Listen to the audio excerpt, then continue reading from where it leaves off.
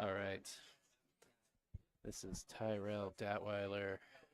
I am at the Pocket of Boise for NWPA stop number 4 of the Northwest Women's Pool Association 2024 tour. Uh, we had one match already this morning. There's no commentary on that match, as we are still setting up a few things, getting things together. And now we've got a heater of a match. Match that you would expect to see on day 2, and we're seeing it here early on day 1. Molina Ortiz versus Kathy McDonald of Canada. We're playing 10 ball on 7-foot diamond tables. Standard BCAPL rules, 3-foul jump cue, roll out after break. The one modification that we use in this tournament for the NWPA is that an illegal break is a re-rack opponent break as opposed to ball in hand foul. It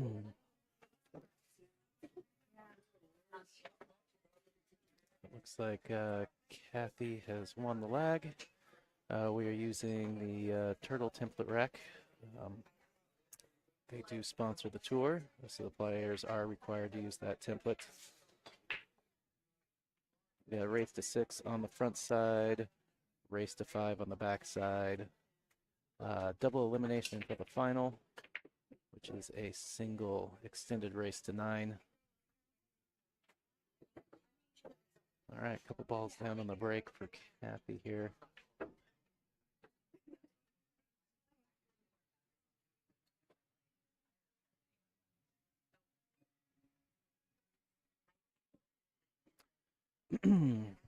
This is my first time to the Pocket here in Boise, Idaho. Pretty cool venue. They have 14 7-foot diamonds and 6 9-foot diamonds, all illuminated with the old school diamond box lights.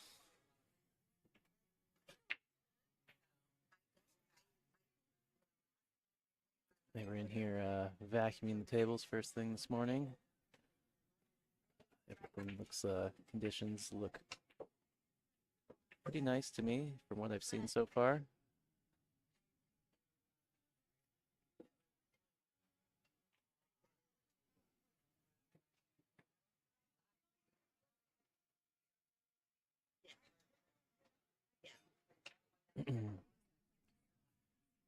If you are tuned in out there on YouTube and you can jump in the chat, say what's up. Also, share the stream to your socials.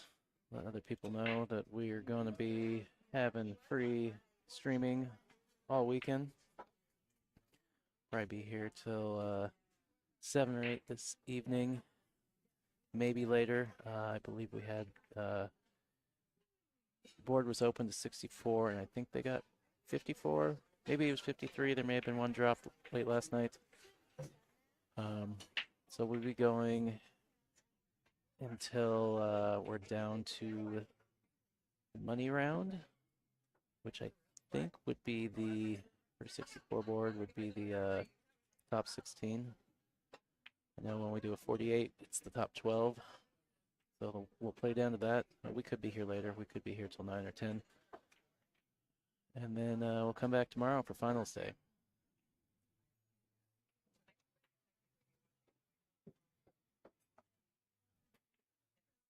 All right. Some things to think about for Molina here. There's a carom on the 2. Okay, she's going to bank the 1 ball down, not doesn't want to sell anything out. A little bit of a 2-way there. Real big pocket with a, I believe that's the 4 ball.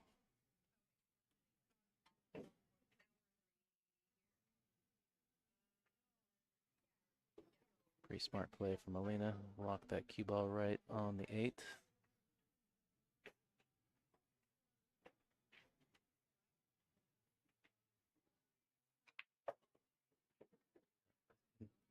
the case that she had missed the bank.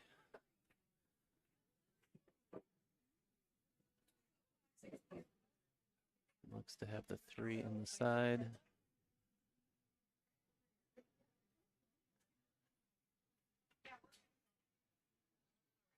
Interesting to see how much speed she plays the 3 ball with. Because if you do nick the 6, you kind of want it to move a little bit. Because right now it goes nicely in the side. If you were to hit it just ever so slightly, you could put it in that kind of. She had enough pocket. No worries about that 6 ball.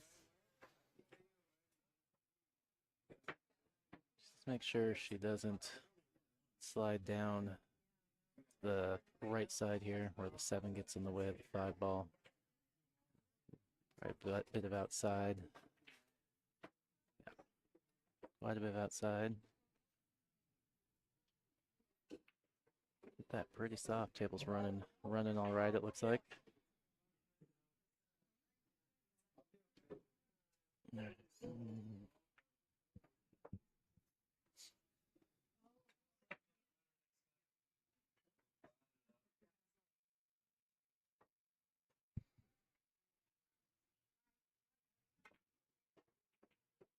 drawback.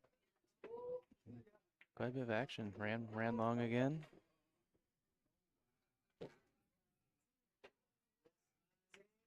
I think the 7 passes the 8, so she's looking to see if it goes where she wants to be to play it in this right side pocket.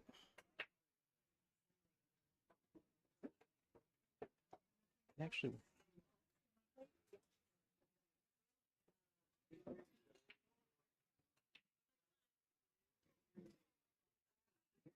don't want to get too short or too long on this. Looks like she's gotten pretty much nearly straight, maybe a little angle coming back down table. A little raw off this 7 ball. 8 is the upper right. And angle. I think she'd be able to just run forward for the 10 in the upper left.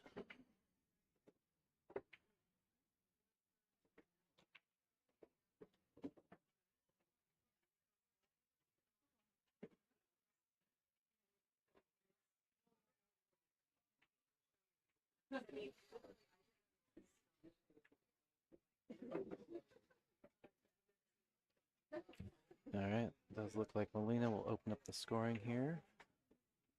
1-0.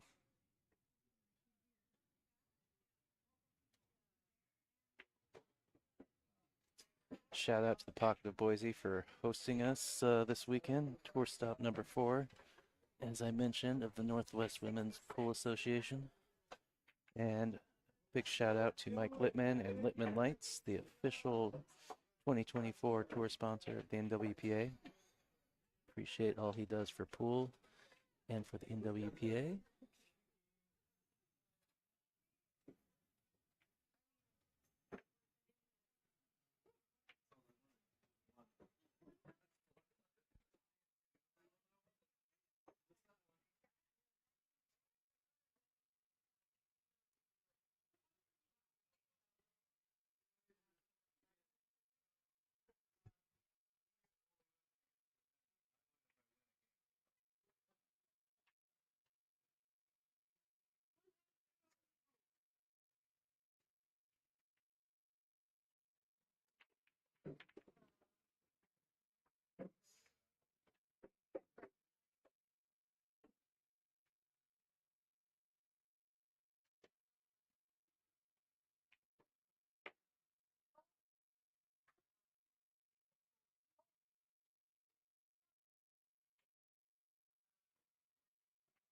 All right, looks like ball down here for Molina.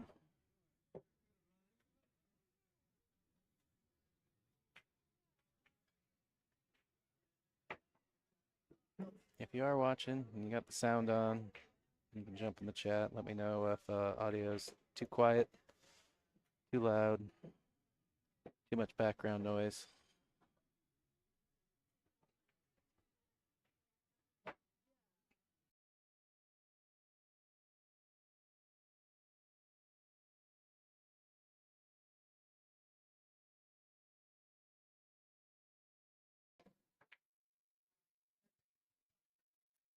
It's like a rollout here from Molina to start.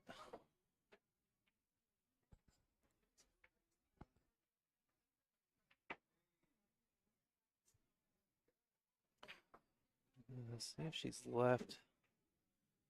How much of this one ball she's left for Kathy?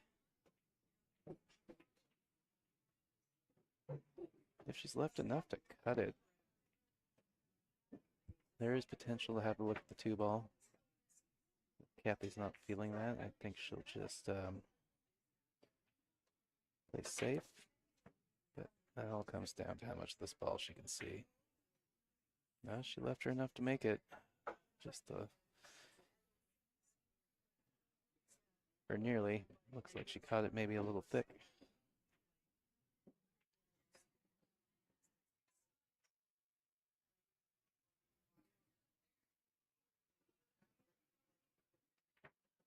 Yeah, there. Just realized the score hadn't been updated. We have live tablet scoring down there with the players. I forgot to. One of the issues that we were getting worked out in the first match this morning. The tablet I had from the last stop bit the dust somewhere in between the there and here. Would not turn on. Luckily, I have a second one, so had to get that all set up this morning. And I forgot to remind these players that it is working now.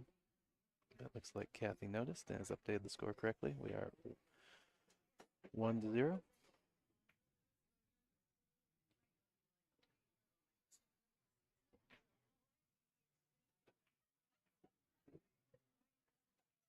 Up top right, see if she comes around the 7 ball. Oh, she ended up going into it.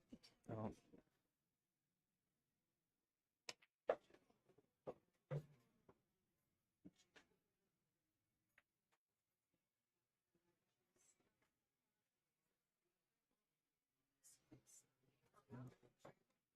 She's eyeing it. It looks like it maybe does pass.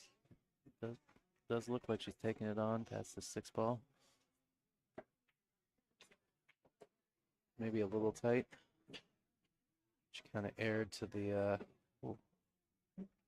left side of the pocket there, so may not have had a full pocket past the 6.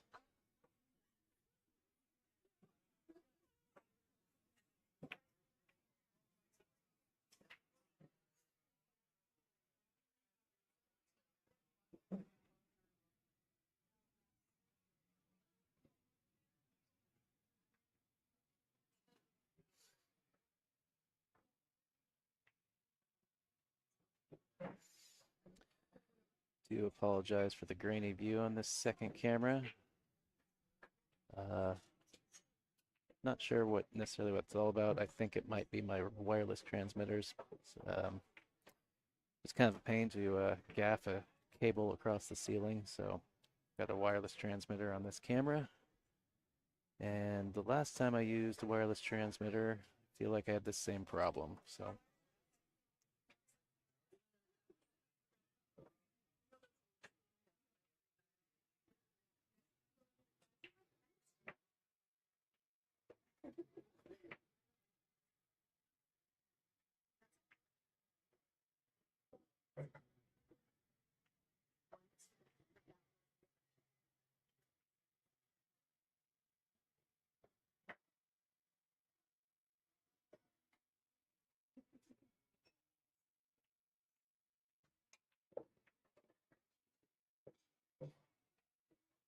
it looks like it may have just leaked a little bit. Oh, no. That other angle, it looked like maybe it leaked out, but I don't believe it has. From that view.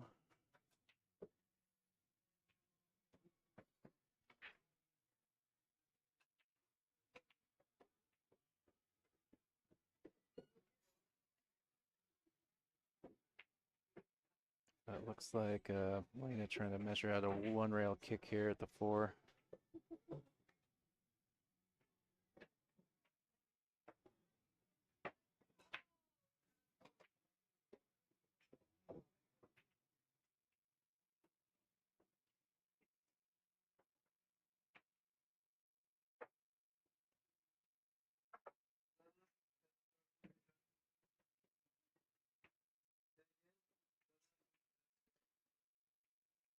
think there may have been options for both two rails.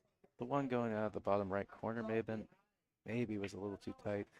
I think there was another option if she wanted to go to the bottom rail and then to the left rail.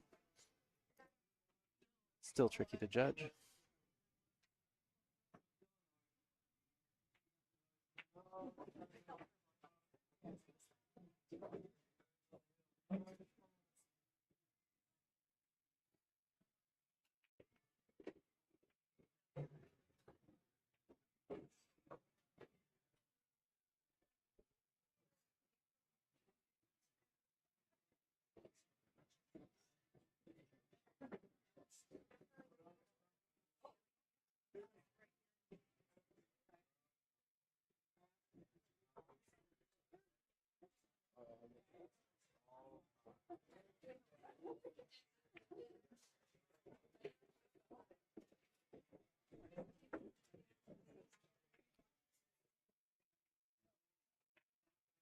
Oh, 5 in the upper left, 6 in the lower left, 7 upper right.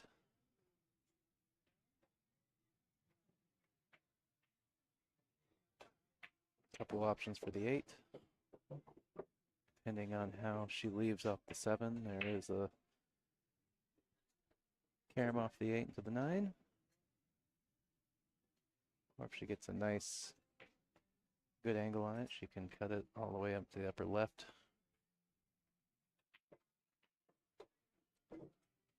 Leave the 9 on the side. The setup ball for the 10.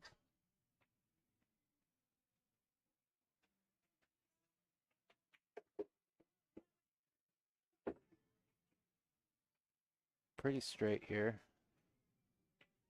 So I do believe she's going to have to play the carom, the 8-9 carom. The other option would be to bank the 8 across to that right side. But I think that kind of leaves you on the wrong side of the 9 ball.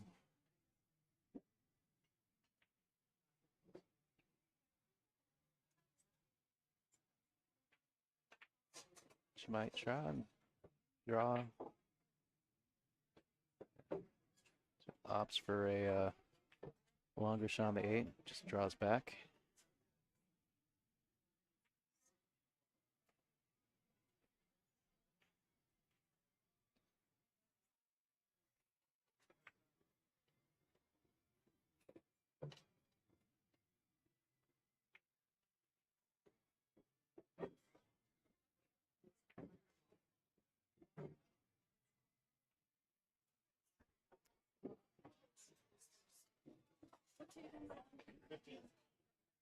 A little bit on the wrong side of the 9. Probably just take probably cheat it with a little stop shot and just leave herself basically right on the other side of the pocket and take the cut on the 10.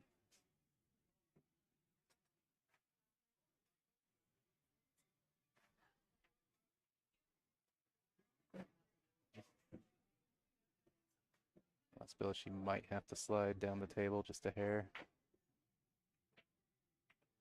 But she opts to go more. Okay. She opts to go a few rails.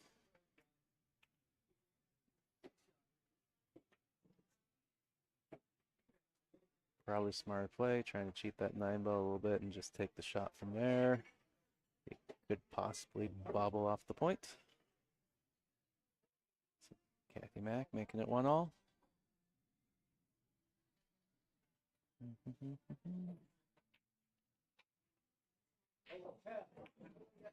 Take a look at our tour schedule. So we're at the Pocket of Boise. Tour stop number 4. We got 3 more stops to cap out the year.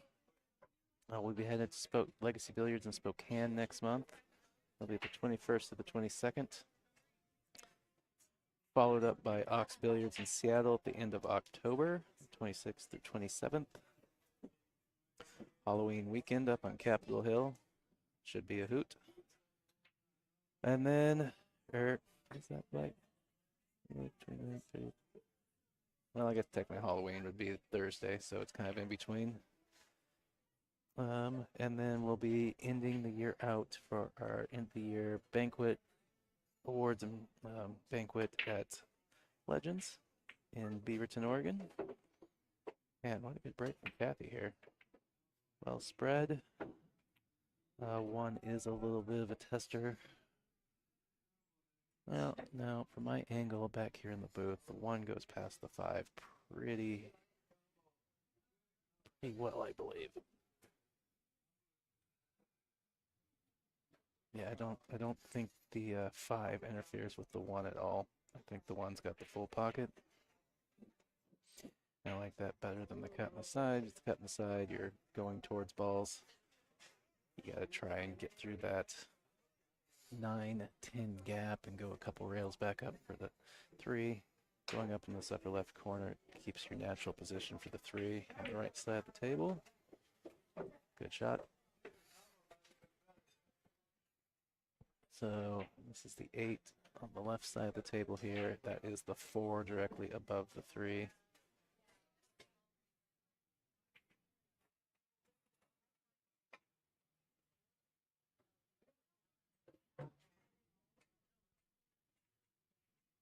Gonna have to a little bit of a stroke here and make sure that ball gets below. Oh. A little bit, not that much. No. A little bit of an overhit.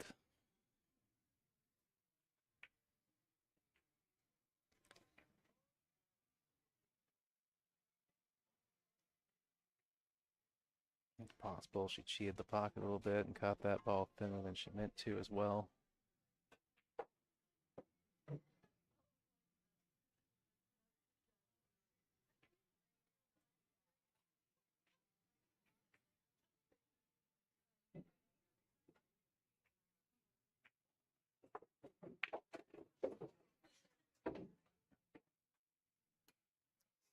Well played going forward, the 2 rails, get a little closer to that 5 ball. So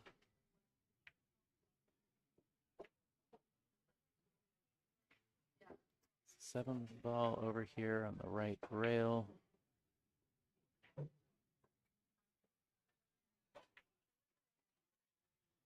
think she's going to try and draw back.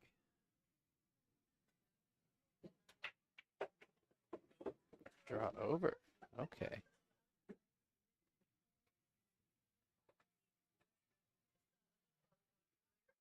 I didn't think the angle looked that big. I thought maybe if she got a good draw, she was coming to the short side of the 7. She kind of got in that nice little area. That 7 is fairly close to the side pocket there in the point. She doesn't want to get too straight on the 8 here.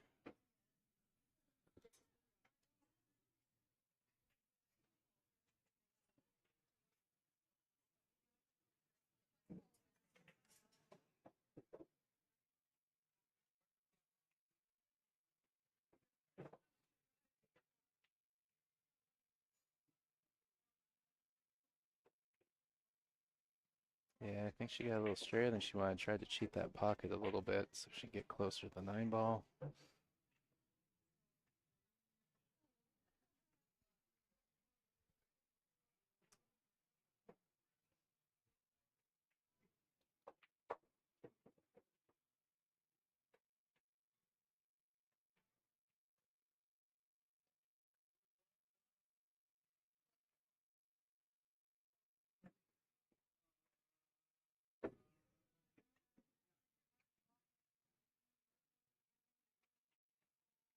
All right.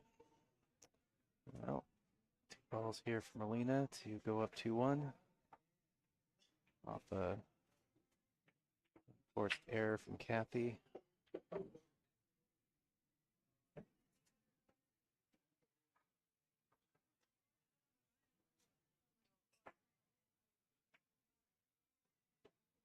right, 2-1, race to 6. Heading into rack 4. Quick look at the standings through 3 stops.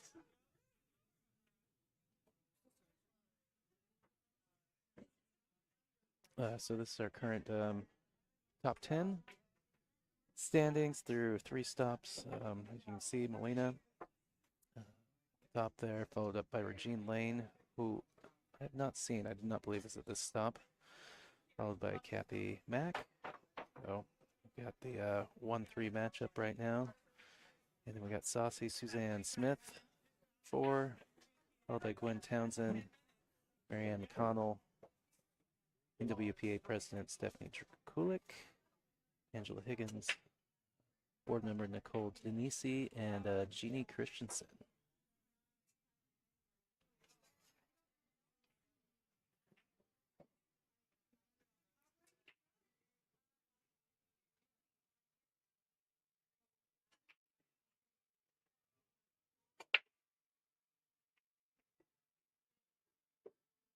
All right, nearly lost the cue ball, but it looks like it's dressed up nicely for the 1 ball. Should make a ball on the break. 1, 1, 3 on this side of the table. 4 down there by the 10. 5, 6 by this bottom side pocket. And then the 7, 8 by the top side, followed by the 9 up here by the upper right.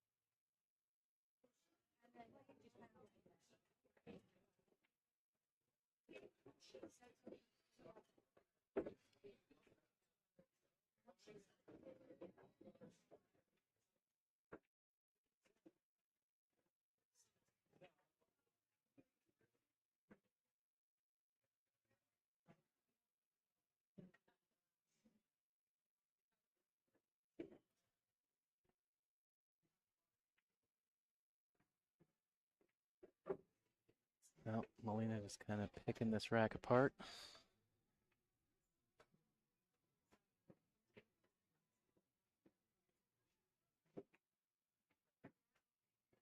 Couple key transitions here. 8 to the 9, and then the 9 back to the 10.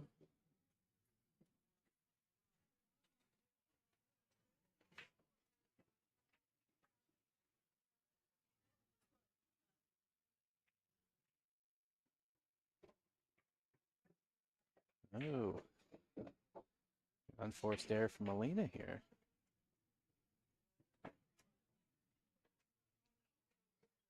Looks like one of those situations where focused about, she was so focused about where she wanted her cue ball. Maybe she took her eye off the object ball for a second there.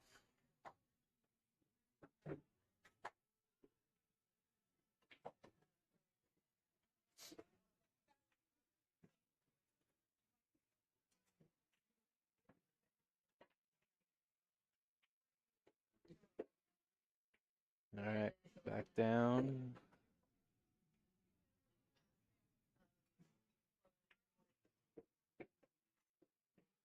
Angle's a little flat in my opinion, but we will see.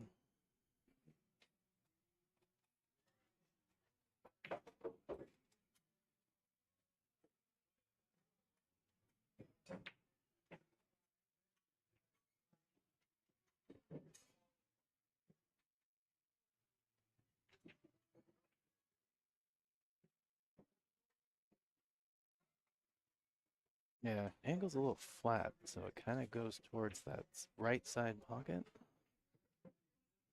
Just gonna need a good stroke here.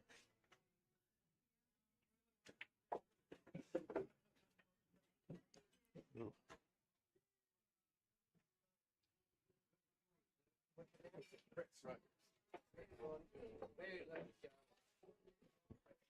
A little scary playing the short side there. Looks like she's just gonna thin off this and leave it on the cue ball on the right rail here.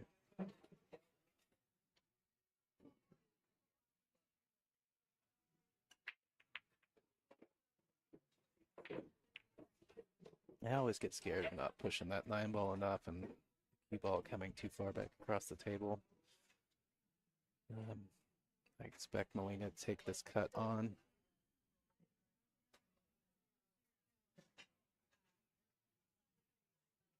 Oh.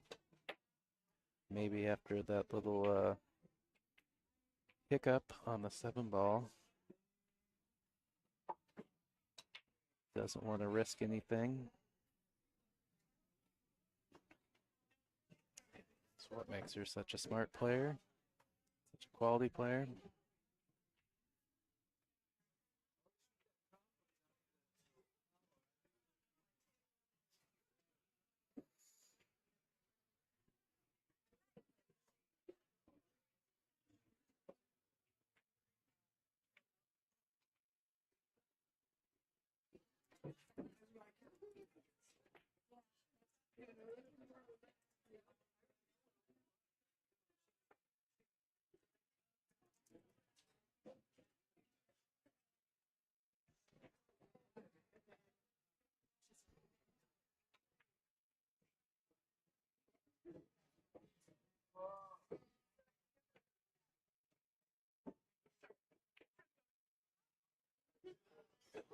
Oh, what a shot from Kathy there.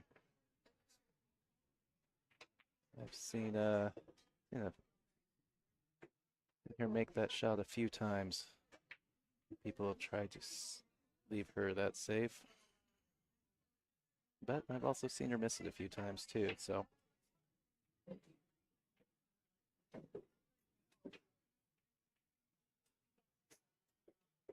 All right, we're at 2-all.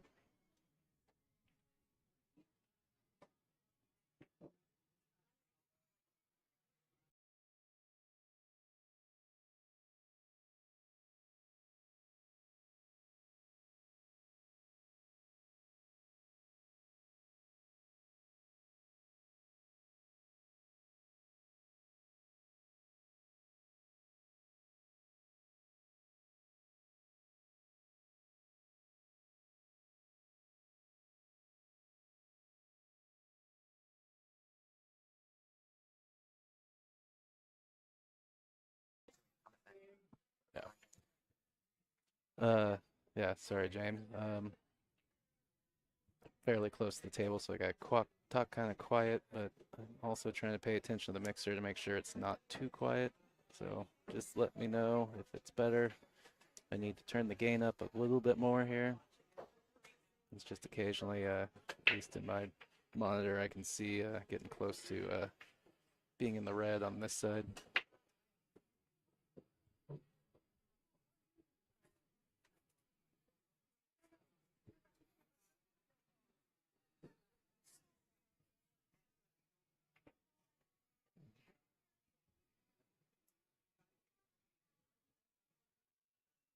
All right.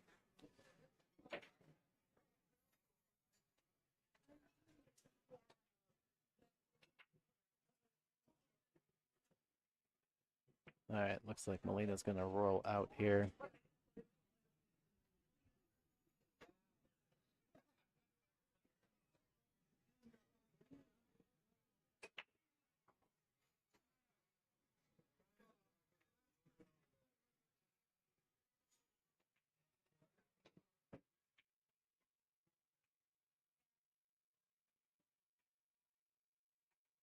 Kathy opting to give it back.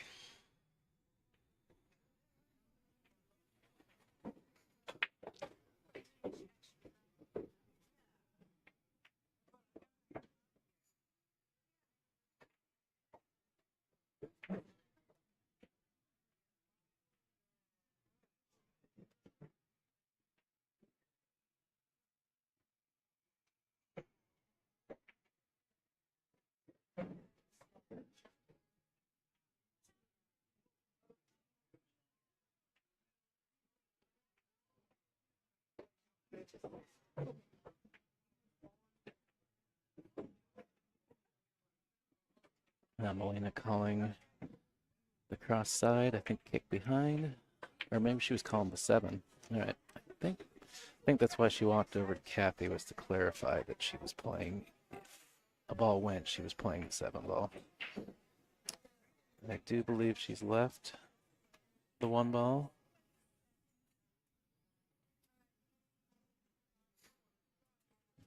Two is just above that center diamond there at the bottom of the table, but the cue ball will be running away from it.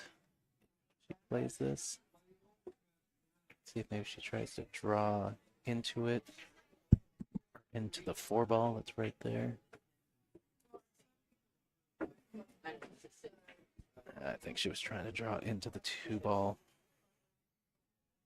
Try and bump it over towards the bottom left corner there. Gonna play a 1 or 2 rail kick, it looks like here.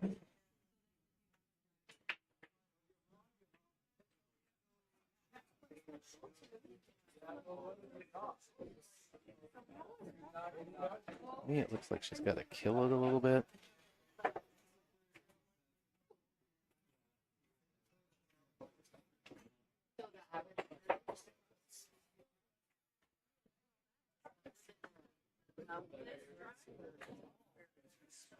Looks like she's gonna make Molina jump here. Molina had a good view from where she was sitting. She walked straight over there with her jump cue.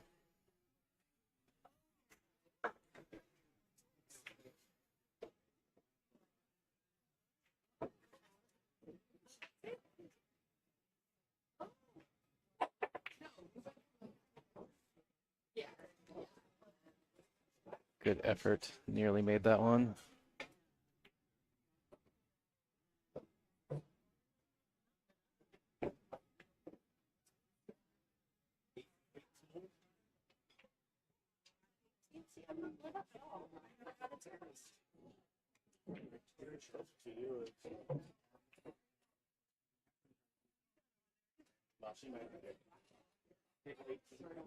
I think she's forfeiting.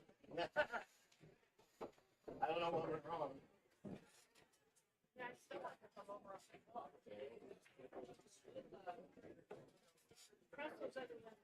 Oh wow, just barely missed the backside of that 2 ball. If she clips it, it goes in. Ball in hand to Molina here.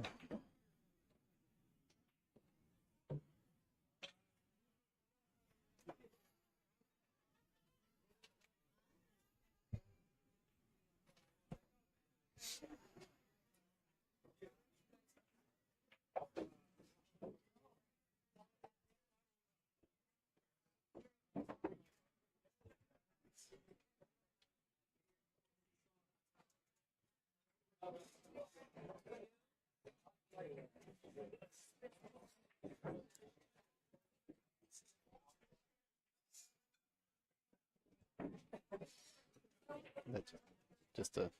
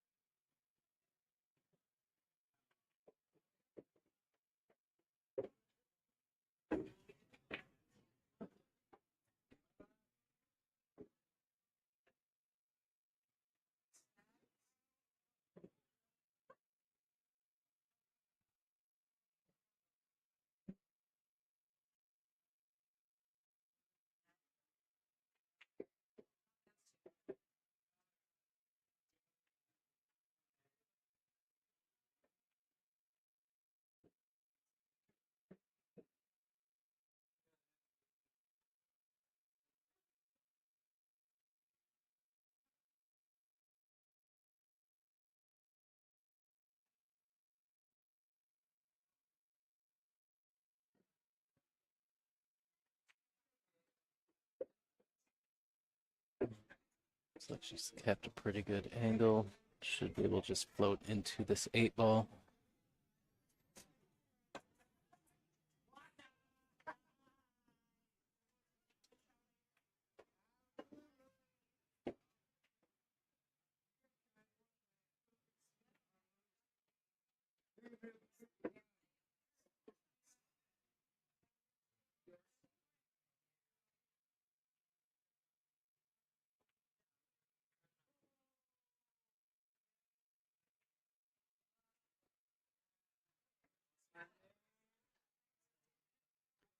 Looks like her angle is going away from the 9-ball. If she goes to the rail and back out. I think she overjuiced a little bit. She still has the 9 in that bottom side.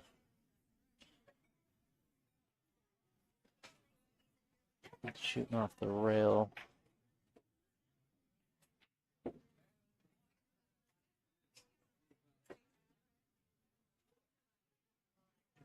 Chair in the way over there.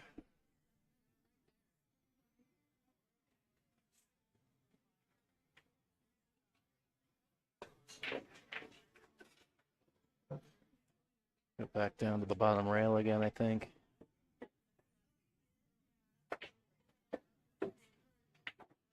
Two rails even. Very nice.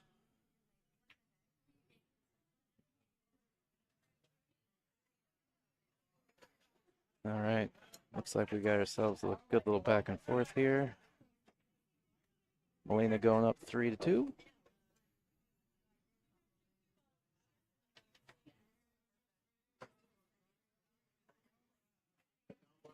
Thanks again to the Pocket of Boise for hosting tour stop number 4 and having us. And a big thanks to Littman Lights, the official 2024 tour sponsor of the NWPA. If you're in the Boise, Idaho area, feel free to stop in. Check out some of this tour stop in real life. When did you last game?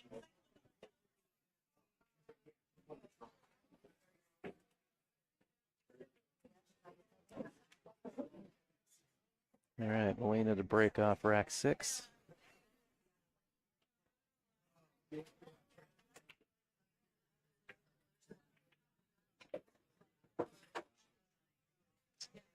All right, is that our first dry break, maybe?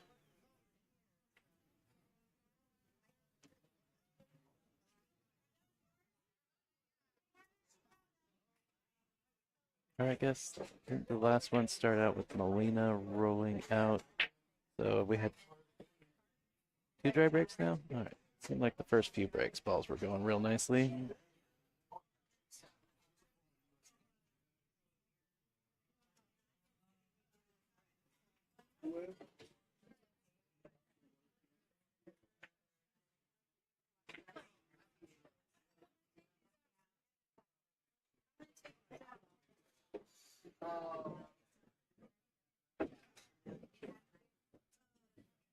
Looks like Kathy is a little 50-50 on this 2-ball.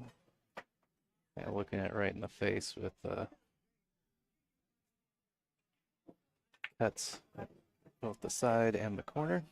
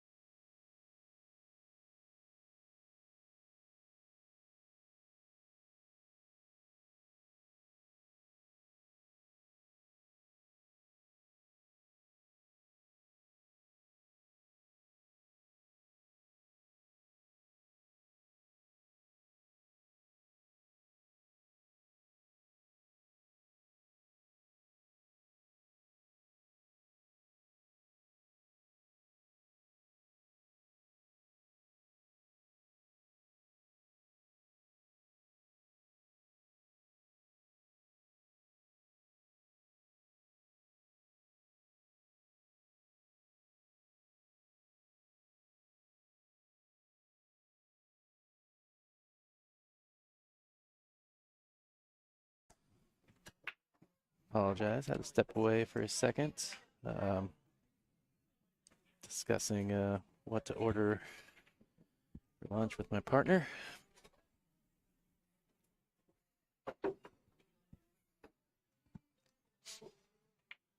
All right. What do we got here? Molina with the 4, 5, 8, 10 down there. 6, 7, 9 down towards the bottom of the table here.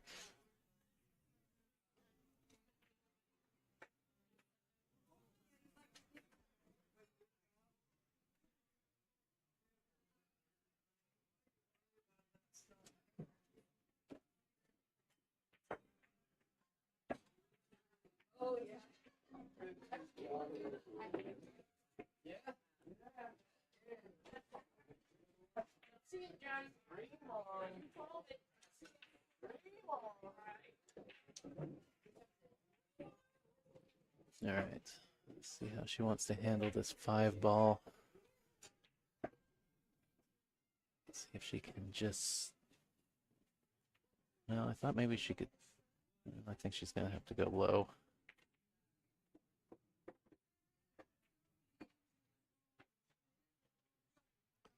All right, a little bit of the 50-yard line.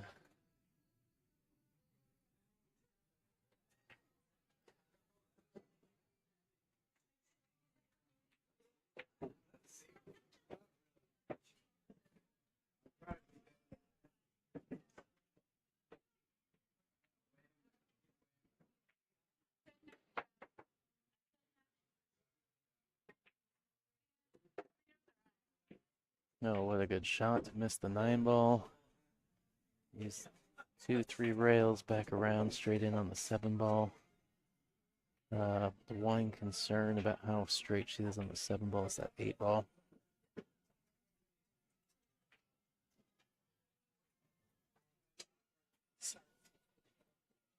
And 8 is impeded by the 10 going to the upper left. And as straight as she is on the 7. So see if she plays the 8-10. Nope. Nope. Got a big enough stroke. Get down there below the 8. Very nice.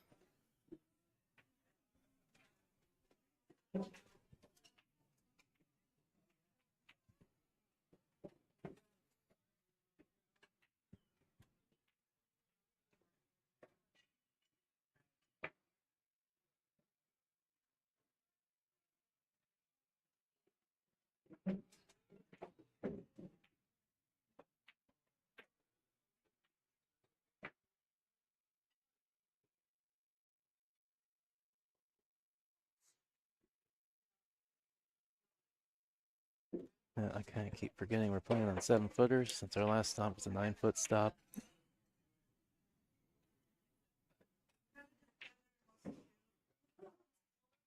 Felt like she really took her time there because she had that little unforced error earlier where she bobbled the ball in that pocket.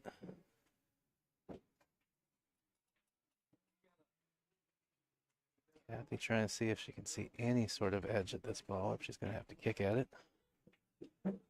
She could try to swerve. Looks like she's going to try and swerve at it. It's a bit of elevation, touch of inside, just aiming to miss the 9 ball. Little soft masse, some may call it. Soft masse, slow masse.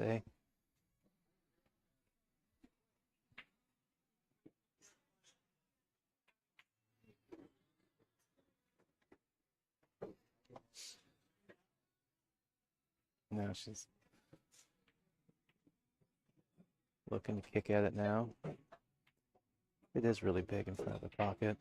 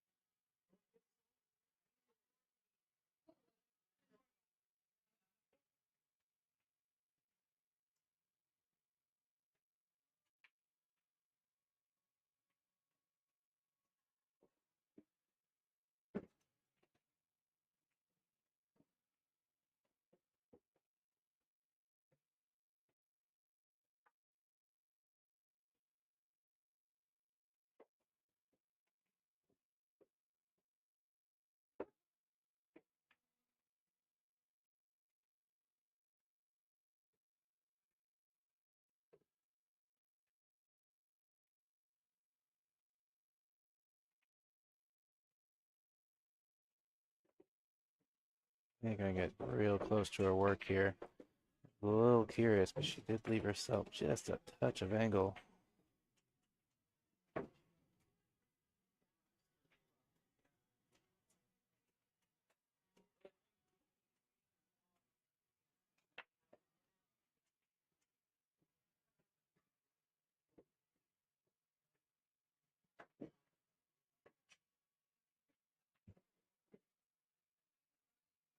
I think they're going to get our tournament director, Chris, here to officiate this, referee this shot. There's about, I'd say a half an inch gap between the cue and the 10.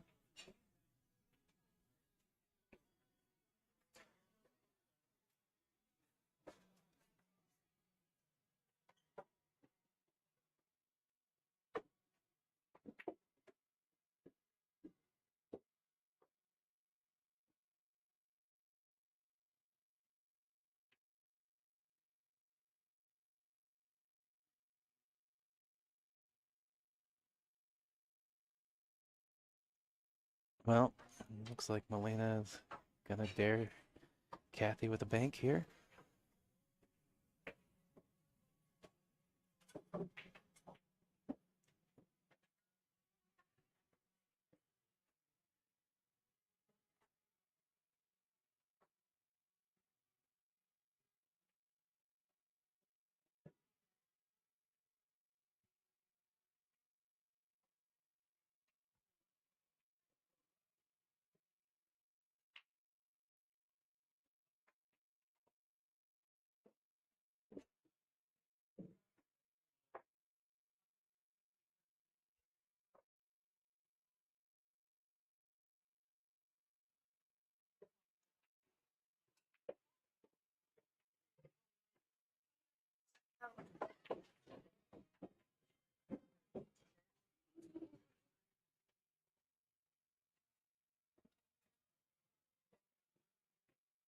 Well, good effort from Kathy. Just a little bit short there.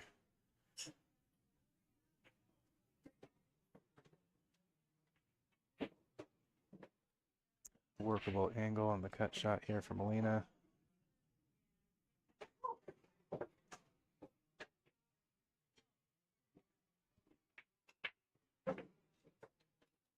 Not going to count it yet, but it's the shot I expect Molina to make.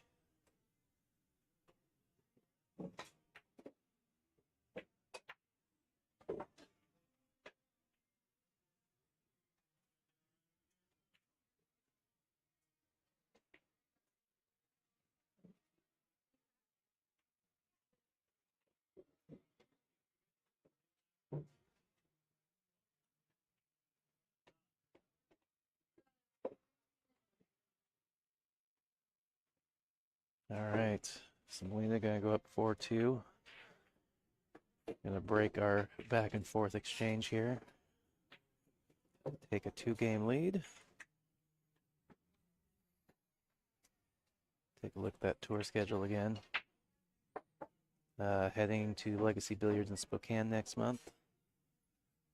Following that up by Ox Billiards in the end of October. Taking November off, and then beginning of December, 7th through 8th, we will be capping the year off with stop number 7 and the end of year awards banquet at Legends Billiards in Beaverton, Oregon. Any of those stops in your neighborhood and you are a woman pool player interested in trying out the NWPA or checking it out, you can go to nwpa.org to get the info on how to enter, the fees and whatnot, and just yeah, the tour schedule, all the little tidbits that you'd like to know about the tour. You can find them there.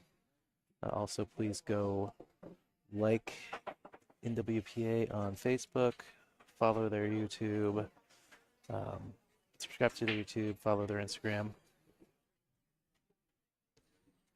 As I mentioned earlier, I'm Tyrell Datweiler with Hill Hill Productions. If you haven't already subscribed to the Hill Hill channel, please do. You will get notifications when I go live at each and every tour stop on a daily basis, as well as any other one-off productions that I stream. Hill Hill also has a Facebook page. Go out and like that as well.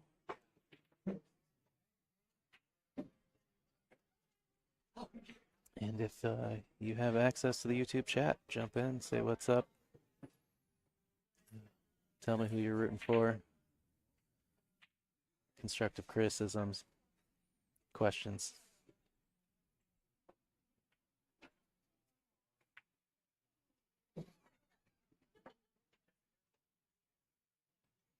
Expect Kathy to send this one down to the bottom or the upper part of the table there. Or no, she's going to send the cue ball that way.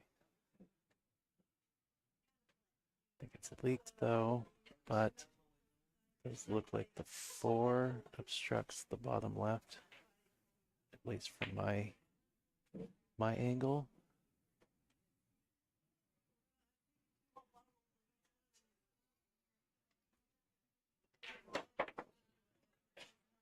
Well, I could be wrong. It might have more pocket than I think.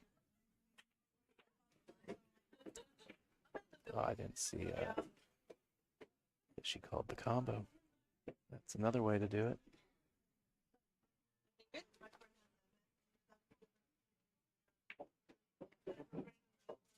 Yep. So far? Have fun watching school? She's either got to hold for the 2 or she's got to go. Oh, looks like she's going 4. Oh, she's just rolling. Okay. Yep. Holding for the 2.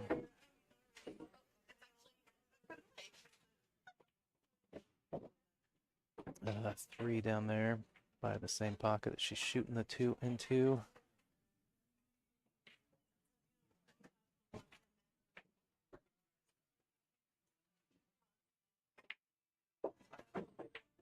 Let's get past the 8, and she has.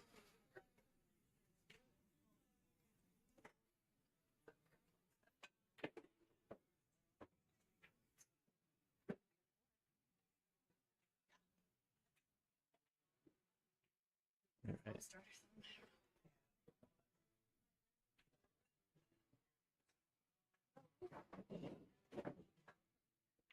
She just kind of soft rolls this and try and gets up by that second. No.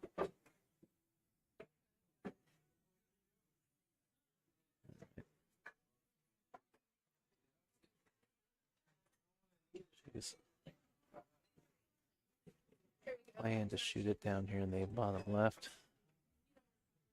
I thought she might try and slip to that gap there in the left of the 5 to shoot it in the upper right.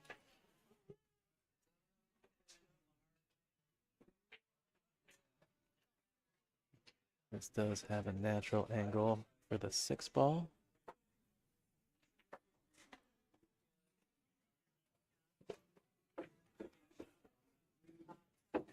Cue ball's gotten away with her.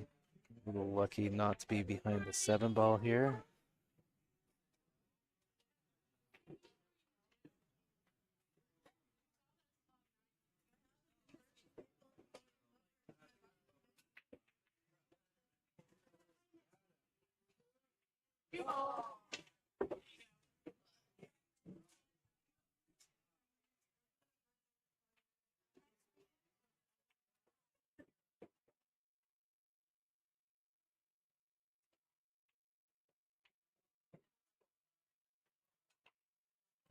She needs to keep the angle on this 8 ball. She's got to come all the way back up for that 9 ball. Right.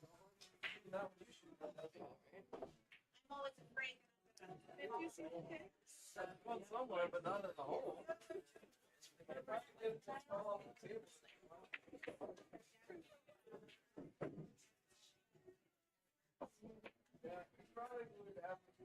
Now walk to my house and get a picture. Right?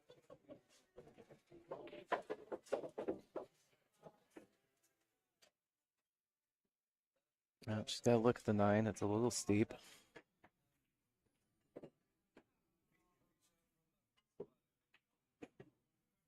she went into that side rail a little flat.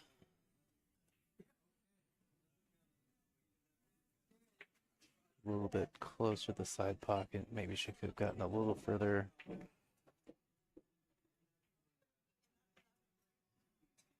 A little further down table. Oh, what a shot. What a shot.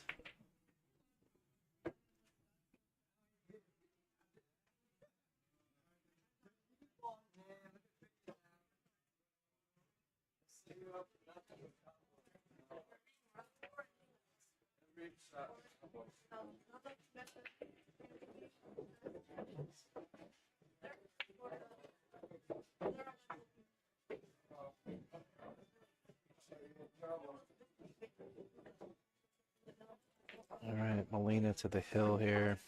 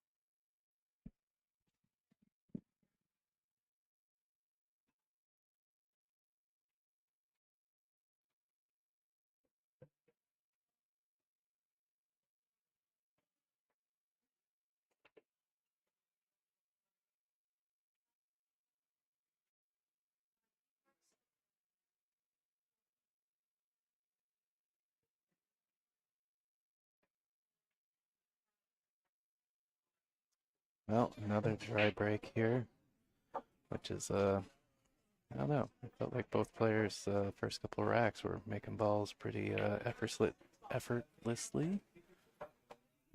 Now coming up dry a little bit.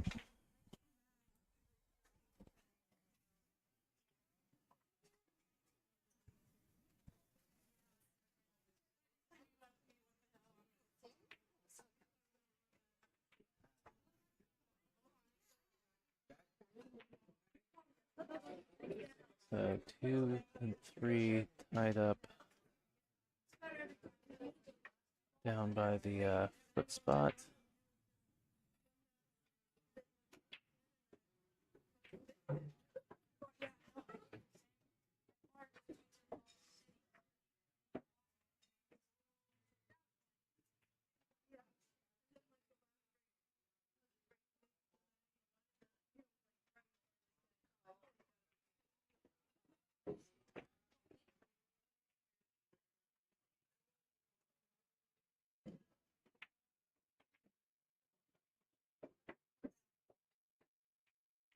She get there?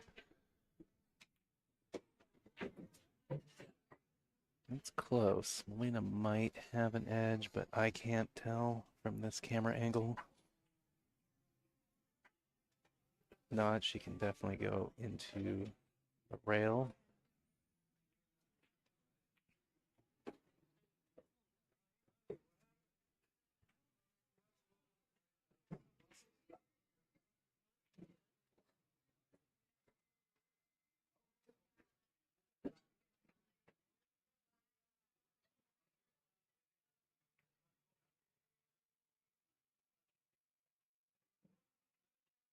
All right, so Molina definitely had an edge there.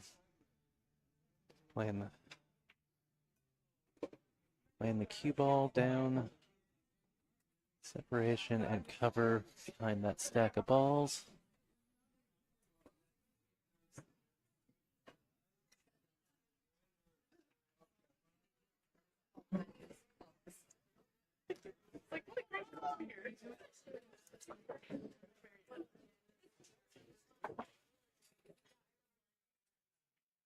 It looks like Kathy's trapped her jump cue.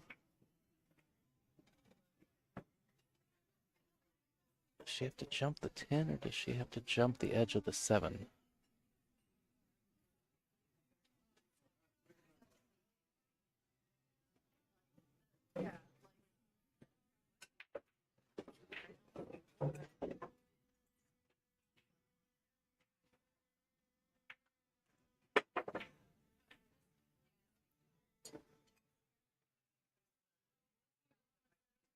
Hard to tell from that angle which ball she had to jump over. Maybe she had to jump the edge of both of them. I can't tell. Definitely had to jump the edge of something.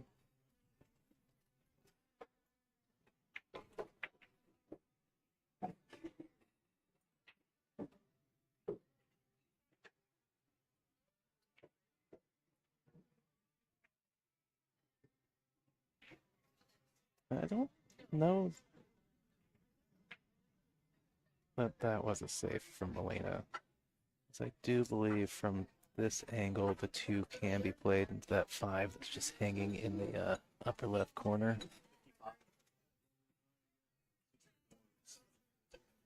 Well, maybe not. Now that I'm peeking over my monitor here at the actual table, I think the way the 2 and 3 are frozen together, the 2 goes more towards the top of the table, maybe towards the 7 ball there. So I don't know, maybe it was a dare, but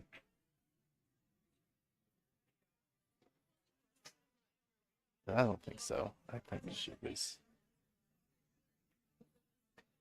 had something in mind for that 2 ball.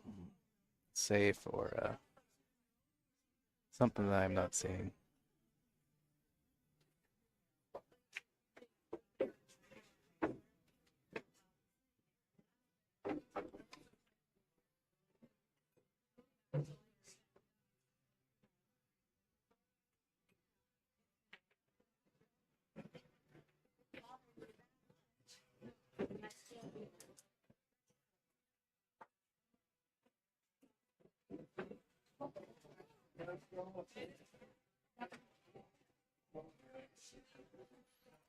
Yeah, kind of a goofy situation here because the 2's frozen the 3, the 8 and the 10 are both right there.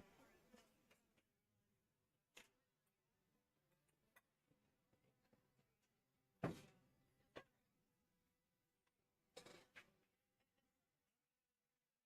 mean, maybe you could back cut the 10 into the upper right. I suspect he's trying to hold the cue ball there and send the 2 ball somewhere funny.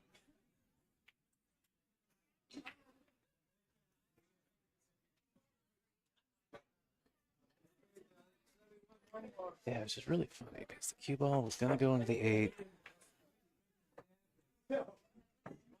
if you didn't play the 2 full.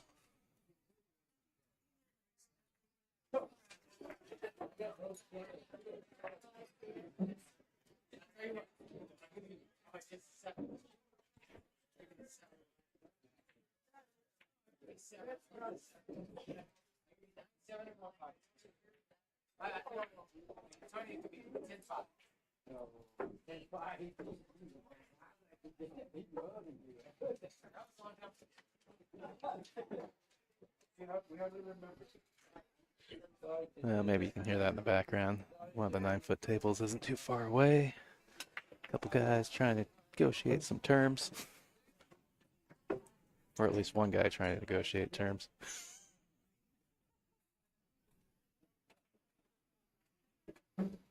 Well, table looking workable, if not favorable for Molina now. Kind of opened up.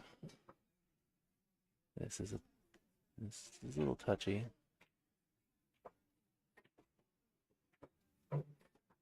Wow, played that really well. Ticky rail off the back of the 8. 6 sitting right here by the side.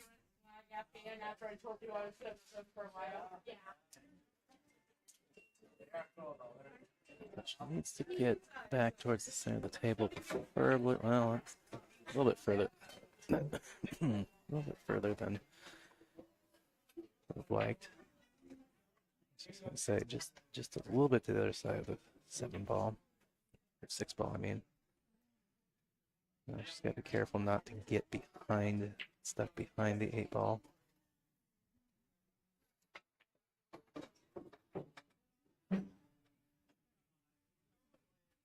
Maybe a bit of a 2-way there.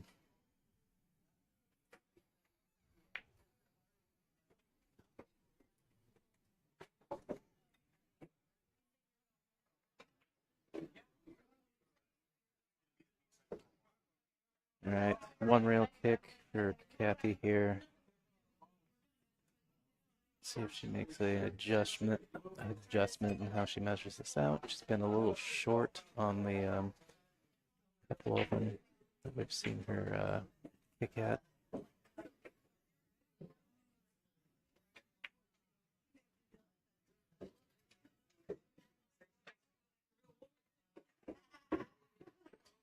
Well, she got long enough to touch the ball this time, but that side pocket was looming big. That's going to be ball in hand from Molina here.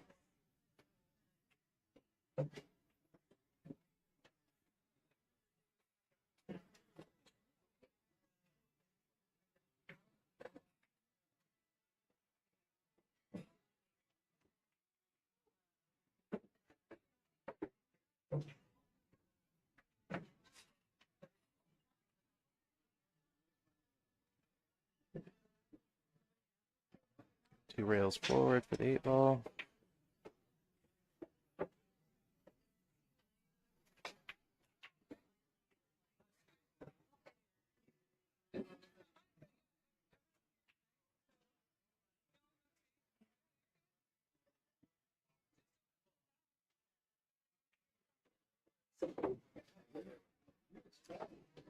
A little kill on that cue ball, it looks like. Flatten out, stay on the right side of that 8-ball.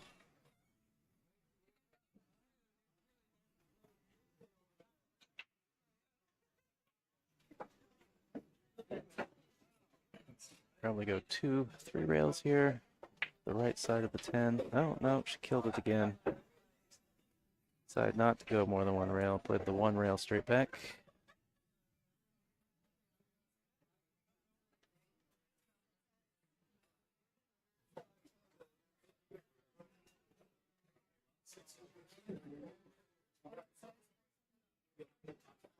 All right. Well, Molina gets this one 6-2. Kathy's going to jump over to the B side. Molina is going to continue along the A side. We are going to have another match up here very quickly. So stay tuned. Mute up for a second while we await the next match assignment. And we'll be back shortly. Thank you for tuning in.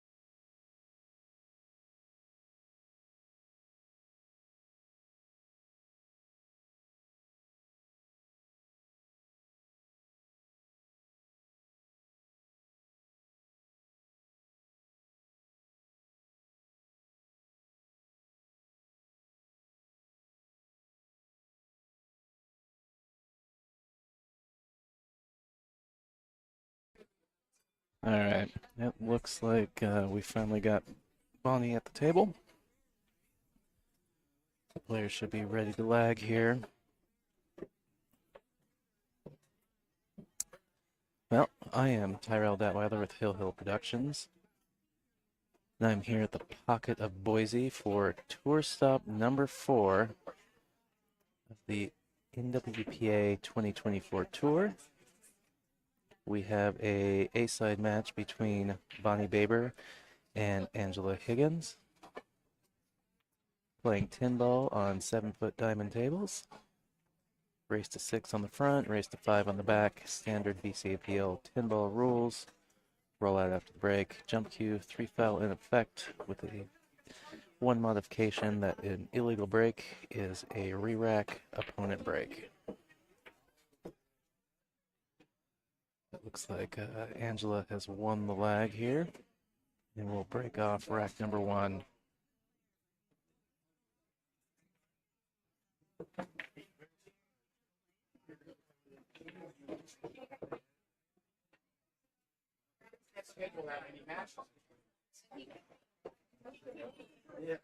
If you haven't already, go subscribe to the Hill YouTube channel.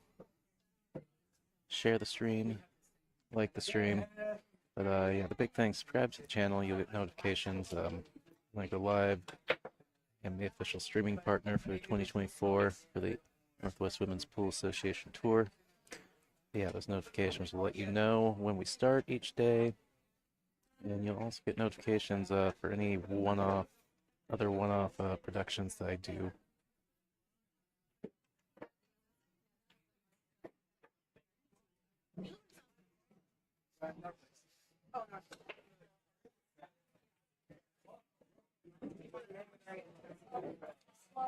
All right, looks like a dry break here. Notice that we are using the Turtle Rack. They are a sponsor of the tour. Players are required to use it. If you're out there watching and you have access to the YouTube chat, feel free to jump in and say what's up. Tell us who you're rooting for, where you're watching from. Shoot any questions you might want answered. Constructive criticisms about the stream.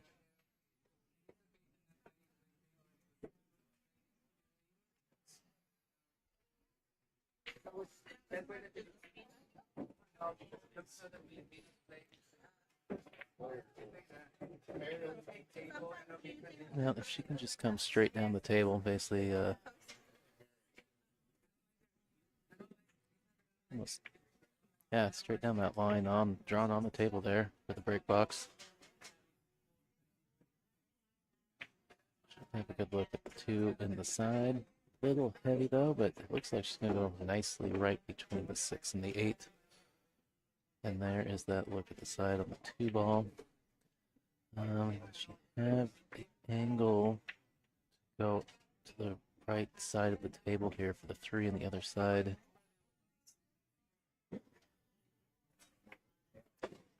Looks like she's got a little angle, but I'm not positive. She doesn't. She's forced to take on the 3-9 or to play safe.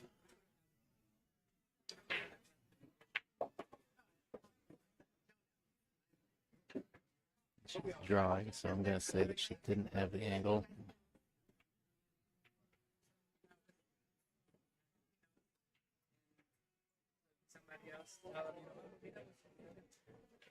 She's just going to push the 3 to the other side of the 9 ball here.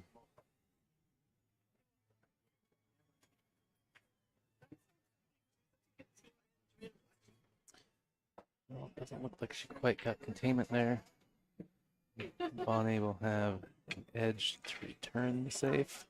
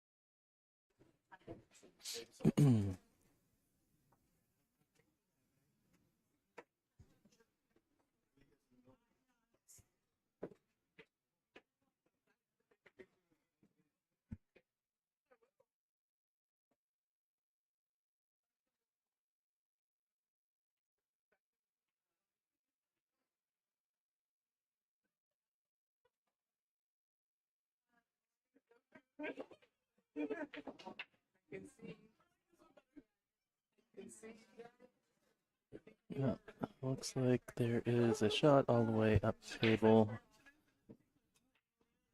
The 4 on the opposite side there over by the 8.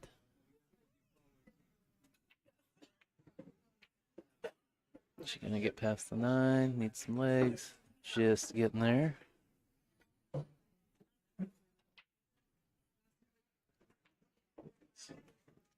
She got this and slide between the 5 and the 8 for the 5 on the side. She can.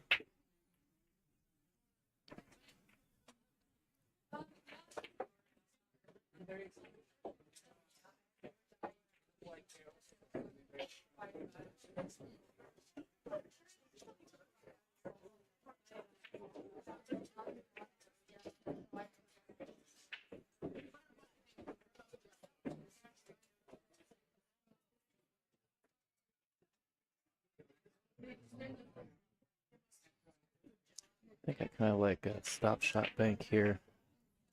Send the 5 down there on the other side of the 9 ball. Okay, so she opted to go to the rail, bring the cue ball down, still using the 9 ball as the blocker.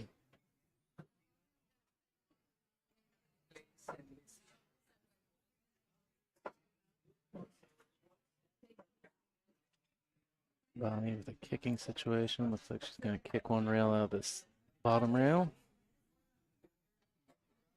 I don't know if she opted to call that upper left corner or not.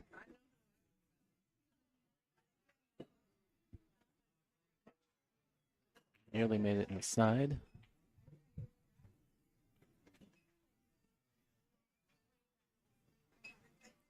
Oh, looks like that 5 is just past the side pocket.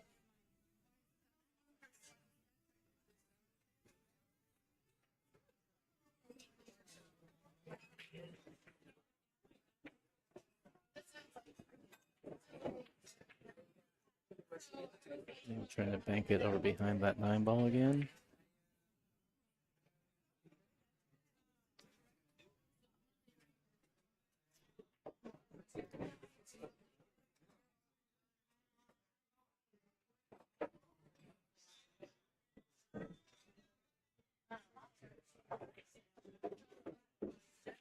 That worked out really well. I was concerned about that going a little long and running into the 7 ball.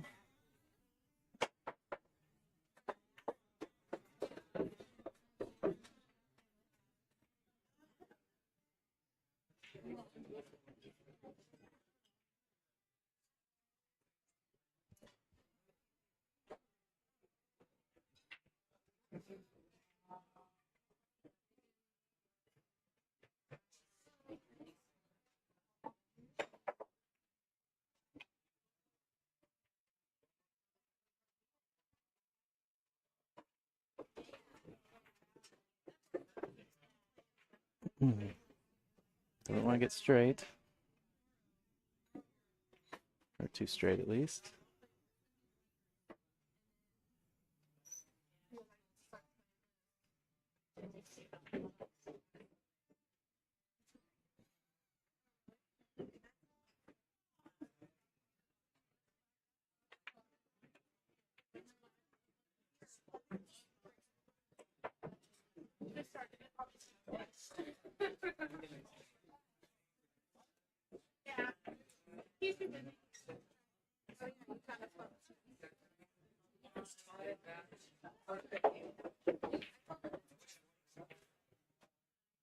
Oh. 10 ball's going to play naughty.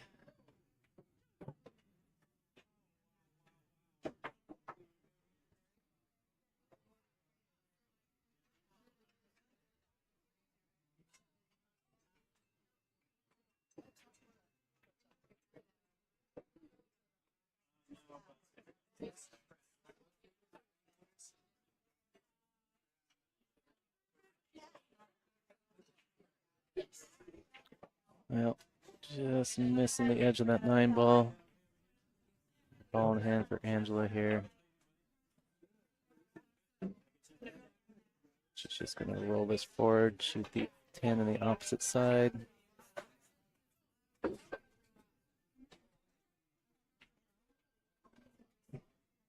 And somebody has an awful ringtone. All right, so Angela will open up the scoring. I may need to point out to them that the tablet is there.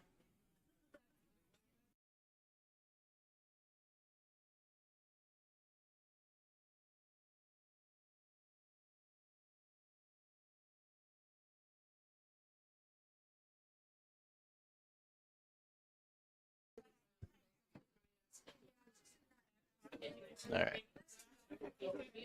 Well, quick shout out to our sponsors. Thanks to the Pocket of Boise for sponsoring tour stop number 4 and hosting us this weekend. And of course, a big shout out to Mike Littman and Littman Lights for being the official 2024 tour sponsor of the Northwest Women's Pool Association. So this is my first time to the Pocket here in Boise, Idaho, and cool venue. 14 7-foot diamonds, 6 9-foot diamonds, all lit up with the diamond box lights. Well taken care of. They were in here vacuuming the tables when we came in this morning. Get set up. Oh,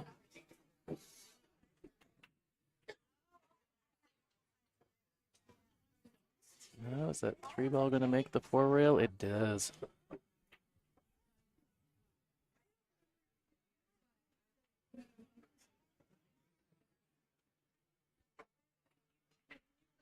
She may have the angle to on the thin side, but she may be able to back cut this 1 into the side.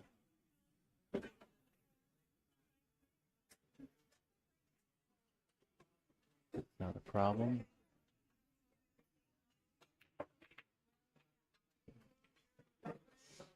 No, 4 it's with this cluster, the 8, and the she's gonna go right into it. Wow, opened up nicely. Should just roll this in. Be close to the work. I don't think that's cuttable.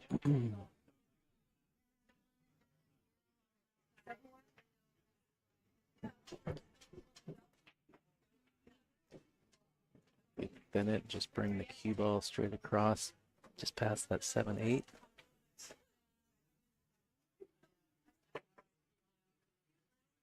I should try to cut it. Grind it a little bit, maybe.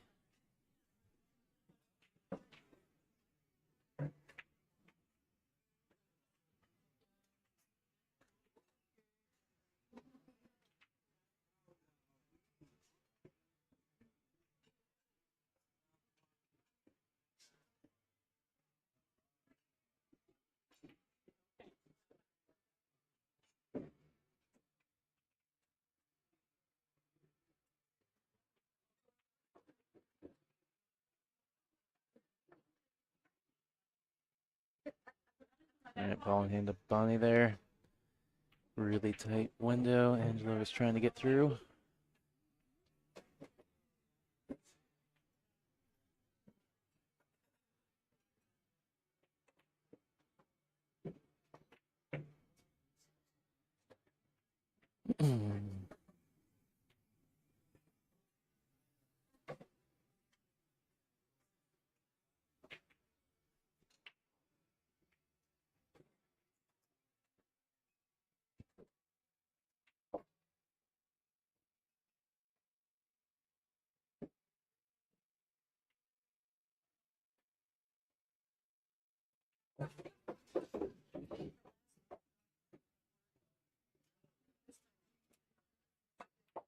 Yeah, she left herself a little steep on this 6 ball.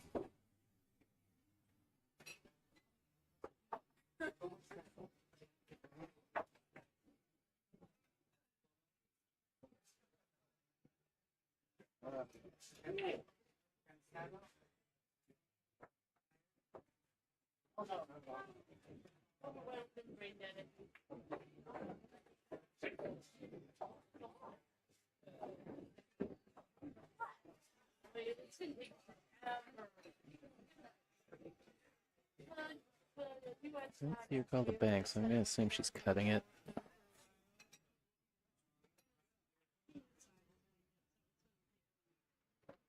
Okay, and maybe she had thrown up a safe in her head there. I think I'll try to put the 6 up there on the top rail. She's still got some separation. No. 6 passes. Problem is, cue ball can easily get into behind the 9 or the 10 here. Well, she may carom it off the 7 just to move the 7 out of that small window down there. No, she tried to roll it. This table's rolling a little too quick for that.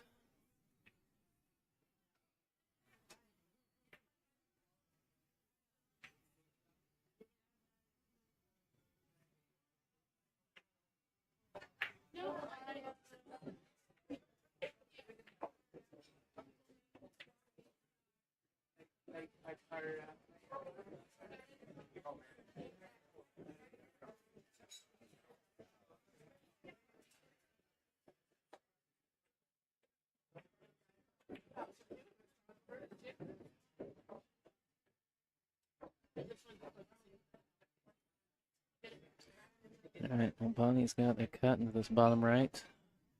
The 8 ball then still sitting pretty for the same pocket.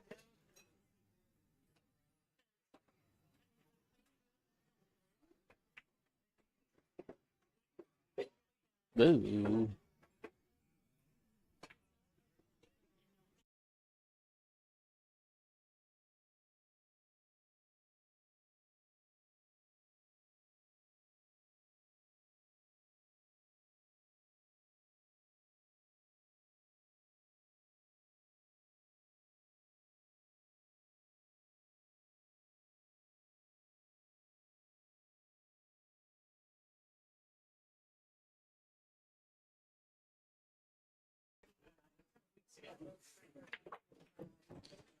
Well, always tricky for players when the ball's hanging almost completely in the pocket.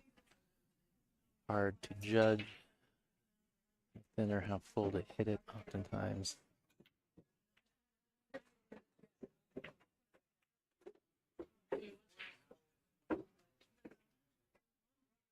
Angela smartly choosing to go rail first there. Use a couple rails to let the cue ball slow down.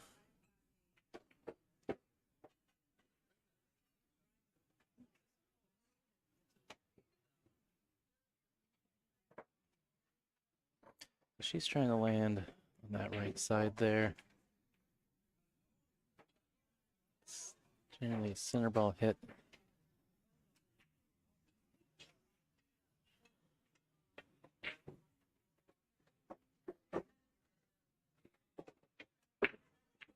That's kind of the problem with that shot.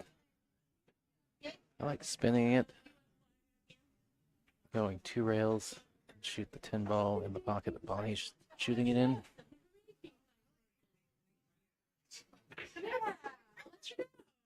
All right, we're at 1-all. Take a look at the tour schedule. This is tour stop number 4. We're at the Pocket, Boise, Idaho. Next month, we are heading to Legacy Billiards in Spokane, Washington. We'll follow it up by Ox Billiards in Seattle at the end of October, and cap things off at Legends Billiards, Beaverton, Oregon, for our final stop and awards banquet. If you're interested in playing one of those stops, getting registered, or just finding out more details about the Northwest Women's Pool Association, You can get that info at playnwpa.com. Also, go check out their Facebook page, Instagram, YouTube pages. Like, follow, subscribe. Please do the same for Hill Hill Productions. No Instagram. I have a personal Instagram, but there is a Hill Hill, and if you're watching this, you're already on the YouTube channel, but please subscribe. Get the notifications when I go live at all the tour stops.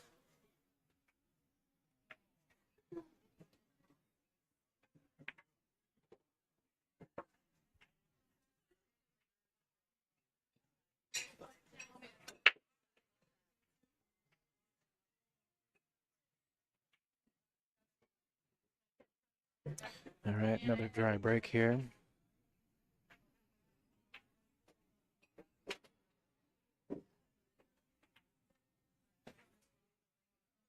If Bonnie tries to cut this, or if she opts to play safe.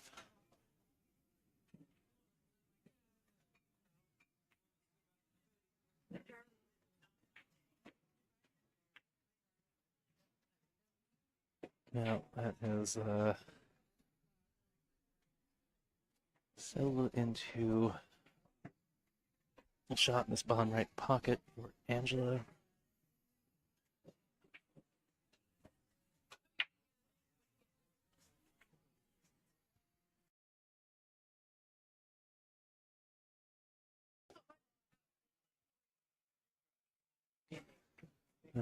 Two ball there by the 7. If it passes, it's not by much.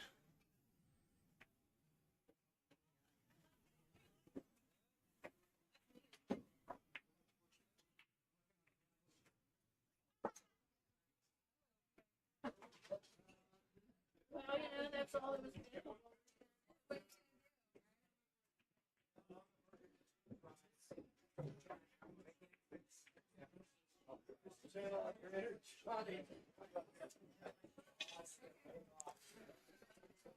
Well, it'll be interesting. See if Angela takes a swing at the 10 here.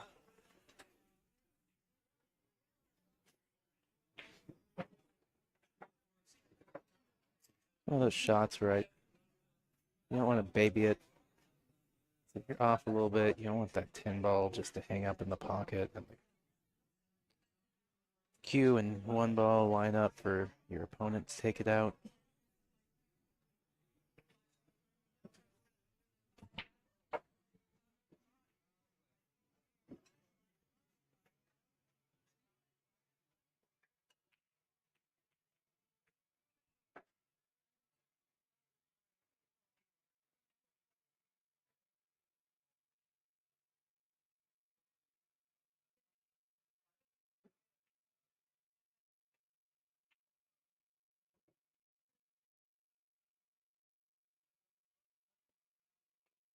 Well, I missed the 10 ball entirely, but it's gotten away with it. It looks like she's hooked Bonnie with the 2 ball. She gotta get a rail though. I don't think she got a rail. I don't think either of them recognized that because that cue ball came out of the second rail. And I don't think it rubbed the 9.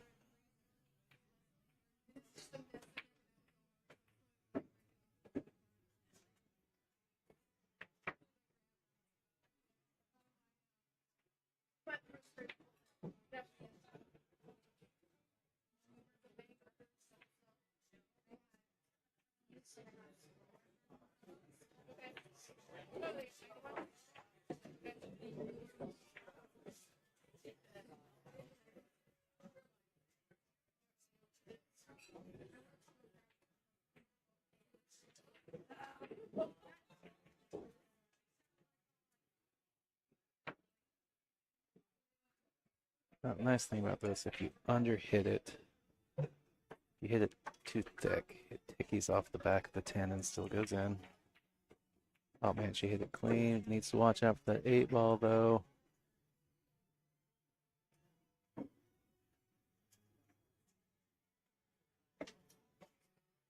Well, she really needs to get a hit on this 2 ball. Otherwise, she's giving Bonnie a 210 ball in hand combo.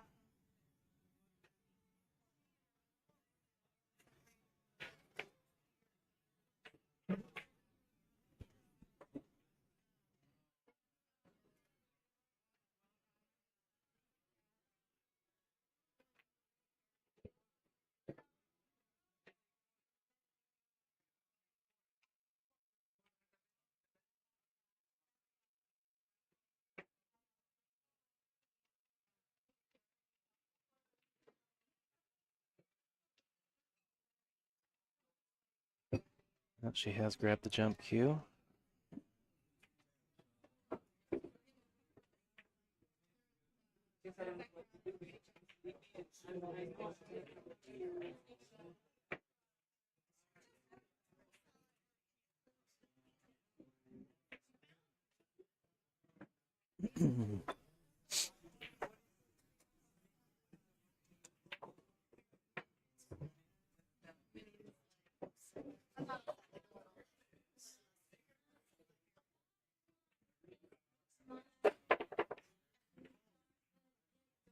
Yeah, good try.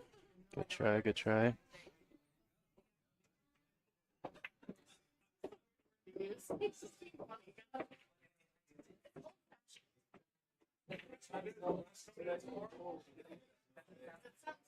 Oh, unfortunate roll for Bonnie there.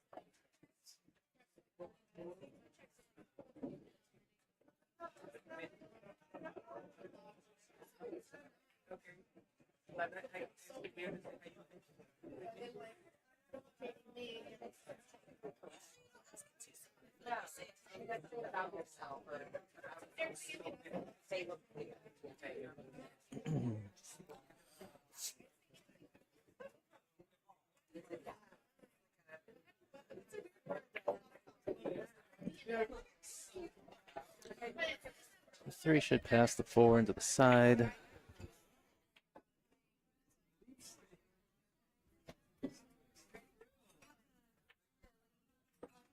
Or you can just bank into the 9, that works too. Definitely a thin cut if she wants to back cut it into the side.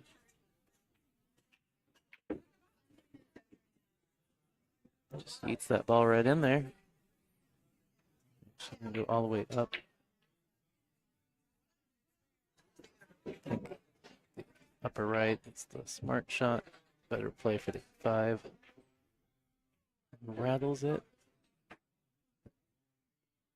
Doesn't leave Angela a give me.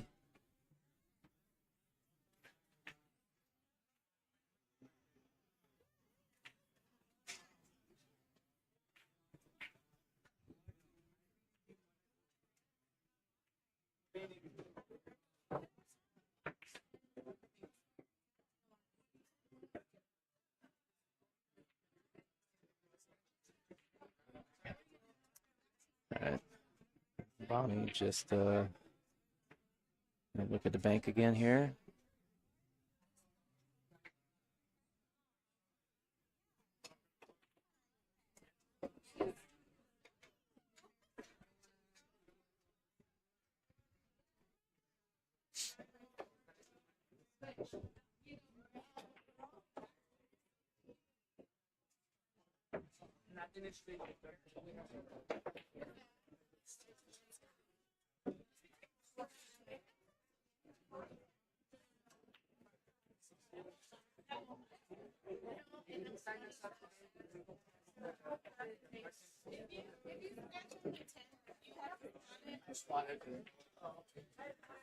Angela trying to bring the 5 and the cue ball side to each side rail.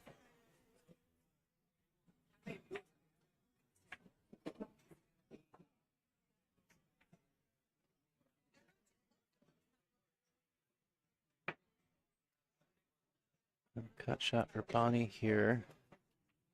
Needs to keep all come back across the table for the 6.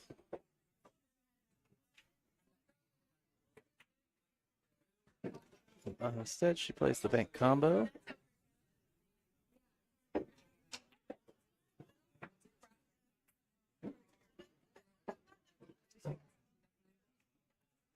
You must be careful of the side pocket here.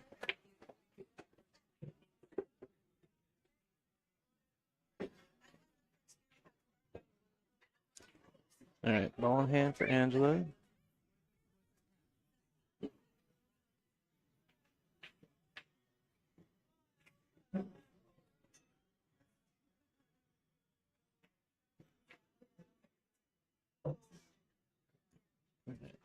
Wants to make sure not to leave herself straight.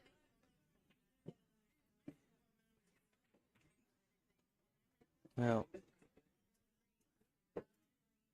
I would like to get a little, I would like to reduce the angle on the 8-ball a little bit. You don't want to be straight.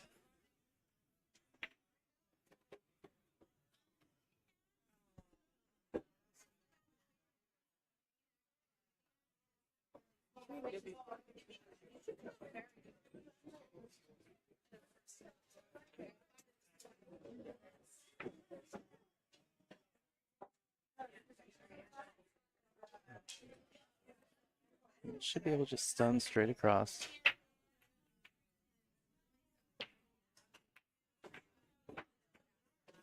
Yep.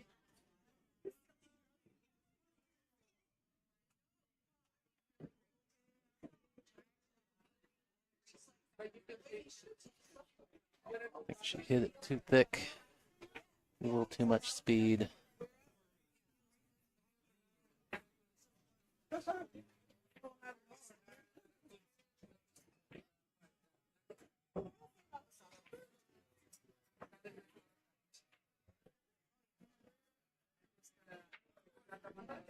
Actually, I can't tell now. I tried to look at the replay behind me. She may have hit it too thin.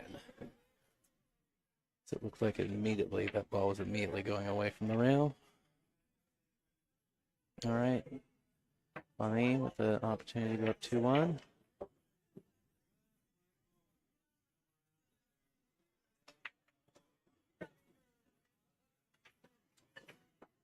Let's look at our standings. The top 10 after 3 tour stops. Angela sitting at number 8. Molina Ortiz, our tour champion from last year, holding the first place spot so far. Trailed by Regine Lane. Molina and Regine faced off in the finals, our first 2 stops. Regine is not at this stop, but Kathy is. So an opportunity potentially for Kathy to leapfrog Regine in points. Suzanne and Gwen here as well. Marianne. I think the only other player on this list that might not be here is Jeannie.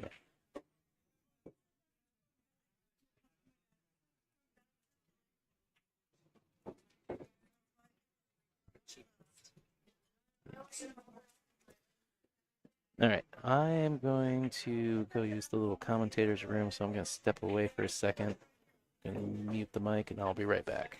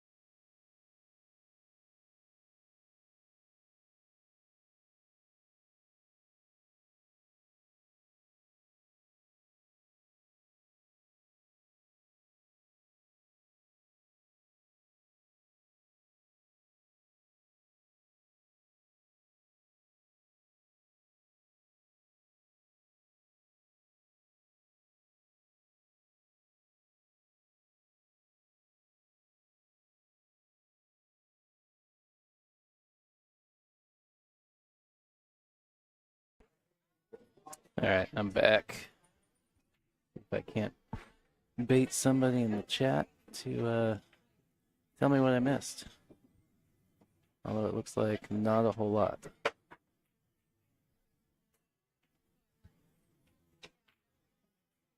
Yeah, that is quite the cluster of balls we got going on.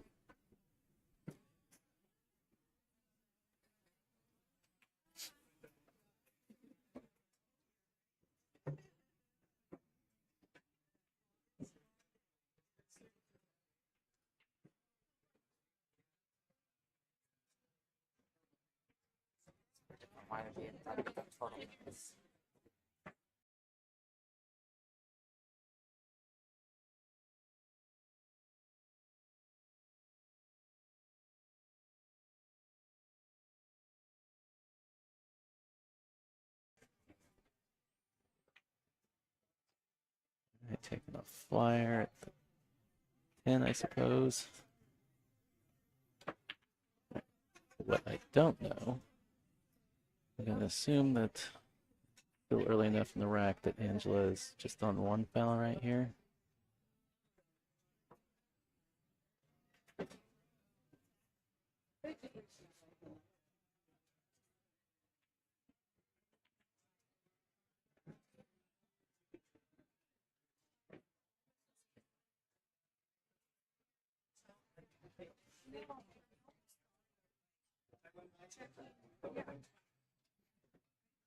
Or if she considers going 2 rails at this.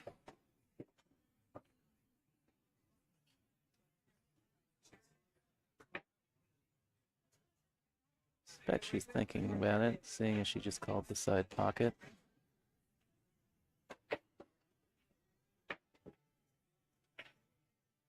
Pretty good effort. Just going to get rewarded.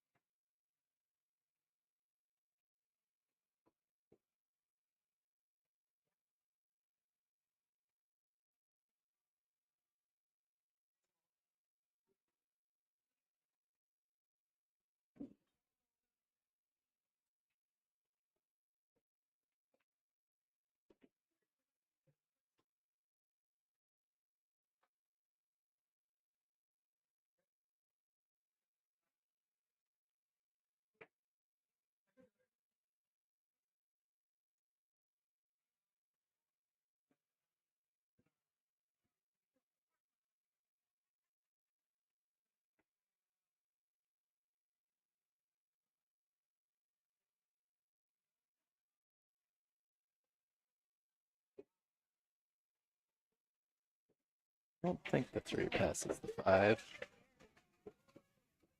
The 3-4 combo, potentially.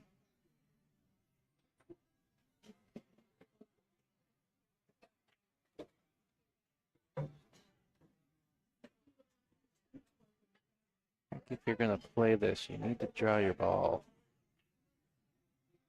It stays in that line running down the middle of the table, or at least miss the 5 balls. If you go into those other balls, things can happen. Potentially not having a look at the 3 afterwards.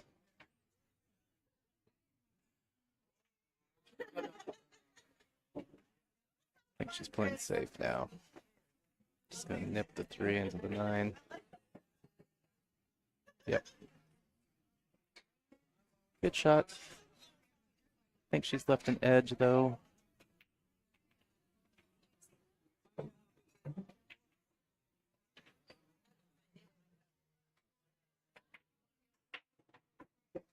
ball. And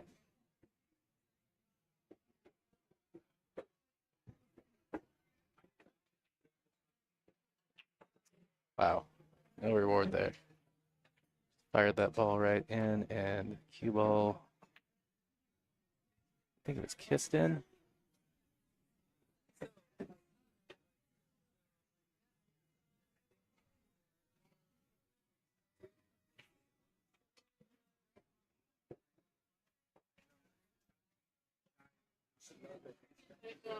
So what's the plan here? 4 on the side, 5-9. Make sure the 5 stays in front of the pocket. We shoot the 5 in the same pocket as the 9.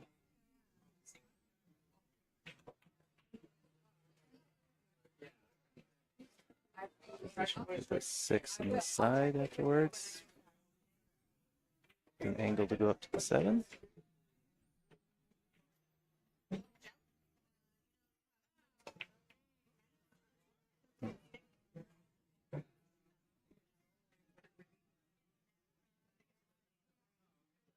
You just want to roll this ball.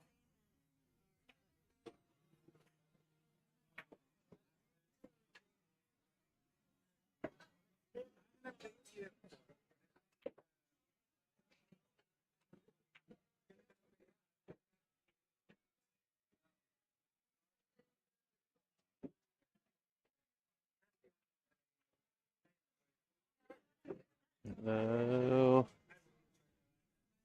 All right, she can still see it.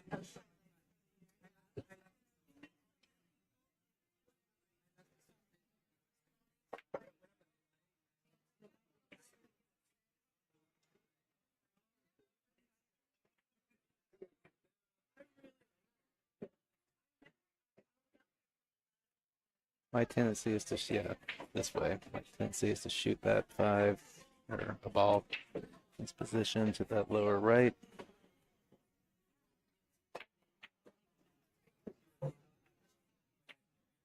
Split second there. I thought she was going to double kiss. That cue ball was going to get there in time to double kiss that 5 right in there.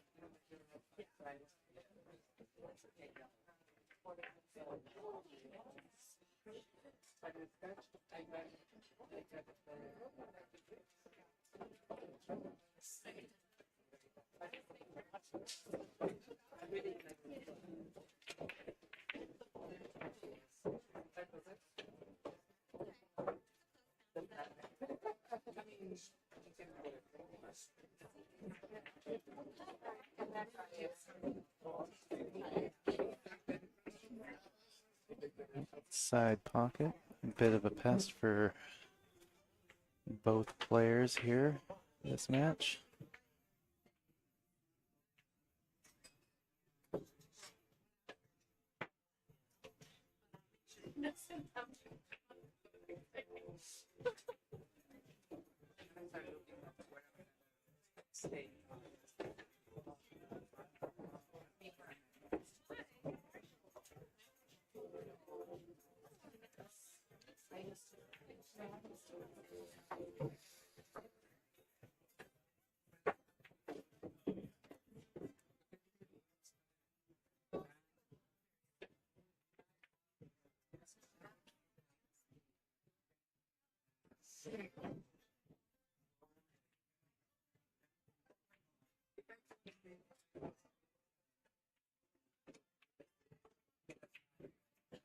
So I got dressed up right in front of the side for Angela. A little bit to one side, but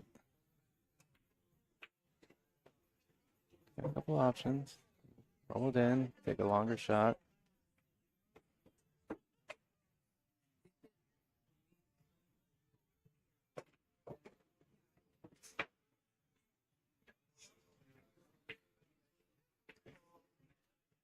I think playing that a little center, could have played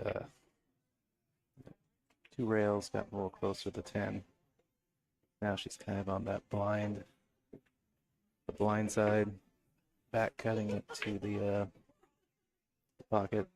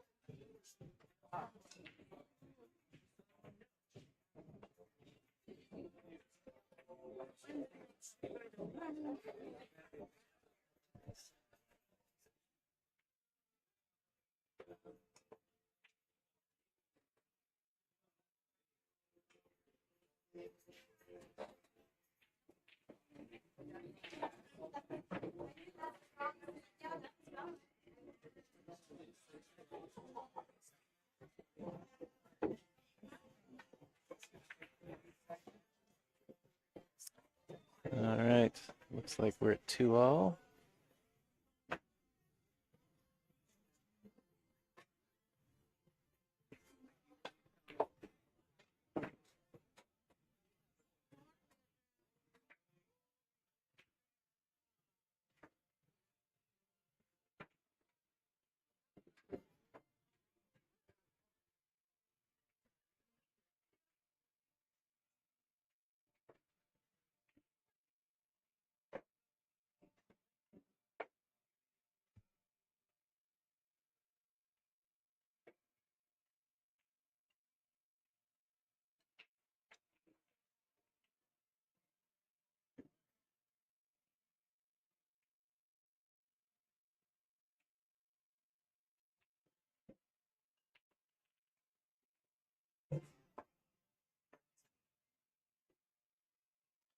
Does look like the players are taking a break.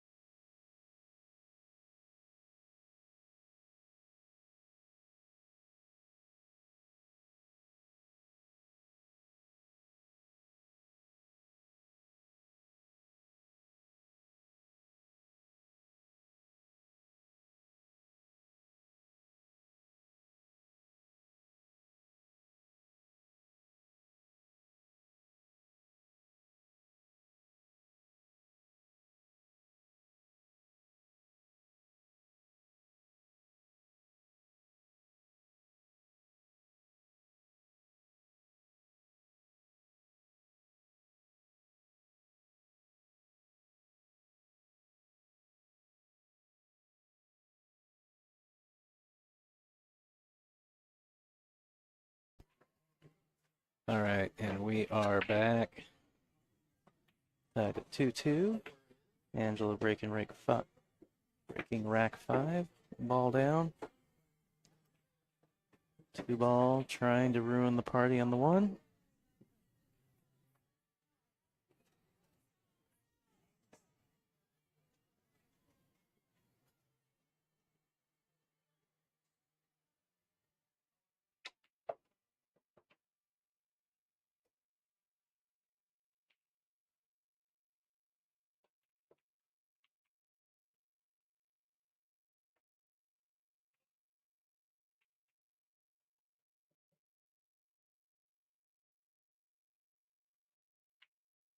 Oh, she's left an edge. Bonnie just needs to pin off. She's hit it kind of full, but hasn't left a gimme.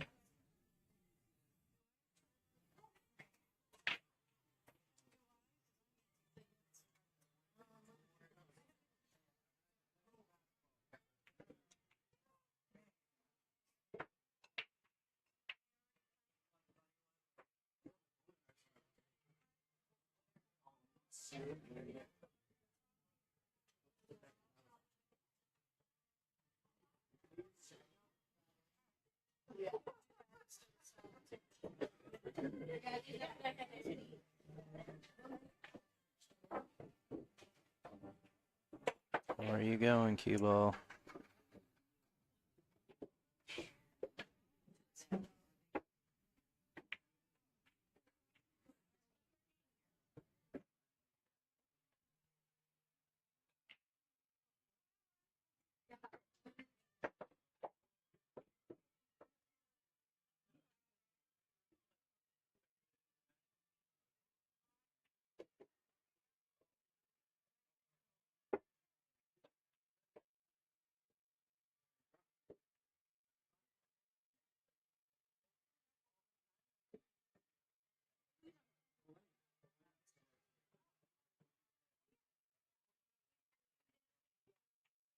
No, it's just I have to leave. Yeah, let her know.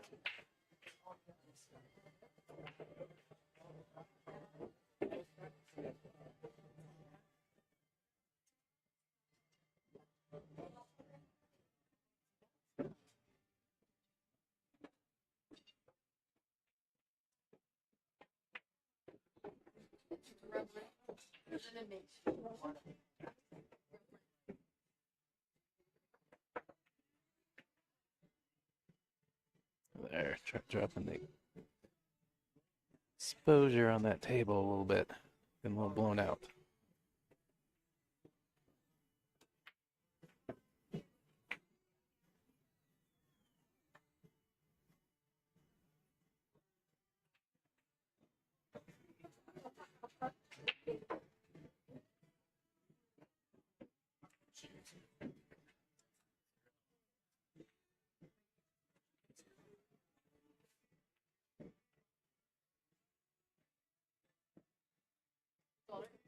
Oh, she's like, so cool.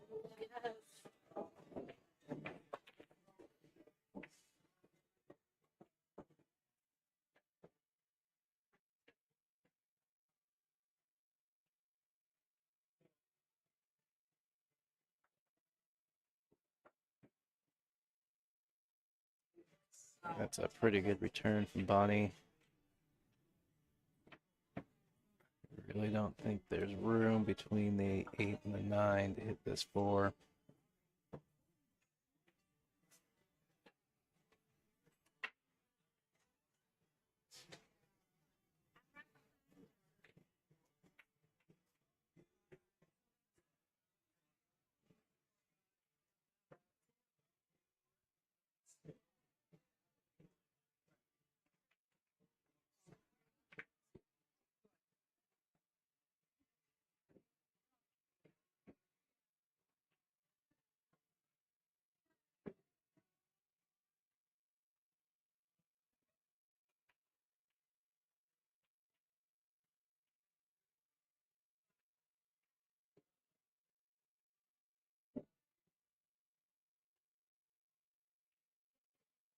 All right, bringing Chris, our TD, in to ref this shot.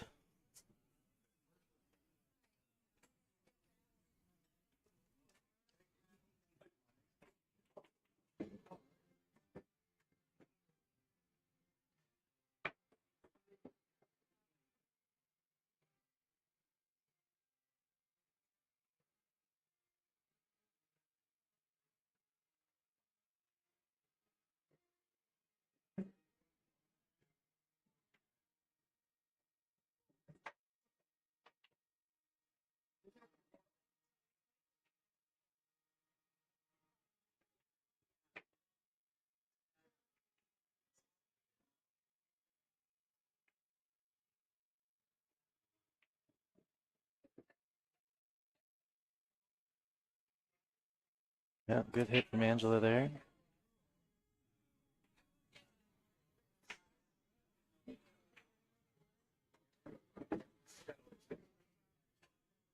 Well, Bonnie did not call the 7, so option to Angela. Seeing as she's got a full look into the face of the 4, I don't see her giving this back. She's over there taking a look, determine whether or not the 8 goes into the corner.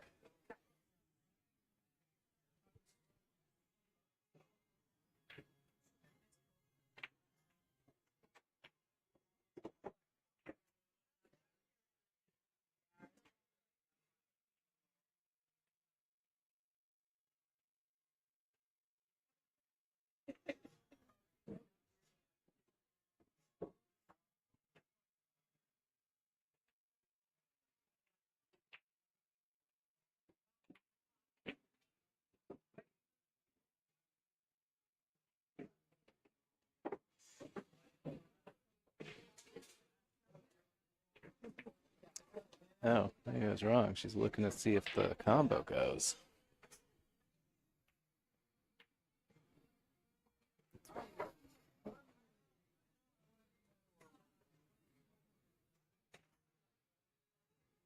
Well,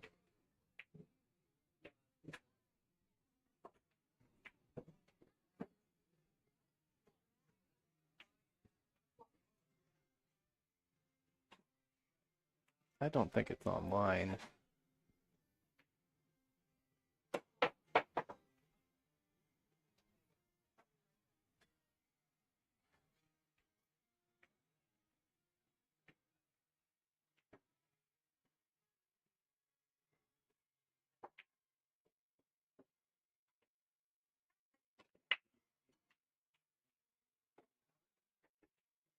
Well, I was deceived. So I swear the first line that she put directly to the 2 balls was above the pocket.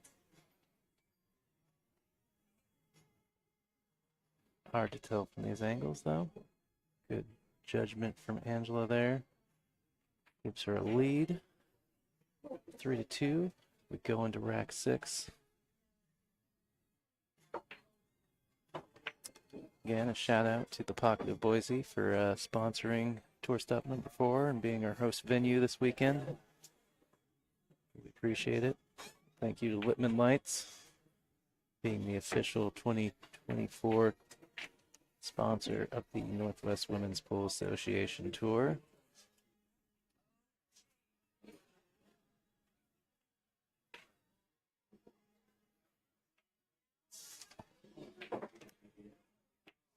Before I forget,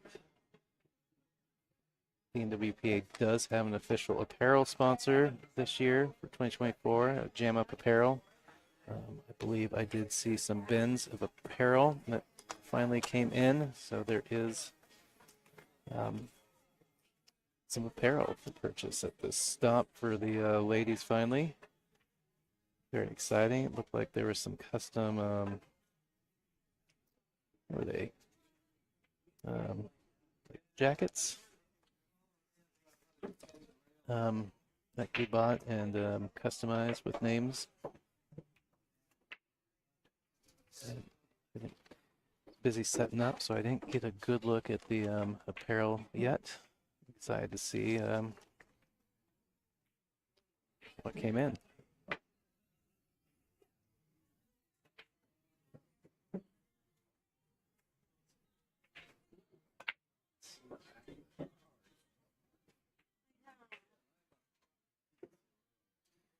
If you're interested in the bracket, it is on Digital Pool. Go search NWPA Tour Stop #4. So NWPA 2024 Stop #4. It should also be linked off the playnwpa.com website as well as the NWPA Facebook page if you're looking for an easy link to find. I'll have to double check. I believe this was opening up to capped at 64. I believe we did get 53 players for this stop.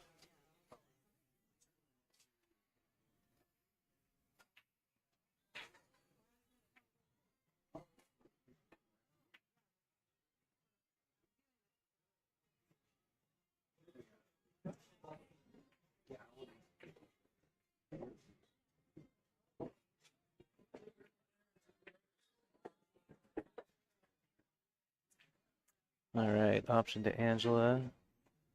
Bonnie knocking the uncalled 5 in.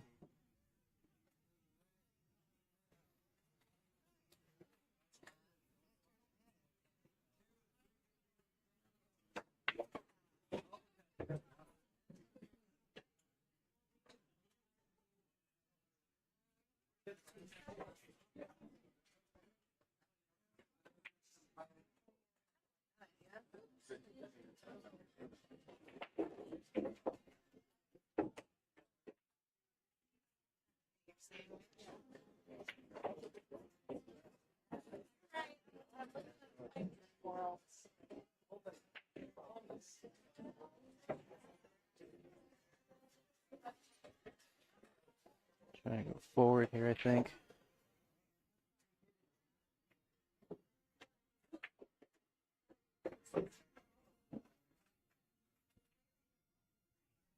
Three does pass to the lower right.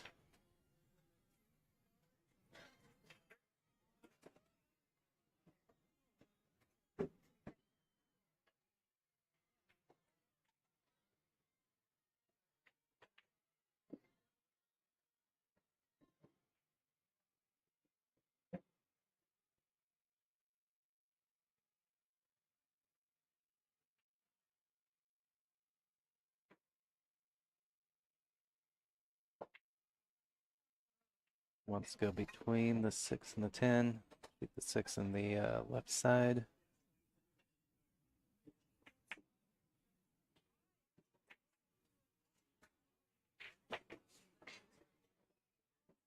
Forward a little bit, actually roped off the back of the 6 a hair.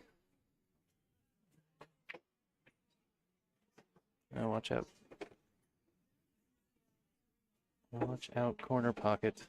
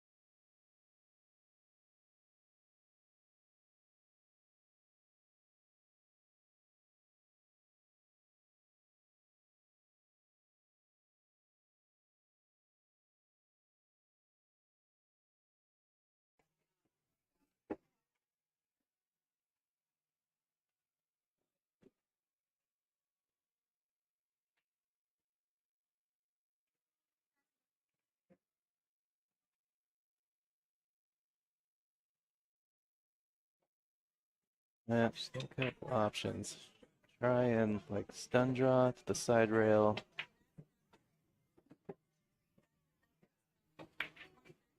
Yeah, we'll just stop there.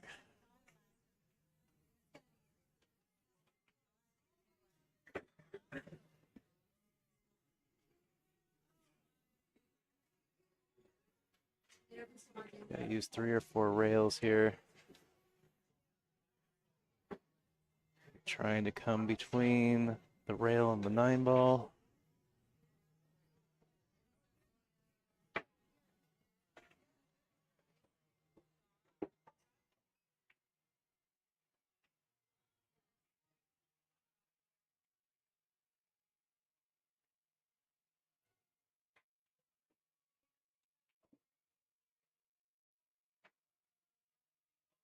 Yep, she came on the other side of the 9. She ended up at the speed that she was coming in.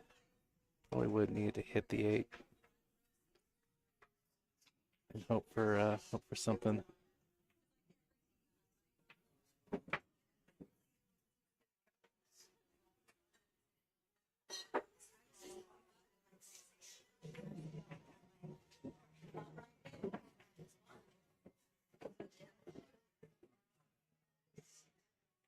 Oh, just missing, just barely missing, feathering the edge there. Ball in hand to Bonnie.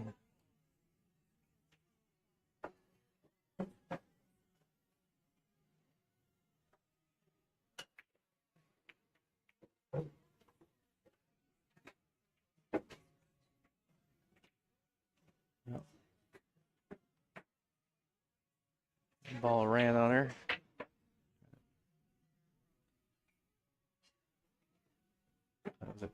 No, it's just not going to get there. Well, it came in a little off target.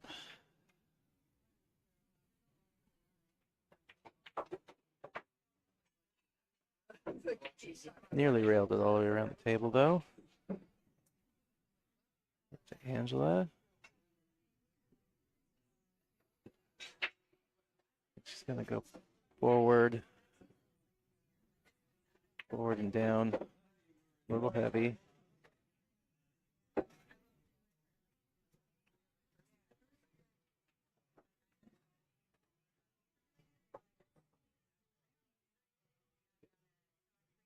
Yep.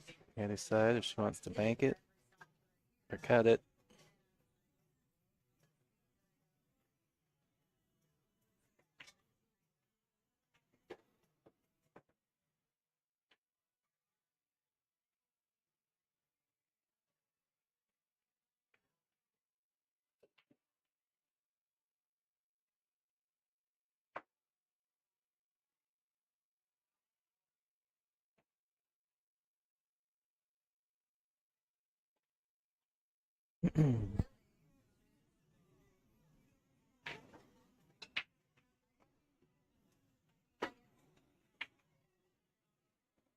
Oh, what a good shot.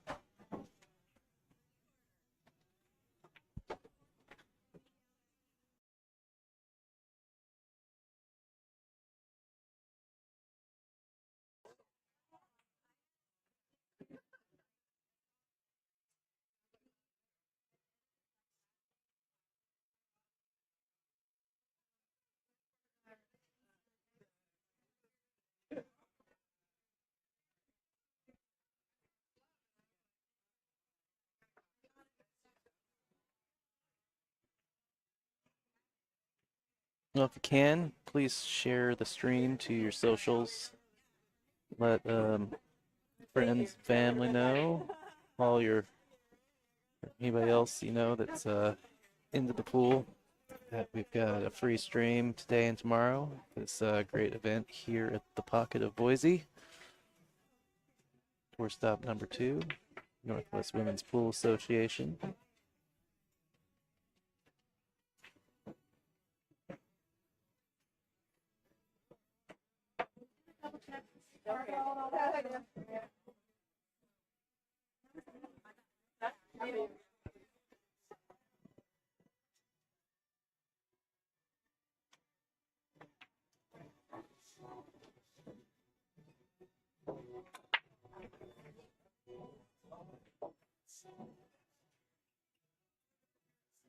Oh, cue ball knocked in at the very last second.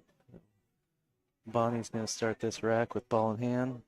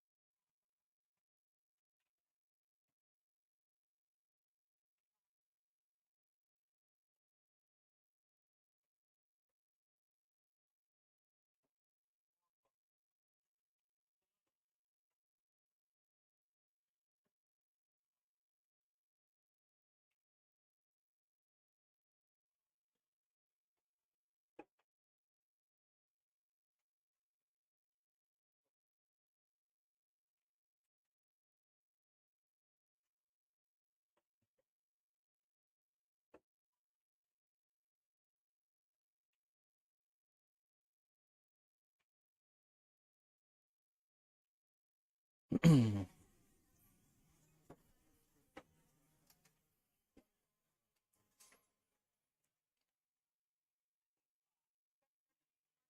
right.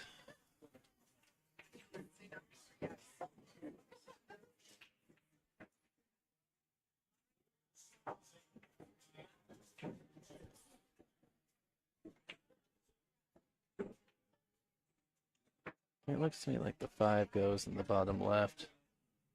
Yeah, I like her taking a little angle on this 4 that kind of goes a little bit away from the 5 so you don't get too close to it.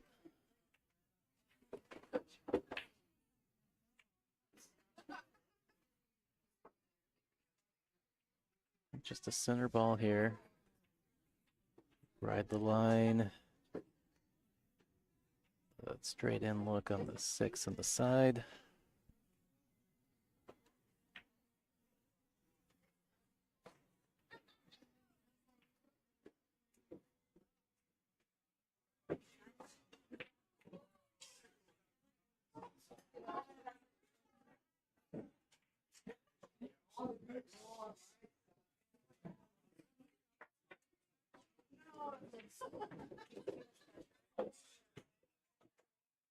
That'll work.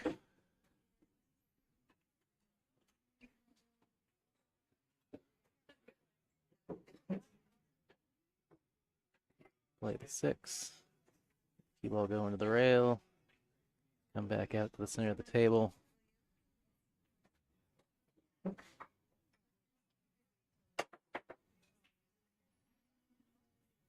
Keep a little angle on the 6 ball.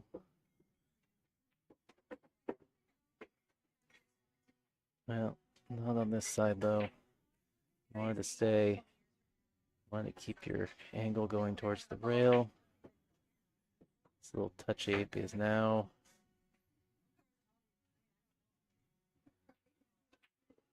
coming across the line of the 8. She'll be okay though.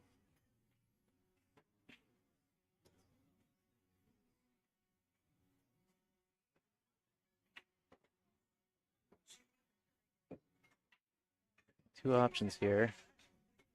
Play it soft 2 rails, just on looking past the 10 to shoot the 9 on the side, or she can go harder. Well, I was thinking you wanted to play that tighter out of that upper left corner to get it above the 9. Although,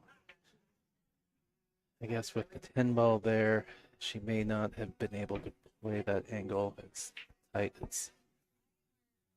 You would need to. That may have been part of the problem there. Cross bank it, I think.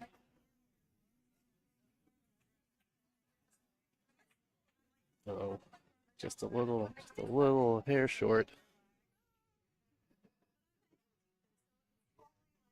I'm not sure if she had a little outside on that or not. Definitely need a little outside to kill the throw.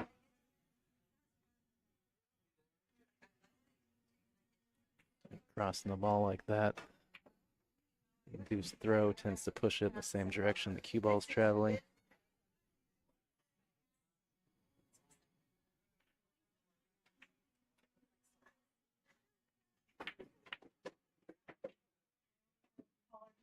All right. I'm gonna take the long cut here.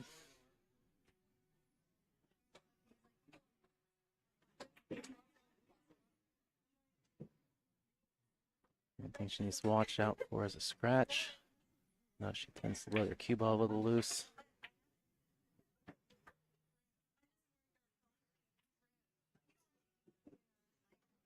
All right, test her for Angela.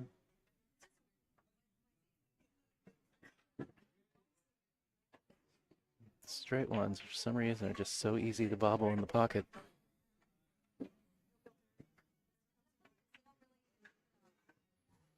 Also tough. She's a little close to that rail down there. Shooting right off the rail. Complicates the shot. Just makes it a little bit more difficult than it should be.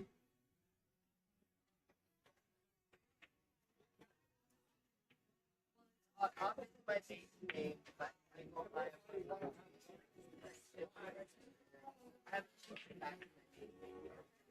right. Daring Bonnie with the spot shot.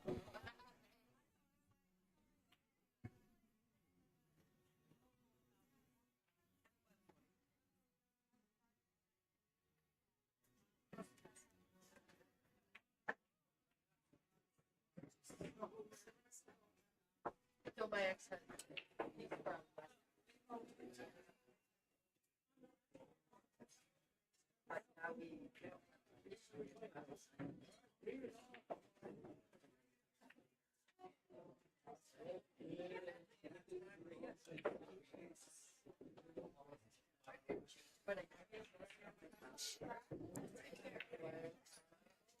The one thing Angela's got to be careful of is going into that right rail and the cue ball going down at that lower upper left corner pocket on the rebound. Oh, and she drew it. I think she may have spun it a little bit. Actually threatened the bottom left corner pocket.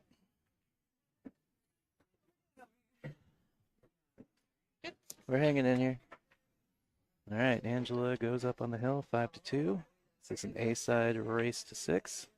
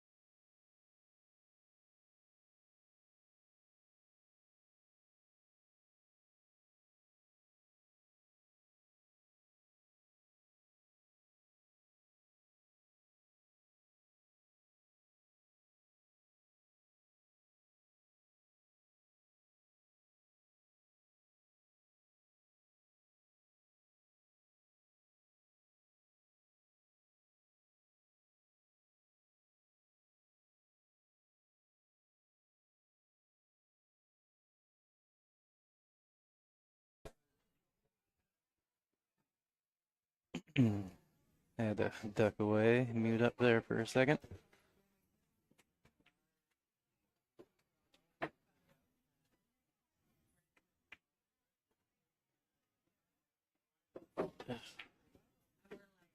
No, Bonnie's going to be kicking at this 2-ball.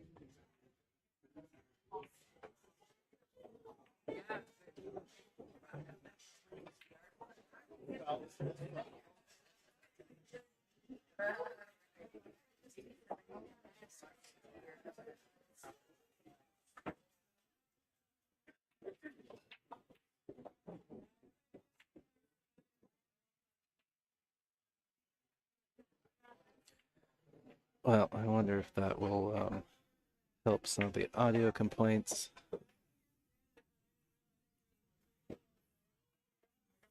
So I forgot this 2-channel mixer So I've got two headsets set up by default. It sends one headset. It's in stereo. It sends one headset left and the other headset right. So when there's only one person talking, it's only coming out one side. So I've switched it over to mono, so even when it's just me, coming out of both speakers.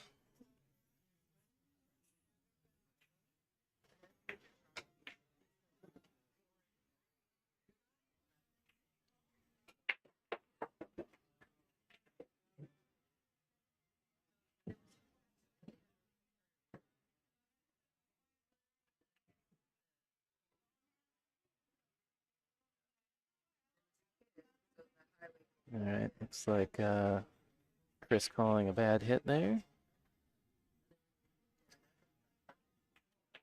Angela with the ball in hand here.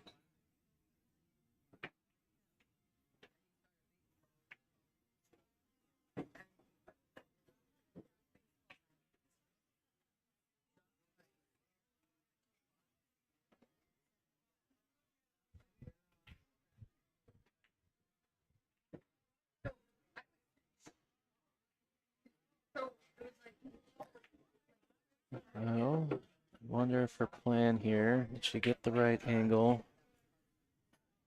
I think she's a little bit on the wrong side. I think she wanted to be a little bit more to the right here. We'll see. I think she's looking to get on this 410. Oh, and she underrolls it. Yeah, I still think she was a little bit, because even if she'd gotten, she would have had been perfect, because she was going to go past the 4, rolling past.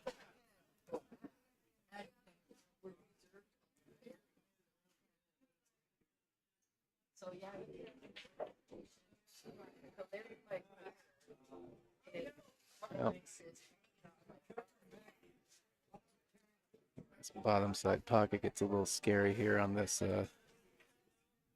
just cutting this forward to the upper right. 6 makes it kind of big.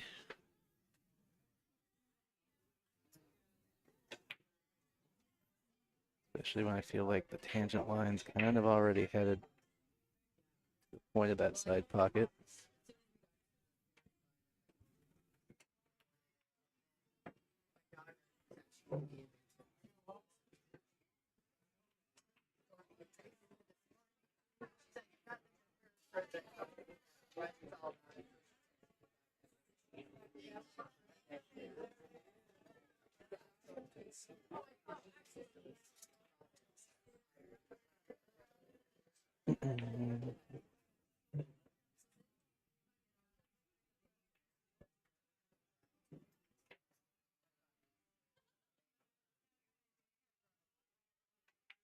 Yeah, looks like she just opted to thin it away.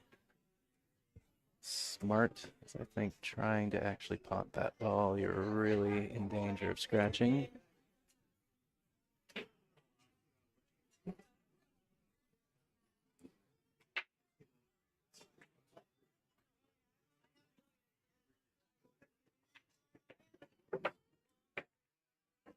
Nice bank shot from Bonnie.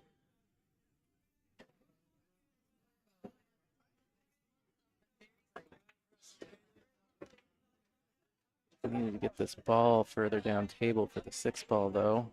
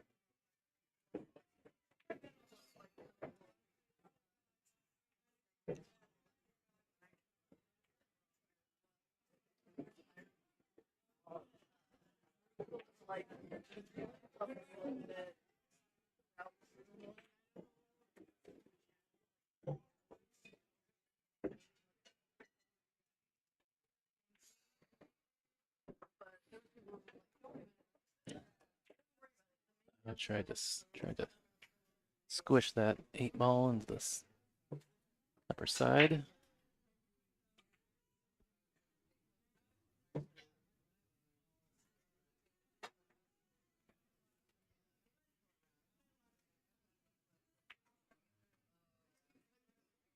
Angela's just got to be cognizant of the side pocket here.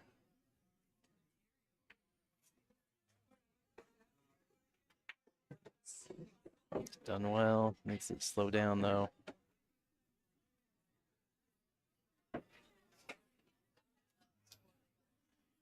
Yeah, she made sure she missed the side pocket, but she got a hold of the ball a little too much. You know.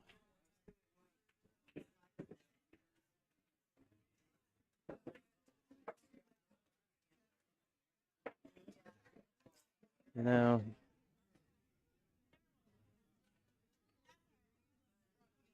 And you can cut it if you can stretch. I'd almost be tempted to kick at it. Just take the real long shot on the 10-ball. The one thing I worry about the cut is the easy thing you can do on these really thin ones is just hang it up in the pocket.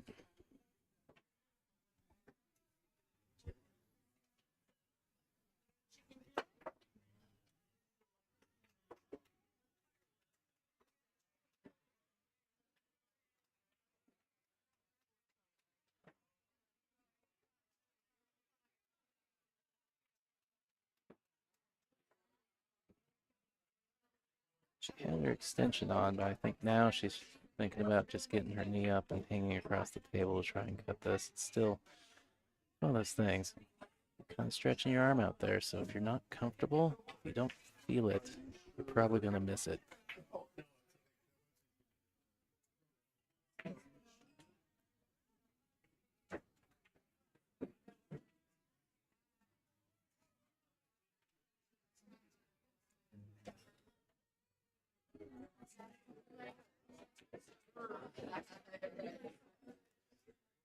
Oh, she's gotten a little lucky here. Cue ball really looked like it was going to scratch there. Instead, she's left Bonnie long and tough. Oh, how good does she hit it? It's hanging out of the pocket, but she's going to get 50. Oh, no reward. Ends up 50-50. Man, that was a really good shot from Bonnie there after Angela inadvertently left her real nasty.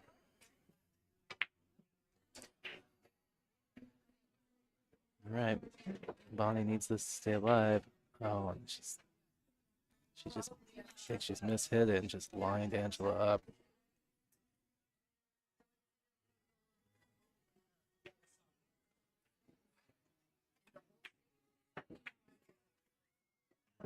Well,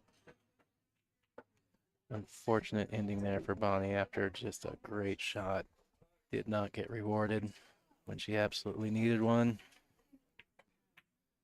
So Angela's going to take this match. Bonnie will hop over to the B side. Angela will continue on the A side.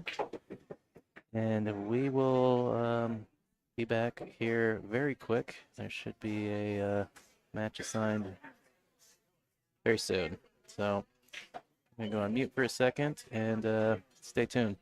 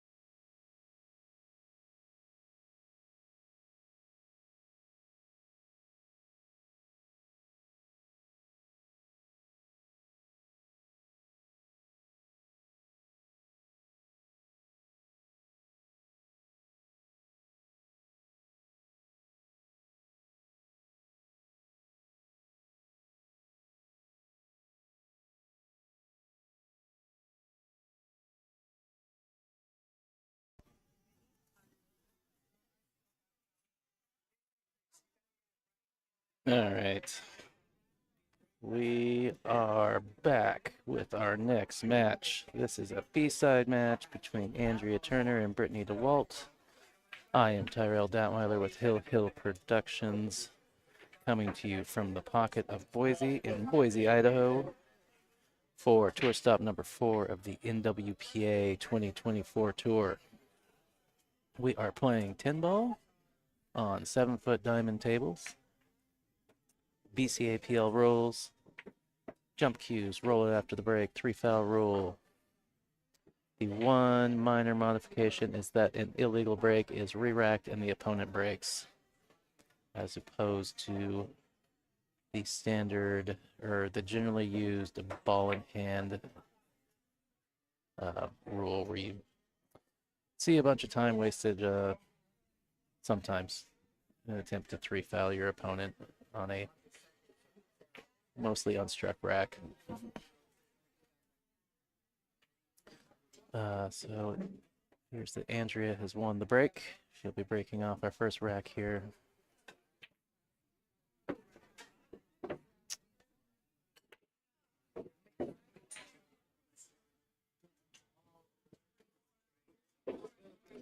Alright. I have to go on mute here for a minute, but I'll be back with you here in a second. So, be right back.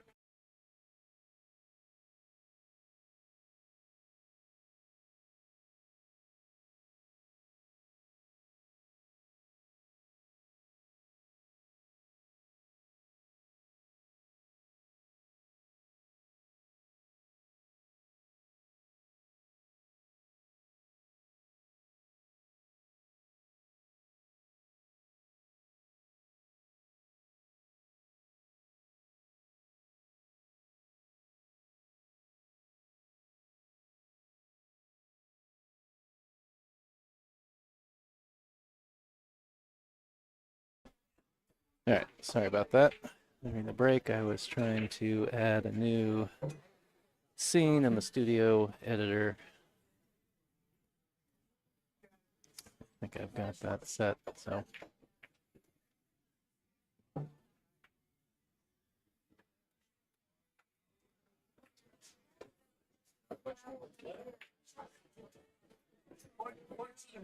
Correct.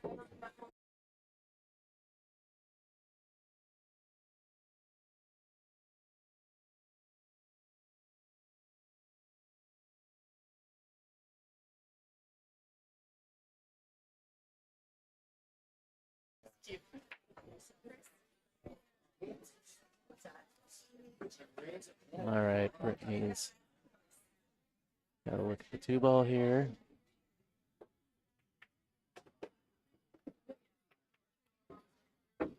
Oh, she gotten a good roll where I'm sitting looking across my monitor. It does look close. It looks very threatening.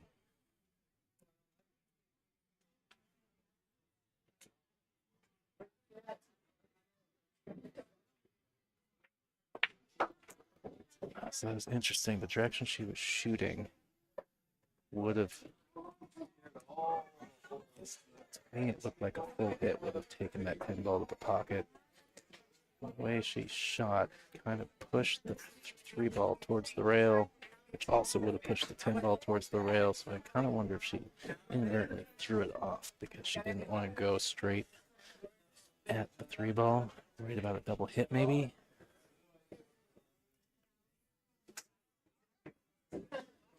But she has left Andrea kicking at the 3-ball.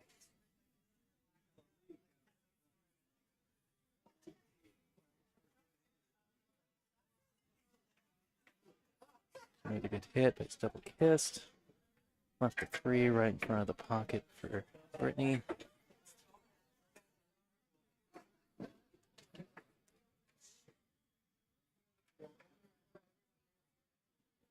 She just nipped this in. Well, she misses the 9-ball. Pretty good. A little heavy on the speed, but she's kind of thin enough now where She can just go to that top rail and float back out for the 6 into this bottom right corner pocket. Let's make sure she doesn't hit the 10 ball.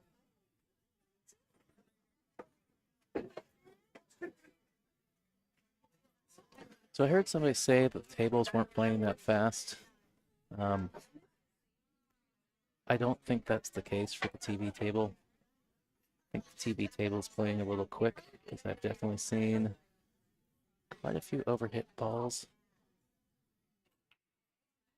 So unforced error here from Brittany, just a little too much gusto. She's now down underneath this 8 ball. Kicking at the 6 ball here to the bottom left of your screen.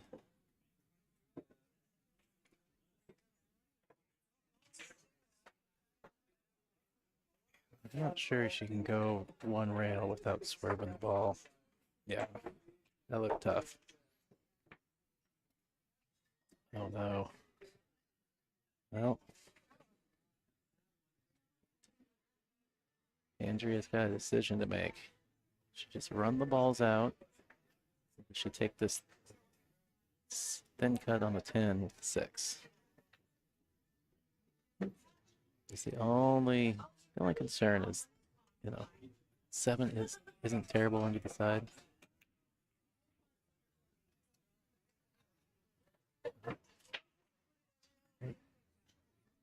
Andrea had ball in hand. Right? Did I miss something?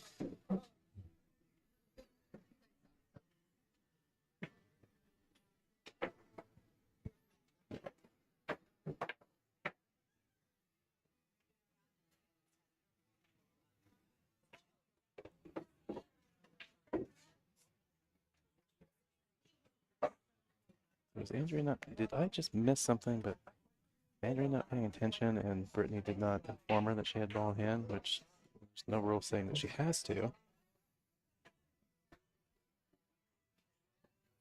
But now I feel bad that maybe I quit paying attention for a second.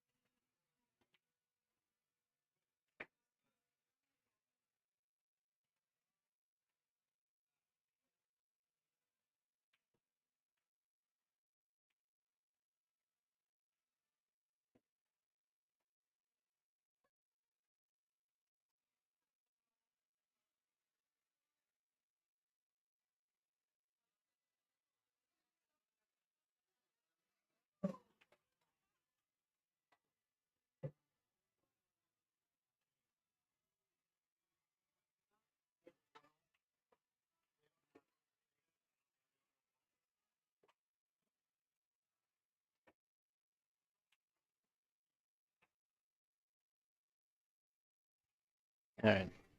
Now,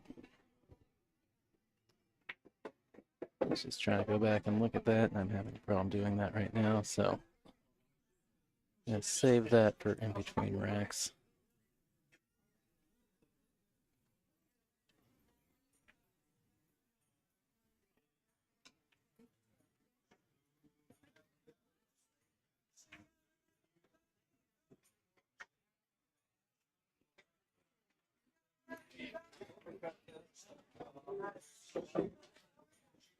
Well, I think that's going to work out for her.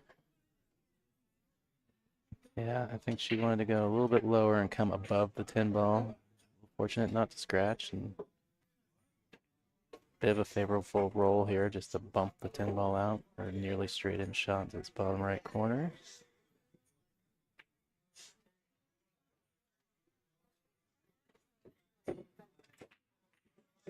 There may be some live stream jitters happening right now.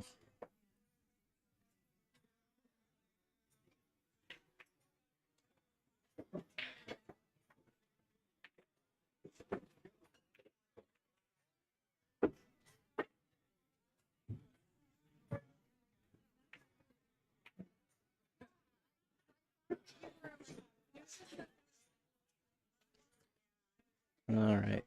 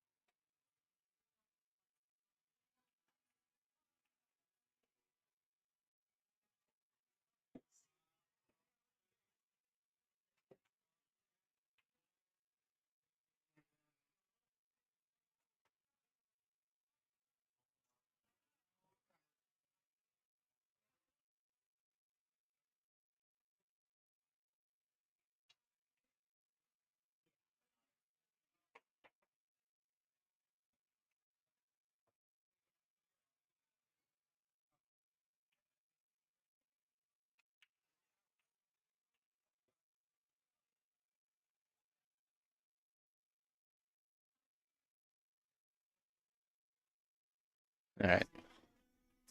So I finally went back and looked at that. Yes, I did confirm that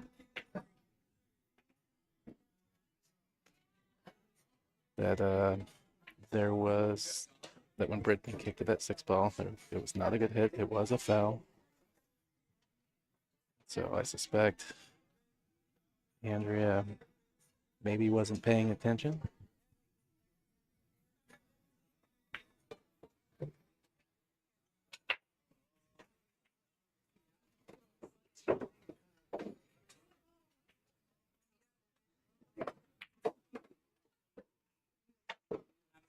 I'm an assistant. Yeah.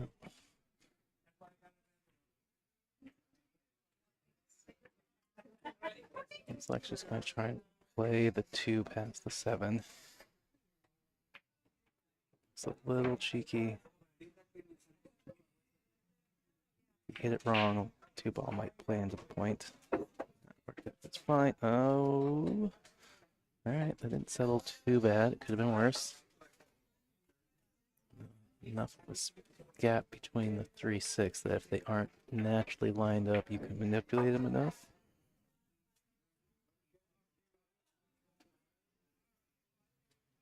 One thing she's got to be aware of is controlling that cue ball, not letting it ride right back up and onto the 3 ball after the combo.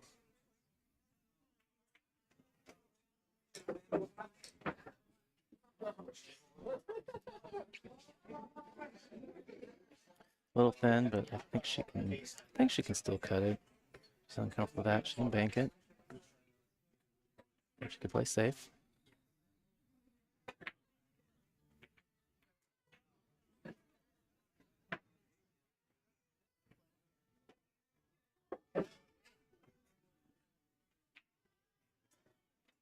I think 4 is far enough away from the side pocket, and the angle is shallow enough that if she just follows this, she doesn't have to worry about the side pocket.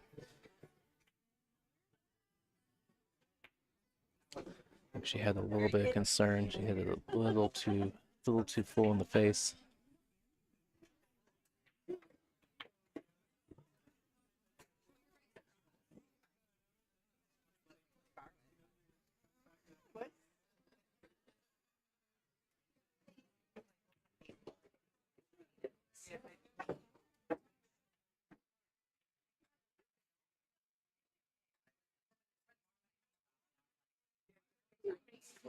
She needs to slide back down past the 7 ball so she can shoot in the same pocket.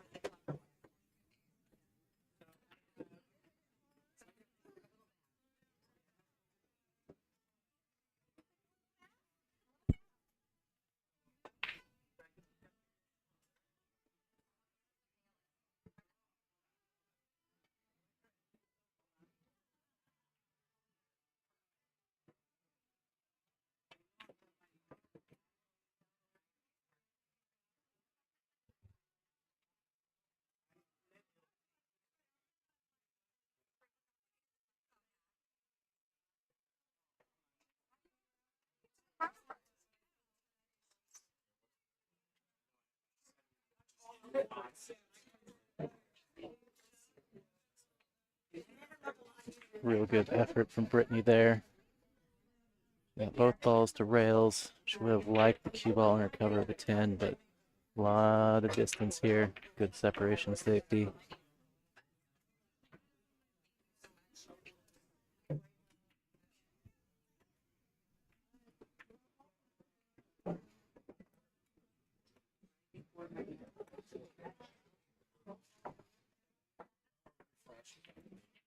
I probably just entered them.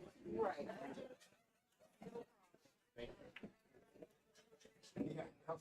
Yeah, no, just verify and make sure.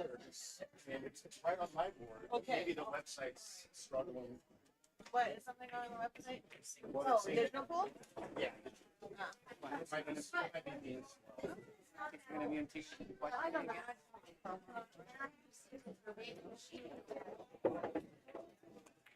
I don't know.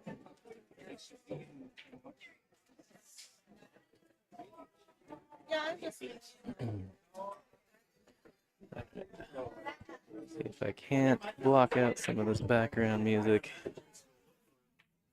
Always a struggle at venues without a private booth. Needs this ball to slow down a little bit. Yeah.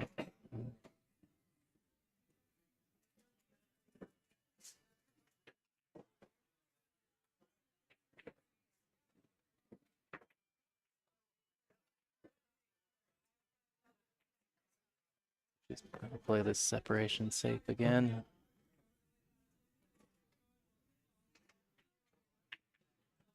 She's trying to slide underneath the 10 ball. Leaked out on it though. She's gonna leave Andrea to look at this 9.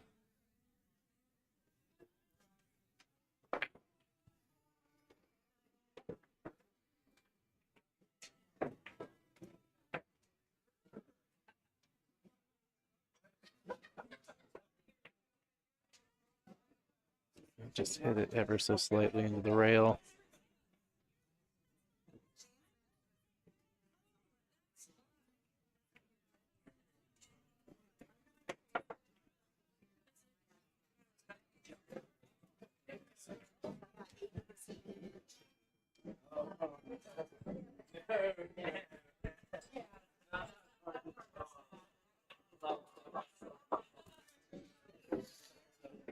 It's gonna run a little long on her.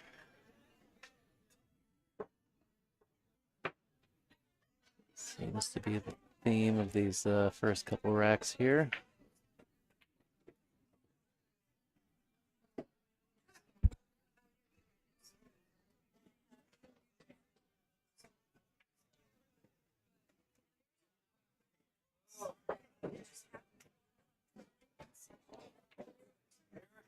She tried to back cut it in the corner. The benefit of how thin she hit is the 10 ball didn't move very much, and now she's left Andrea. Incredibly steep cut with distance. Let's see if she opts to take it on. She could also try and bank it.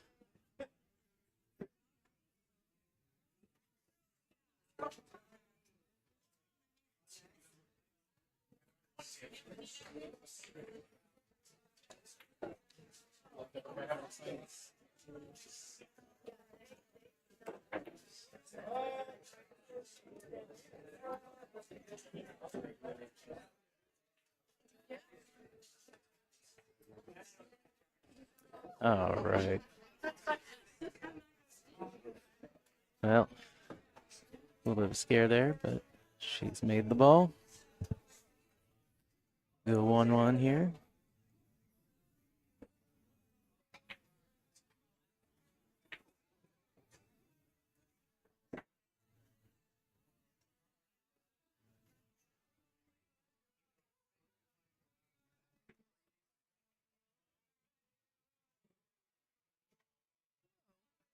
That new? Well, yeah. Nothing's on this. That's interesting. Right.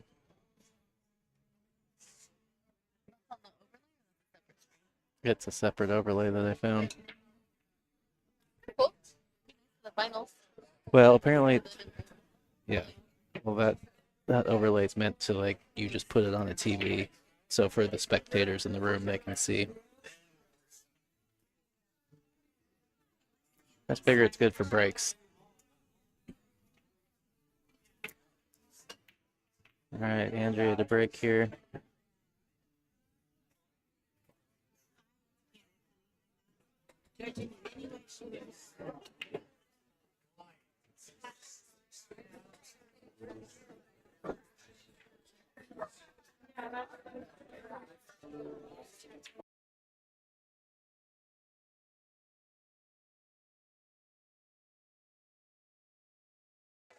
Is the music too loud? It's a little loud. I could turn it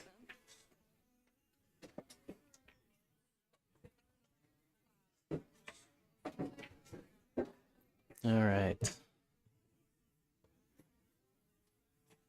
A little touchy because the 3 ball, her next ball's right here. Almost kind of have to bump it a little bit.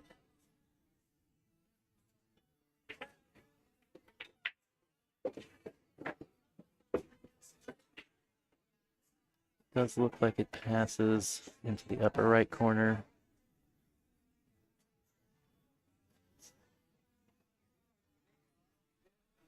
better.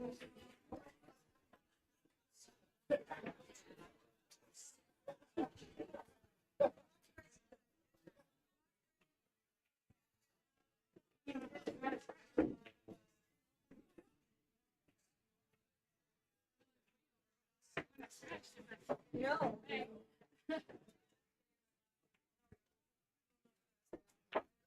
All right. If you haven't already, please like the stream, share the stream to your Facebook, social medias. Get the word out. I know Shane and Fetter are playing tonight. It's pay-per-view. We got a free stream. Check out the ladies tour here at the Pocket of Boise. It says tour stop number 4. But yeah, please go share that stream. Get the word out. Free streaming today and tomorrow. Have finals day tomorrow. We'll be playing down to the final 16 tonight, I believe. Possibly the top 12. It's up to our TD and how fast things are moving along.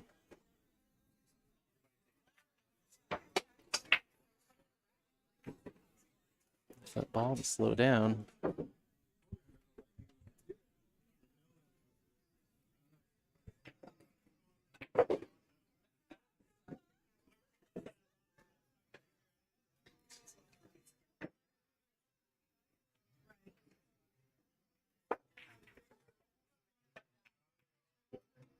Gonna work out. Looks like it's worked out for Andrea. Gonna have to kick out that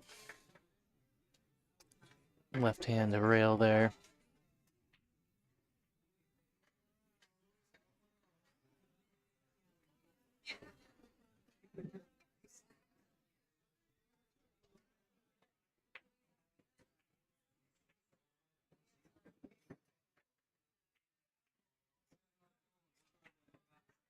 Well, is she gonna get a rail? We already saw this come up once.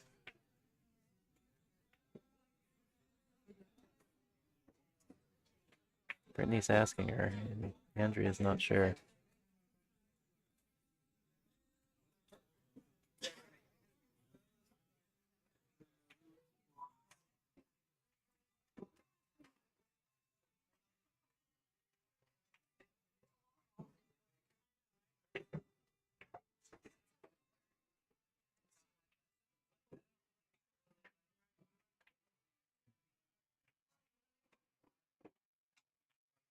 Oh, it just gets there. I was a little concerned because it looked like she hit that ball a little high. Like more of a tangent ball. But she did spin it a little bit, which is why I think she just got by that 10 ball.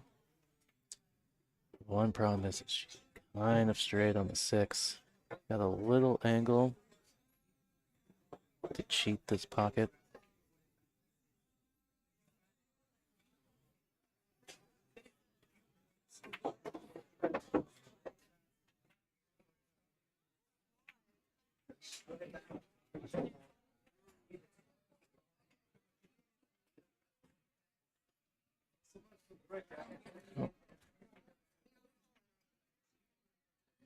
Looks like she's looking one rail.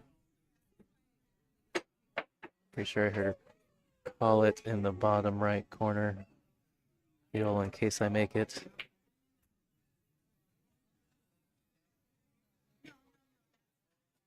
To an open table like this, where there's not much to hide behind if you get to get in.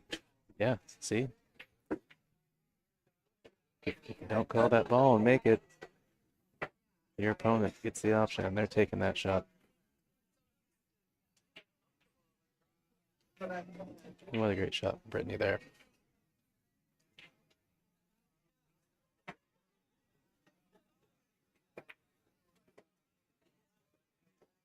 Oh, I think she's juiced this one too. She's having the dilemma of either hitting it too soft or you're hitting it too hard.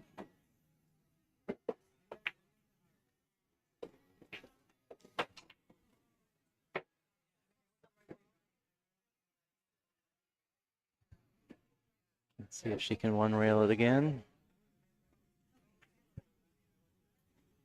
Now she's gonna get distance. She's gonna get under the 10. But it's close. I'm gonna err on the side that Andrea can see this, but wow, she nearly got the full hook.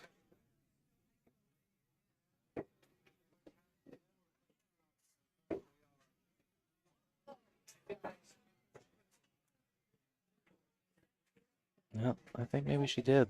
Andrea doesn't seem happy about it. And yeah, she's called that pocket, that upper left corner pocket. So yeah, she's got to go rail first.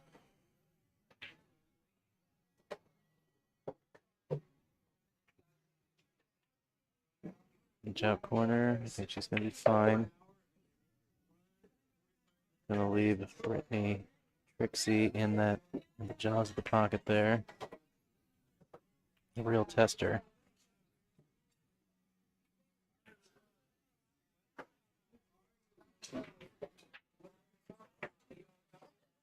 She's going to dig at it a little bit. It's kind of one of those testers where you just try and make it and take the long shot, or do you try and make it and play the position as well, which just adds to the difficulty shooting out of that pocket. It looks like she's gotten away with it again, hasn't really left anything here. Does not look at the 9, passes the 10.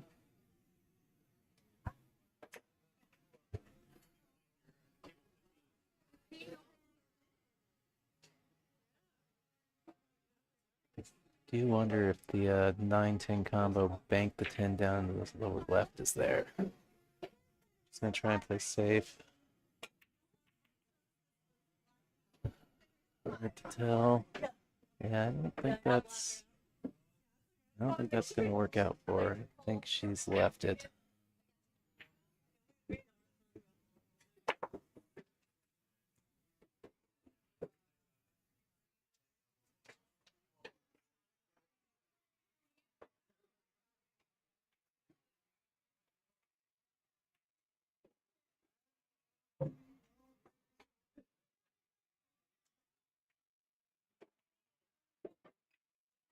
It's off the rail. No, she's not right on the rail.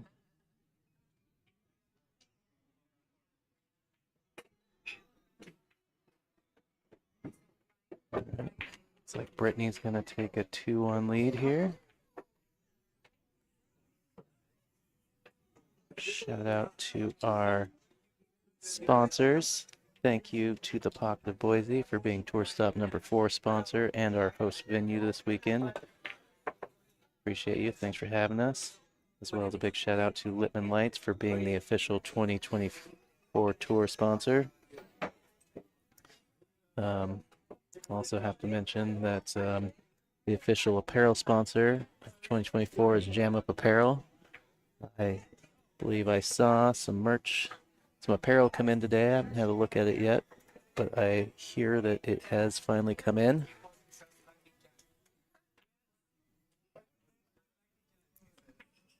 And you may have noticed that we are using the turtle rack. Players are required to use that as they are a sponsor of this spin as well, providing us racks. Thank you to them as well. Needs a break here.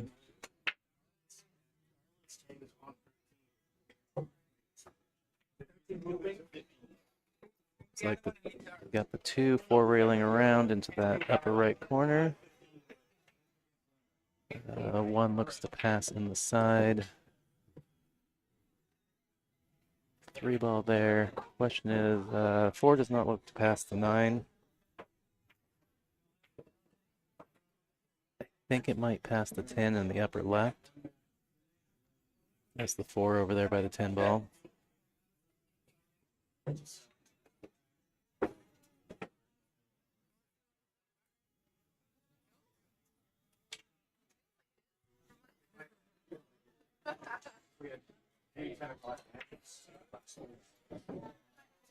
Just needs to be a little wary. Looks like she's going forward, so needs to be wary of that side pocket.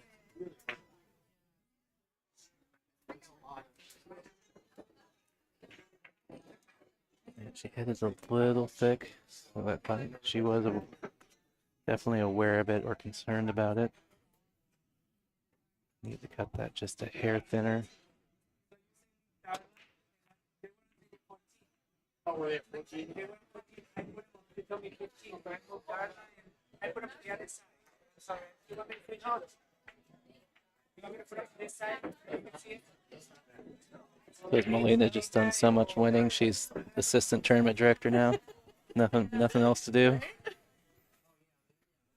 Apparently, our tournament director Chris has enlisted our 2023 tour champion Molina Ortiz as assistant tournament director. Got her running name tags and score sheets out at the table.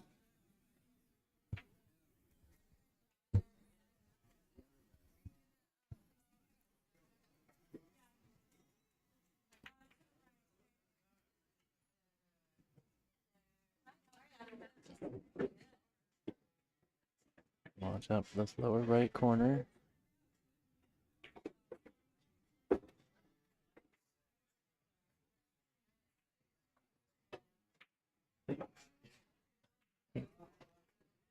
Naturally, I don't think the scratch was there unless you overcut the 4 ball.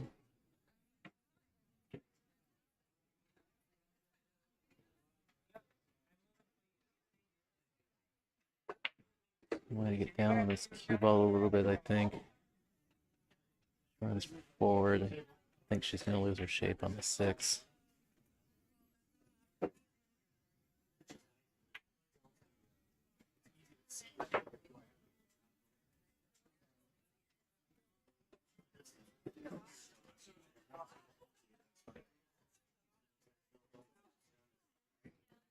Angle here looks to me like she might have to put a hair of inside on the cue ball. Line the angle out to get the hit on the 6 here. Not positive. Might have room without the spin just to clip it.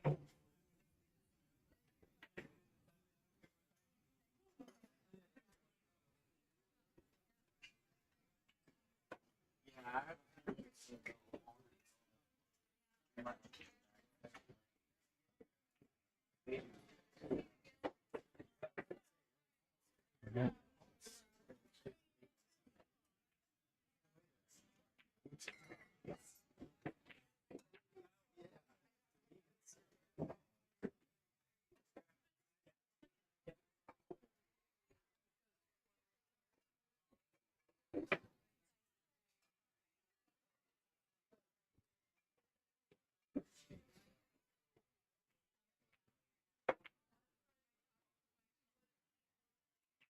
We work. Yeah.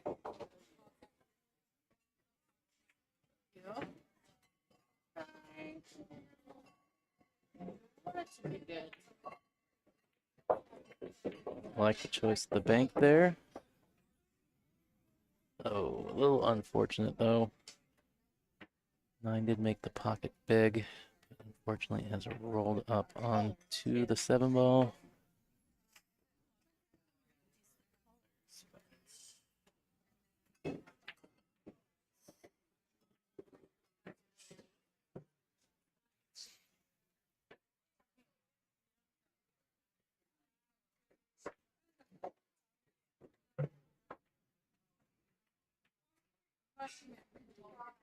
I'm not sure yet. I'm trying a lot of different things. I have a lot of ideas.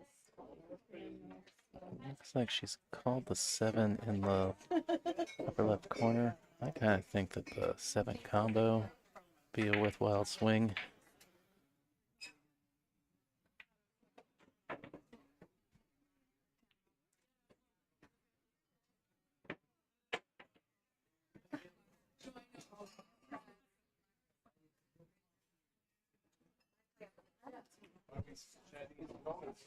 Alright, so the 8 ball is just to the right of the center of the side pocket there. Some nice photographs. Look, some nice photographs from Just wanted to check how far one side of the pocket was. Where it's laying. It's not a problem taking it from down there. As my concern is if it was a little more to the right, she was going to have to draw the ball.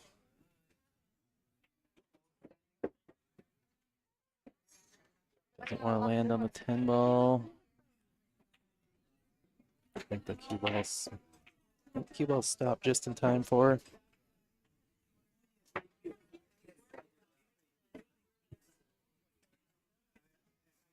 Anyway, see, yeah. So many nice photos. Look at this. There's some good ones up there. But I can do I asked him, can I use them next spot for the promos?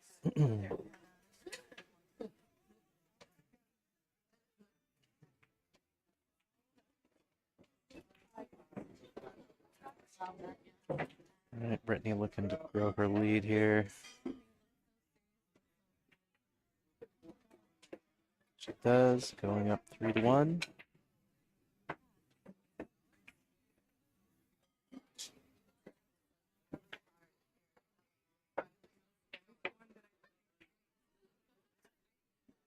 This one I like. This one I really like. Take a look at our 2024 tour schedule. We are currently in Boise, Idaho for stop number 4 at the Pocket of Boise. We are headed to Spokane next month where we'll be at Legacy Billiards. We'll also be a 10-ball 7-foot stop. We'll be following that up in the end of October at Ox Billiards in Seattle.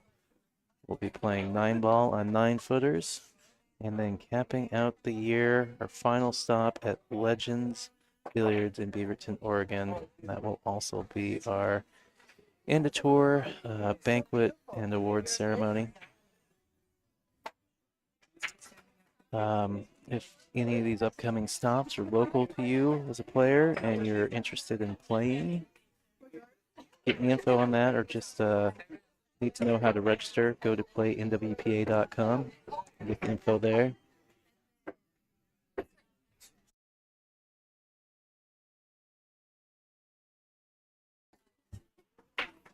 Sorry, being distracted by players and board members. But yeah, and even though it's the Northwest Women's Pool Association, it doesn't matter if you're in the Northwest or not. The goal of the organization is to grow the sport and talent in the Northwest, but it is open to women from anywhere. So if you just happen to be in the area of one of our upcoming stops, come play. Or at least stop in and see what it's all about. You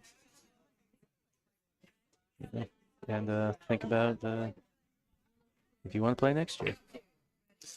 They also, NWPA, also Facebook page. Go out and like the Facebook page. Follow their Instagram.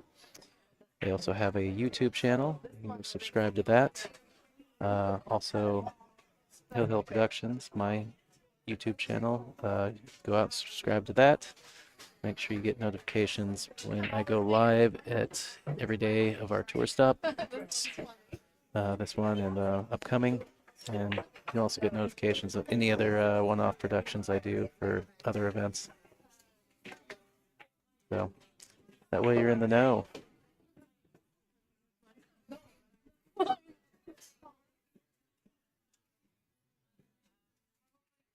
All right, little off angle here on the 4.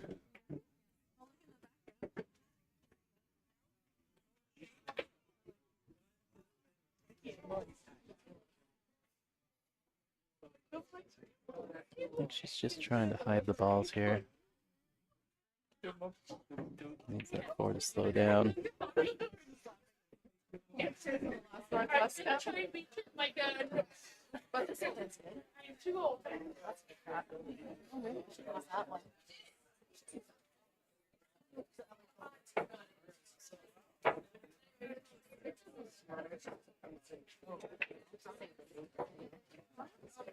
Just call the ball on the side.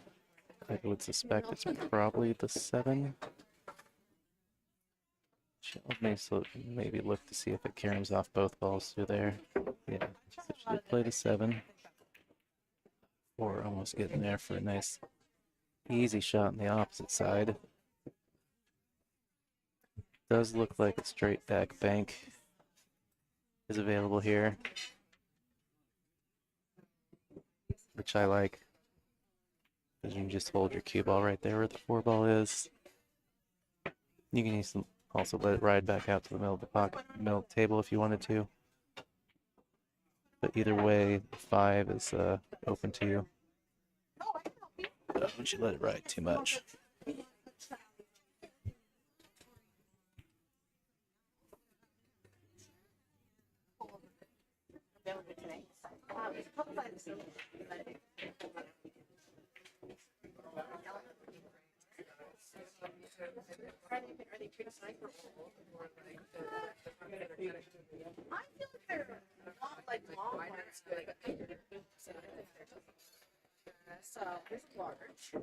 Well, 2-rail kick here.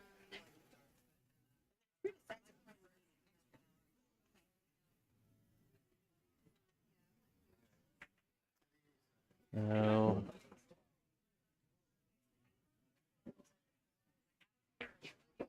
I think roughly contact point roughly between the middle and middle diamond, the diamond to the left here on that bottom rail.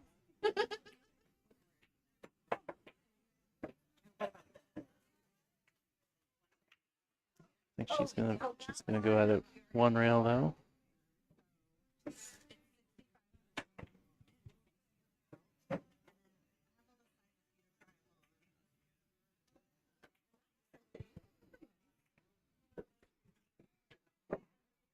All right, ball in hand to Brittany.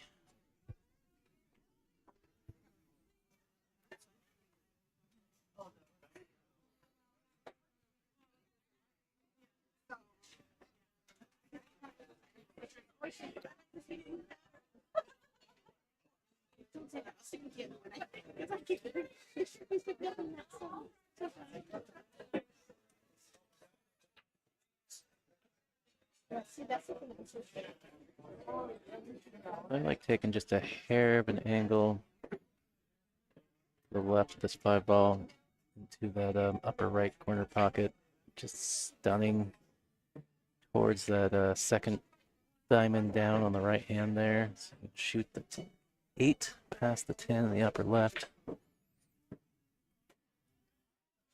I like the angle so you're kind of going into the zone, whereas if you try and nip back, you're going across the zone. The 8 ball.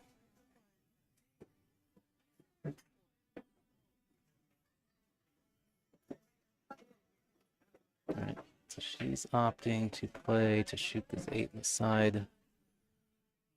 One concern there is her cue ball is going into the 10. She draws it possibly behind the 10 ball.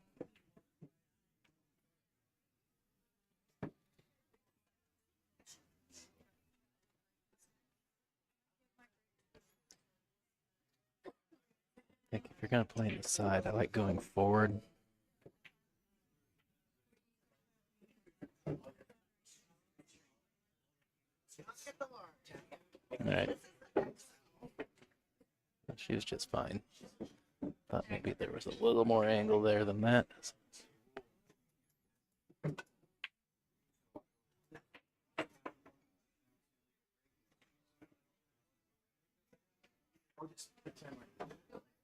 Pretend like you did. But technically, well, I mean, it's 6-1, half a dozen the other.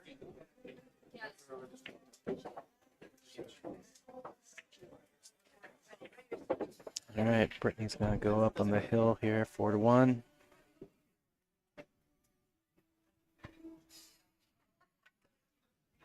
This is one of those times where if I was Andrea, if you watch this later, it's a good time to take a break, go collect yourself, and put Brittany on ice a little bit.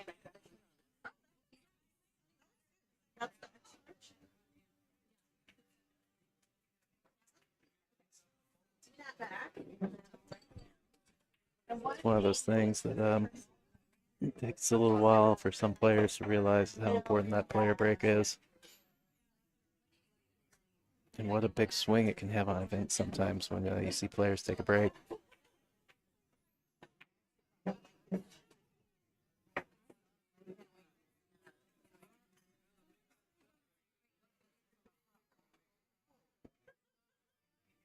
right.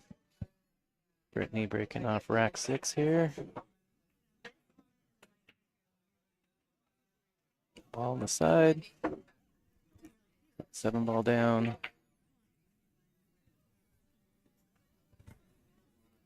Look at the 1 ball.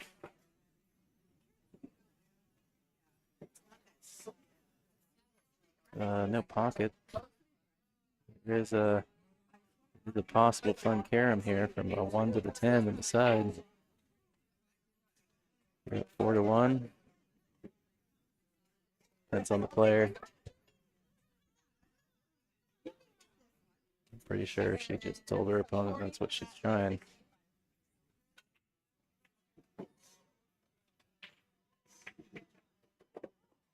Watch out, cue ball. Oh, wow. She hit it so good, the cue ball followed it right in. But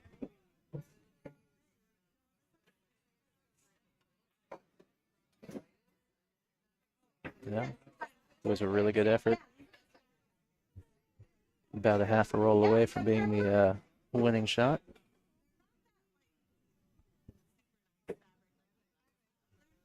Nice, but it's not the significant. If anyone's interested in machine. Oh, thank you. Oh, What size one?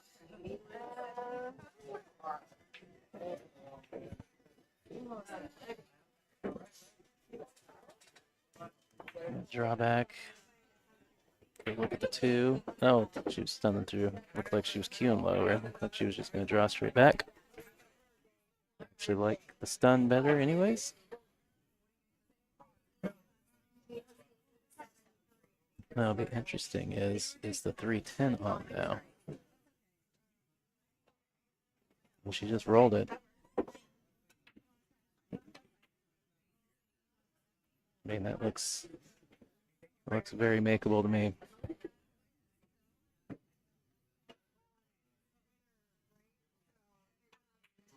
Yesterday. Is that too big on me? There's a medium. I wonder if that's what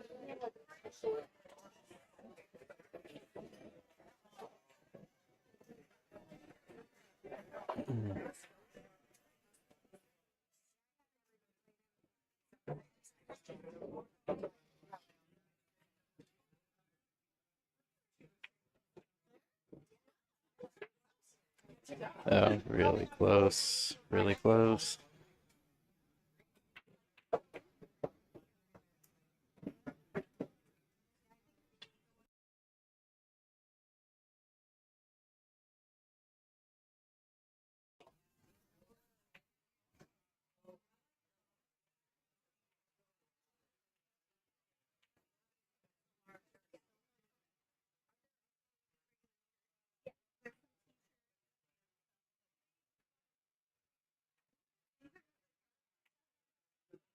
think she might have enough to cut it in, but it's hard to tell. The pin might just ever so slightly obstruct grading it enough. I don't think it does.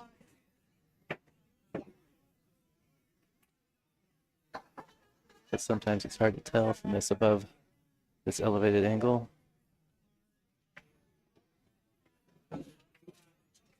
Yeah, it was pretty close.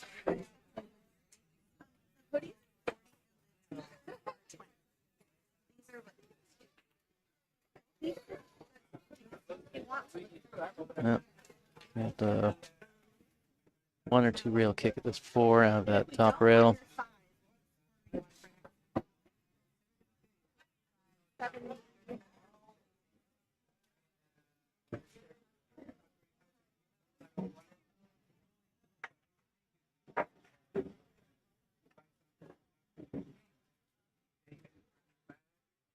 Oh, a little bit more speed, and she would have had the full hook there.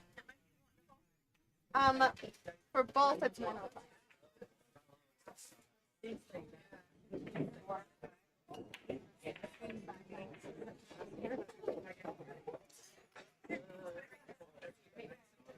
Try to make some basic money.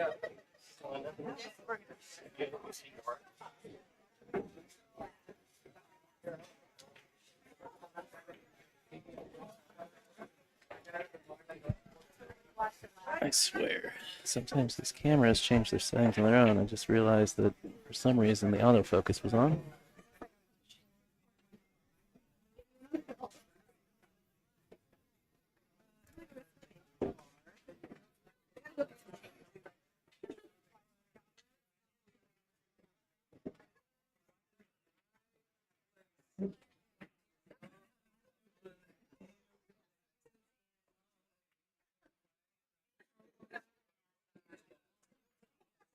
Oh, this plays it a little bit too long.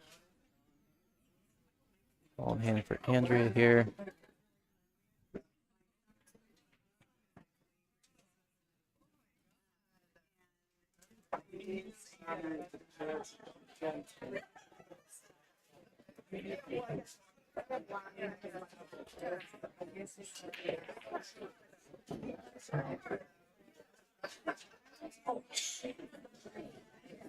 I'd like to see her move that cue ball off the rail about another cue ball's width.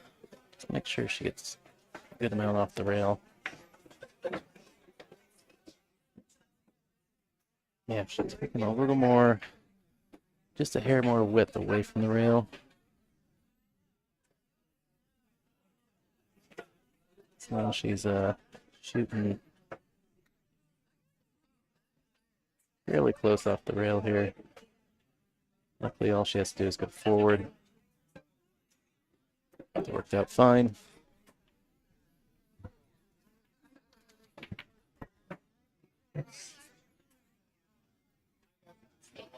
Some angle here, which is good.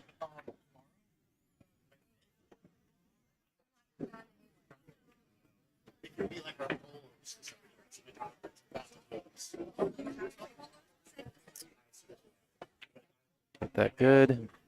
Just a little bit of a punch, not too hard, but not so soft that she didn't get above the 9 ball. I think just a stun shot here. Just center ball, stun right over for pretty much a straight in on the 10 and the side.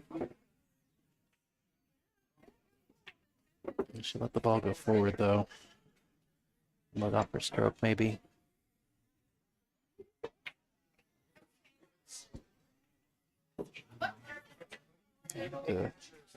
Shoot the full table now.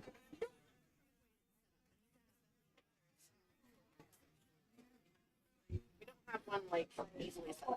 Yeah. Okay.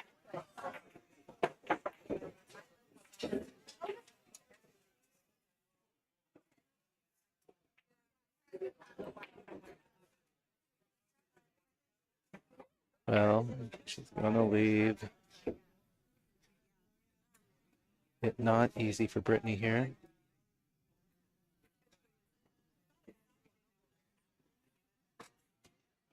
nearly pinned to this bottom rail here with the cue ball. Cutting the 10. See which way Brittany wants to go here. I'll probably shoot to the upper right, but it's kind of shooter's choice. This is pretty much on the 50-yard line, so whichever direction feels the most comfortable.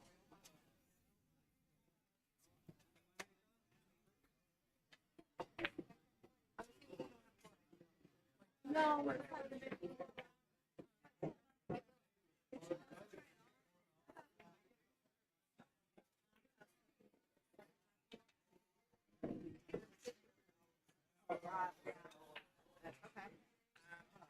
See what Andrea's feeling.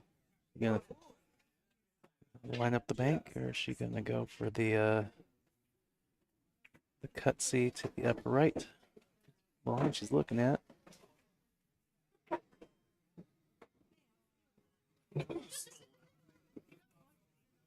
brand new one, down to 2, and it was about an hour.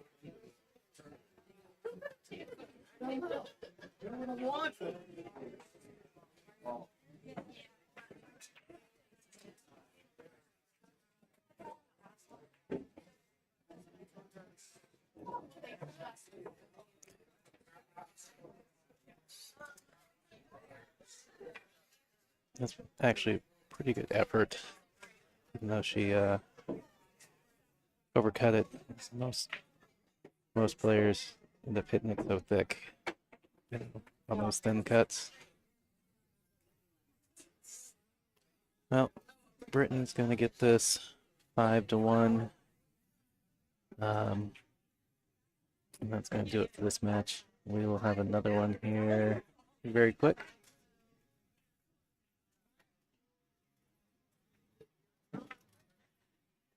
No.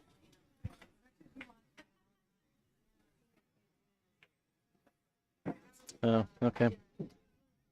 Very quick. So it looks like our next match is going to be Catherine Robertson and Lona Malone. I'll be back here in a second.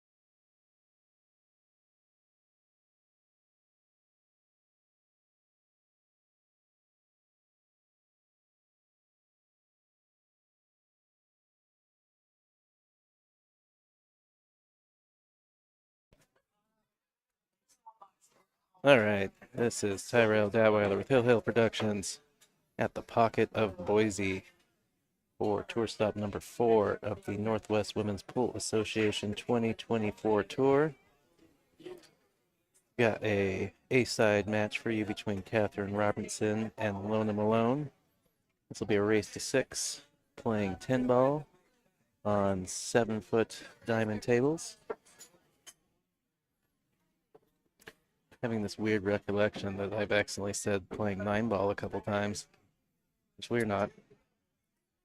10 ball on 7-foot diamond tables, standard BCAPL rules. Roll out after the break, jump cues, 3 foul rule. 1 tournament modification of the rules is an illegal break, is a re-rack opponent break.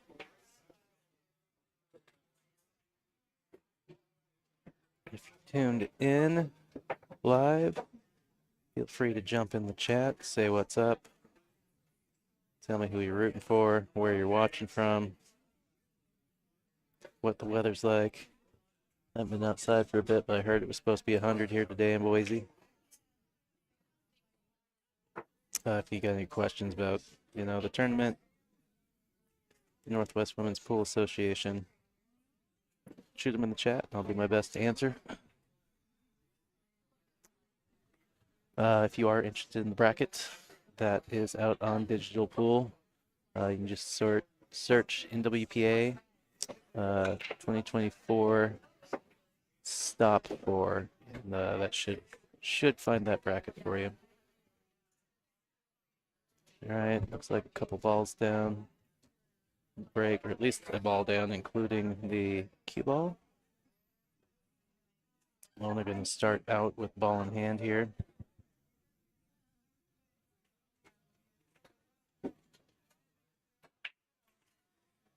Now we see 1-9 combo. Make sure to leave the 1 in front of the pocket.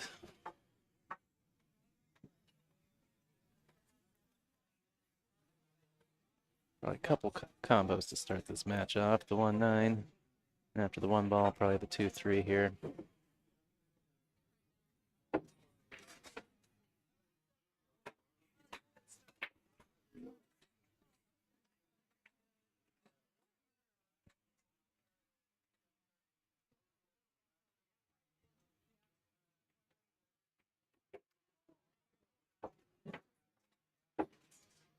No, just a little off angle here. Up on the back side of the 2 ball.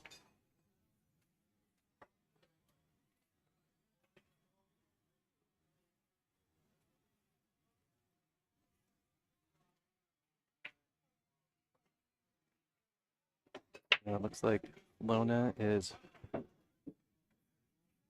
from the area, Kuna, Idaho, I believe. Catherine, on the other hand, is from Alberta, one of our Canadian contingents. They're part of the Canadian contingent that travels for a lot of these stops. Catherine actually missed tour stop number 3, so it's good to see her back at tour stop number 4.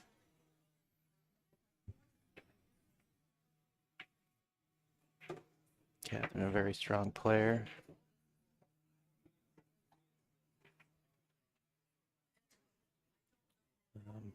Always the potential to be one of the top finishers at any given event.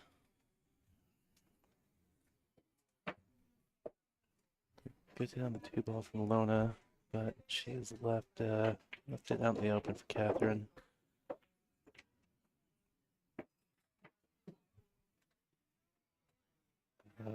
4 ball is down here just above the bottom right corner.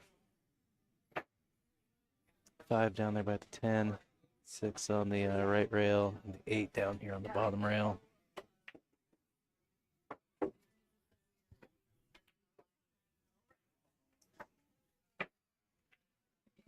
Or sorry, the 4 is down here on the bottom rail. That is the 7 ball in front of the bottom right corner. I was confused why she was digging so deep down the table, but now it all makes sense.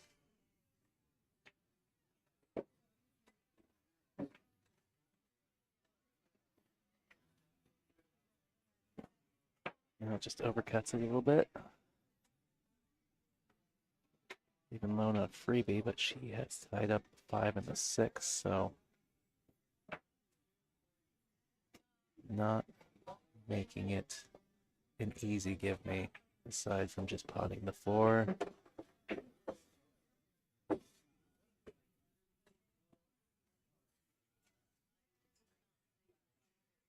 No.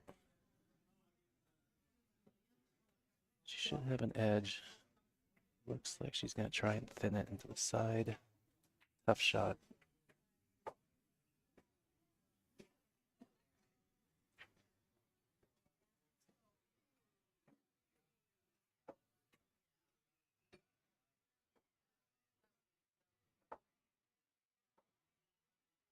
And Catherine should be able to just roll this in, come back out of the rail just a hair. Be a couple cue balls. Yep.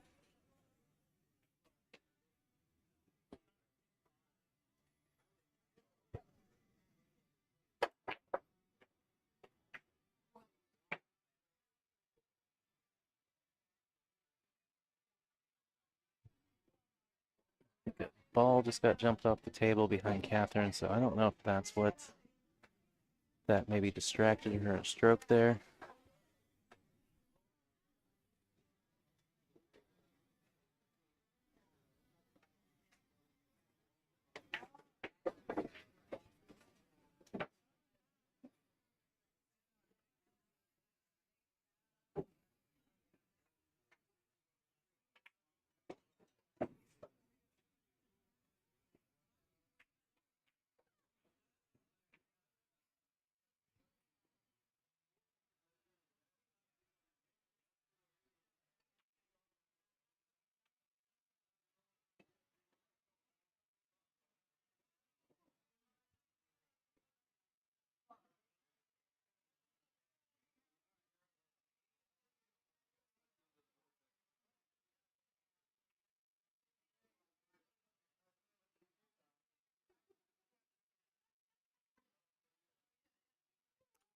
Players joking that Lona joking that is this our practice game, and Catherine acknowledging yes, this is the practice game.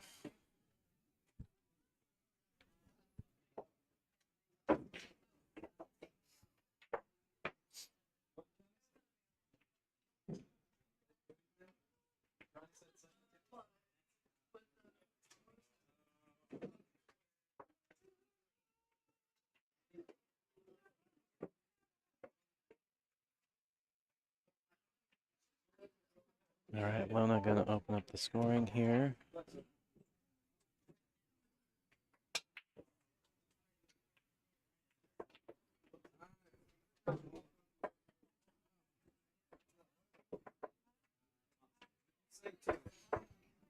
Well, she's supposed to be using the template.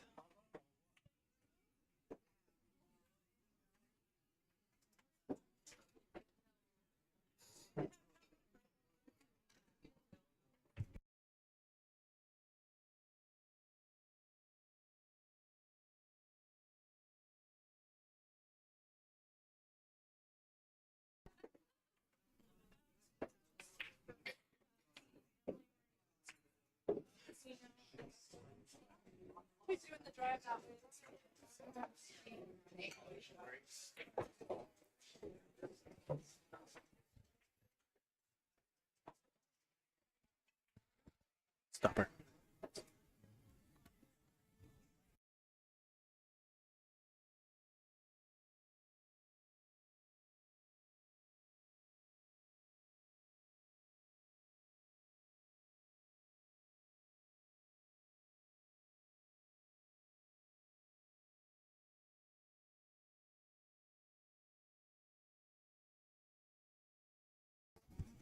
All right. Well, a little bit of a kerfuffle there. Christy decided to take the long way around, and eventually we just had to stop Lona from wasting a break before he got there. Yeah, so we do use the turtle template because they are a sponsor of the tour. As such, the players are required to use it.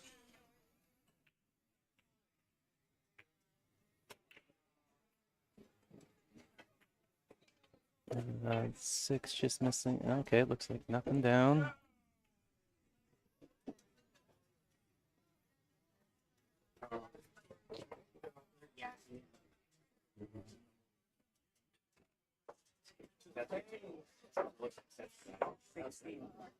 Yeah.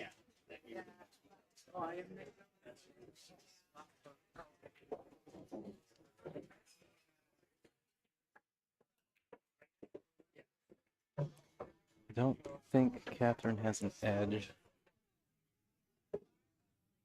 Interesting if she kicks at it or rolls out. It's a spec, she's got to roll out.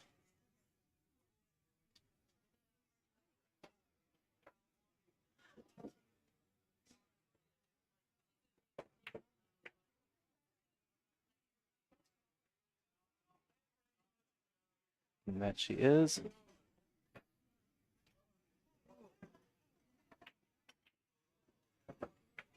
Gonna leave Lona not much to work with.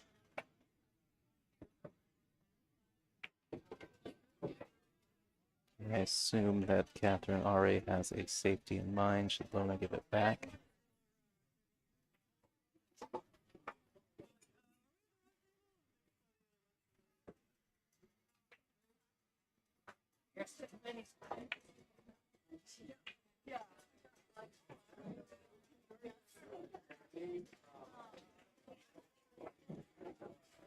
It's worked out well for Lona there.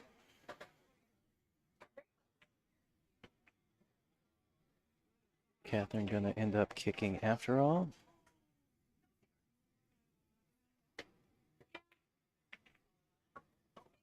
If she goes one or if she goes two.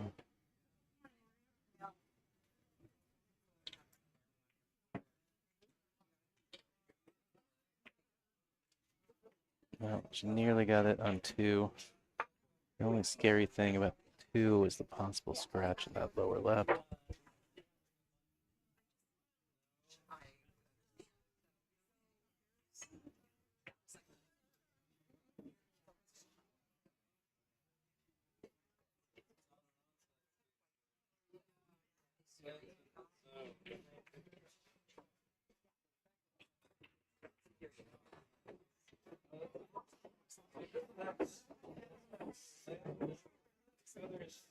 Gonna have to slide underneath. Okay. Oh, I'm just not going to finish that sentence.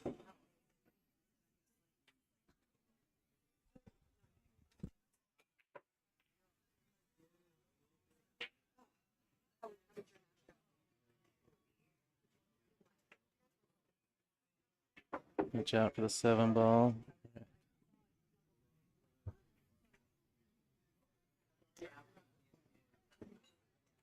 How straight is she on the 3? The 4 is up there by that upper right corner. Yeah, looks like if she's terribly straight, she could just stop the cue ball. Where it is and take the long shot on the 4. Might even roll forward a hair. Like, shooting off the rail now.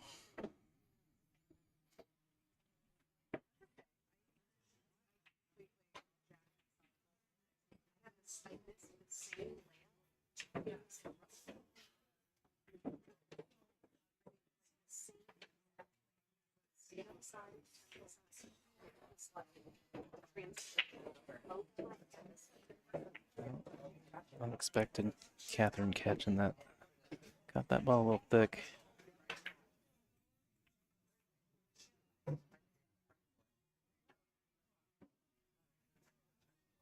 Not sure if she's still got a couple jitters to work out this match, or if it was the shooting off the rail. Combination of both.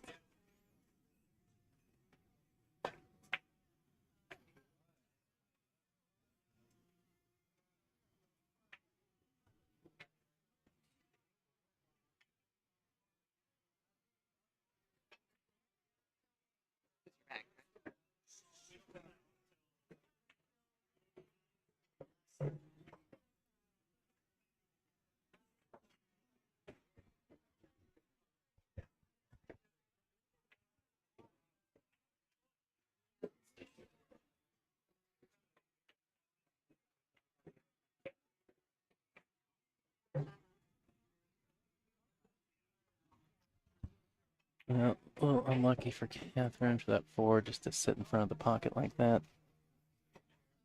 But can't do much about it. It's just how the balls roll sometimes.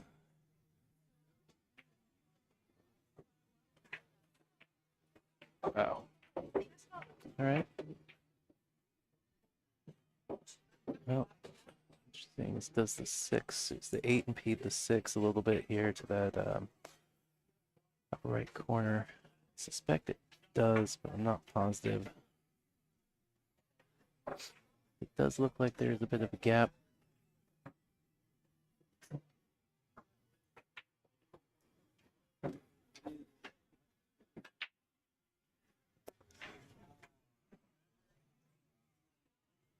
Looks like maybe I think Catherine's setting up to go into the 6-8 cluster. Try and open up the 6 ball.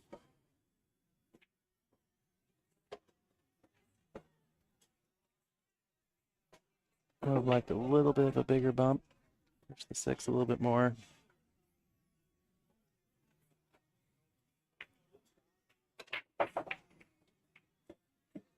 Or maybe gone into it a little bit more to the left. I think she can still cut this in though.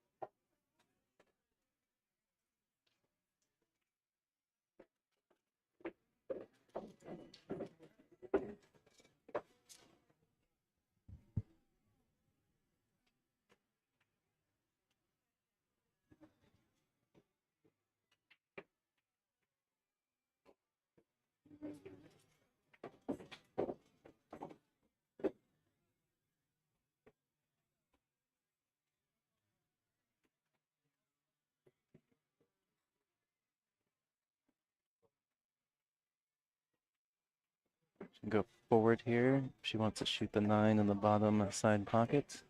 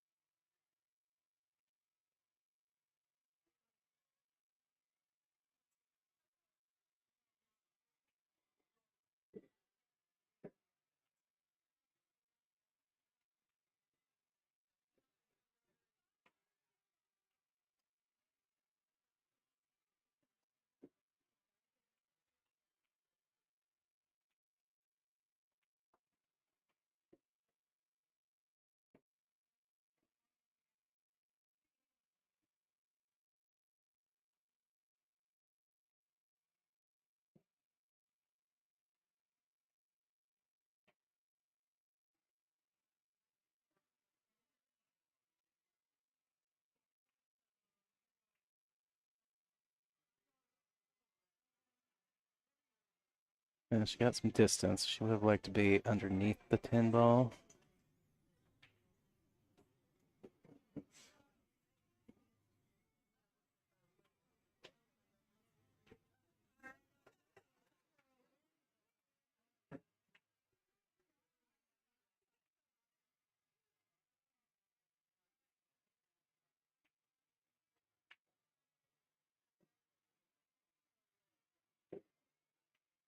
A little bit of a teaser there.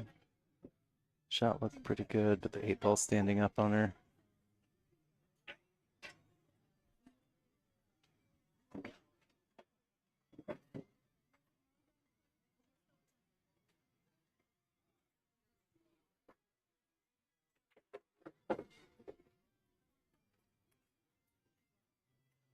Nice shot from Catherine there.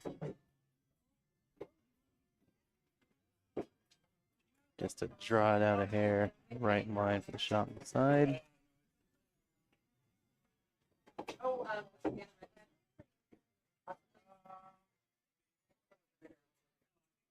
All right, Catherine gonna get on the board here, it looks like.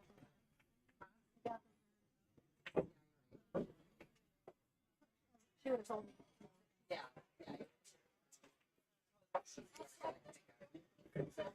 So as I mentioned, we are at the Pocket of Boise here in Boise, Idaho. Tour stop number 4. Big shout out to them for being our host venue and sponsoring the tour. Thank you to Littman Lights for being the official tour sponsor of 2024. Appreciate all the support.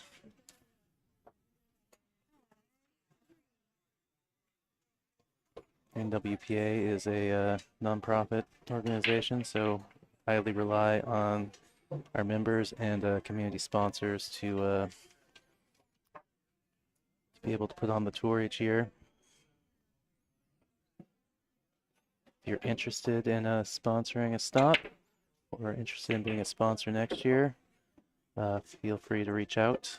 You'll find contact information for them at NWPA, playnwpa.com.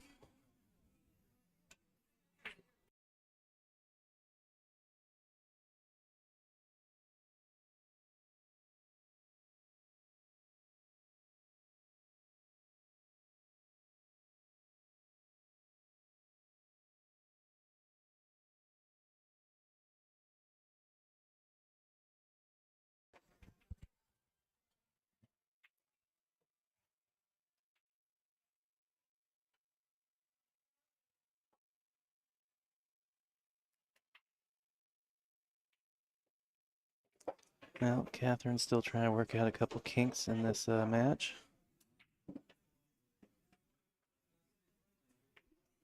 Showing a little frustration after a couple misses here. A couple misses that I would actually, just from my experience of watching Catherine play and playing against her a few times in the past, I'd call uncharacteristic. But we all have those days, and you just got to play through it.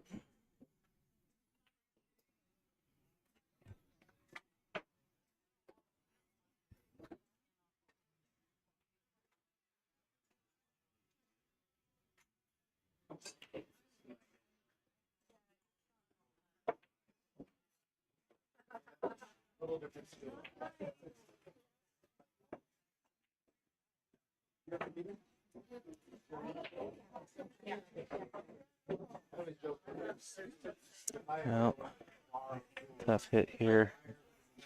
I go 2 rails. This looks a little too tight to me. Yeah, I think she needed to be closer to that second diamond to the right of that upper left pocket, at least. Maybe even 2.5 diamonds.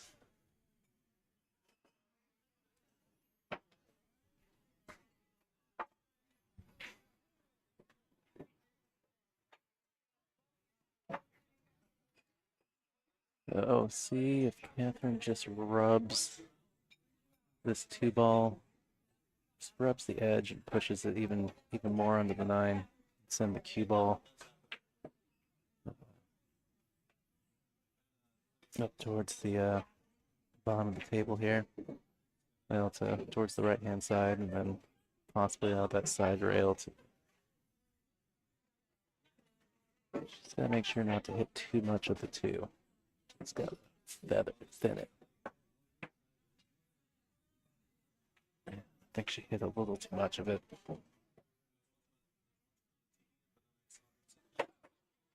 Which is tricky because you're hitting it so thin that, like, a misjudgment, you completely miss the ball.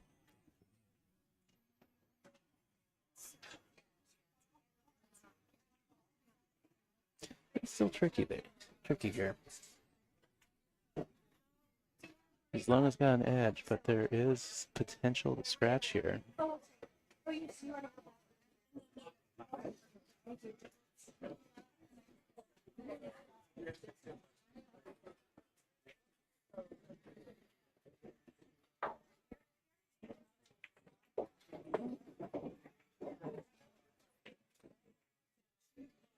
Yeah, she hit it soft enough that it wouldn't have scratched, but also had the double kiss knock the cue ball out of the scratch path anyways.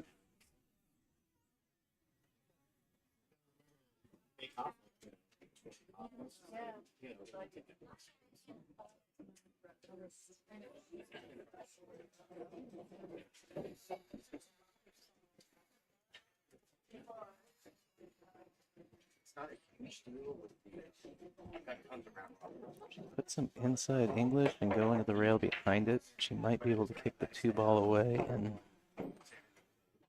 have the cue ball slide towards the 9.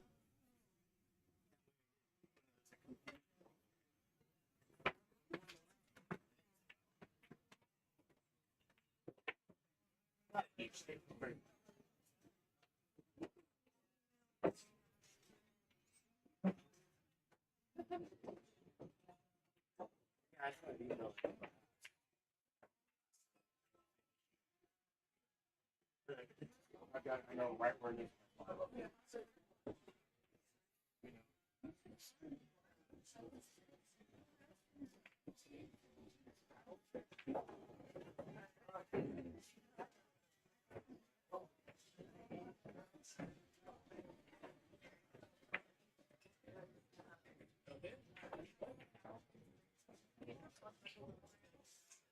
Yeah.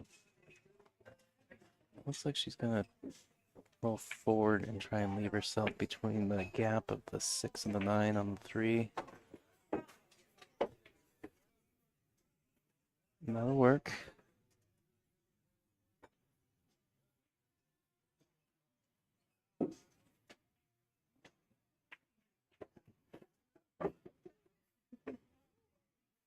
That worked out. Worked out well. Bump the 4 off the rail.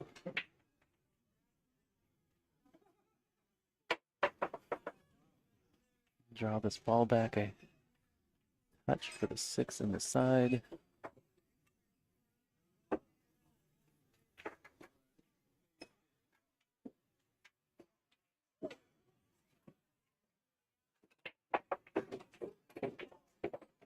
Good angle on the 7 to come back over for the 9.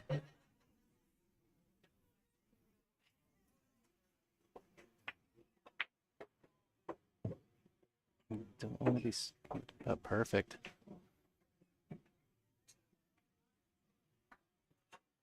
I don't like being straight there just because I don't like being on nearly on the rail. I like that little bit of angle just to pop out. Looking pretty good for Lona here.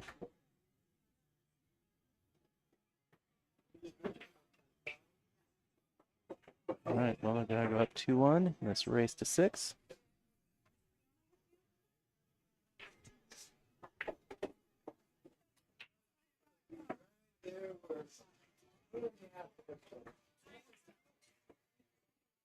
Scorecard's working here.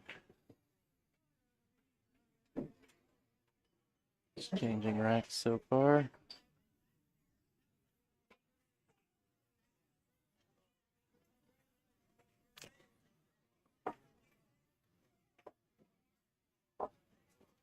Although I think at some point they've mixed up the break. It should be Catherine's break.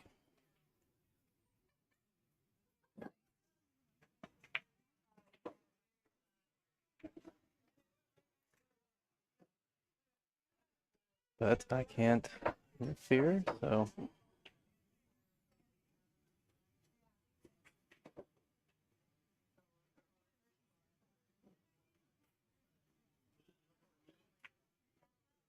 I'm gonna stay out of it.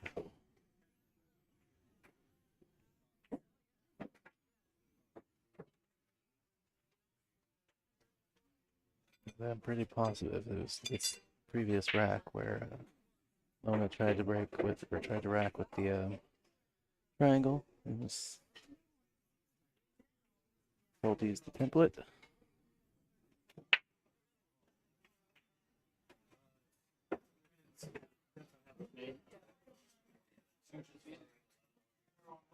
All right, ball down the break. Look at the 1 ball. Who's in the open? After the 1 and the 2, everything looks pretty open here.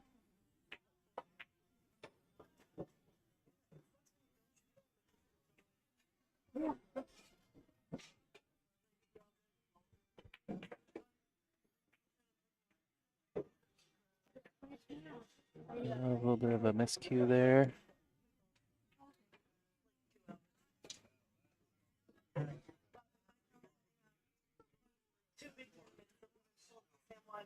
If Catherine can go between this 8 and 3 and hold for the 2. She's gone into the 8. No worries about over-rolling that way.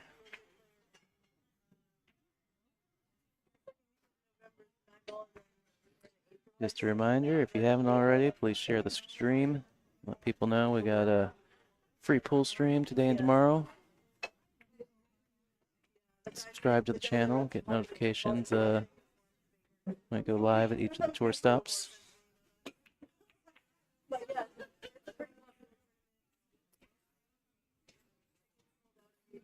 Also, make sure to go out and like the NWPA Facebook page, follow their Instagram, subscribe to their YouTube channel, and just go check out their website, playnwpa.com, if you're interested in signing up for one of the tour stops or just getting more information about the organization or tour in general.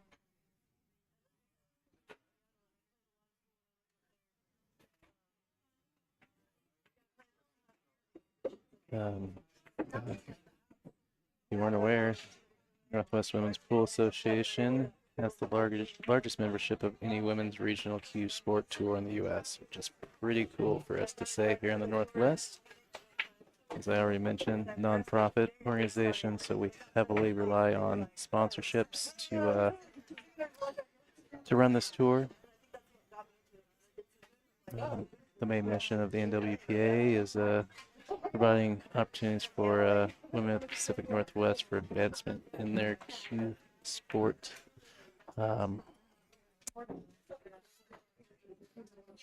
Sorry, get distracted by what's happening here on the screen.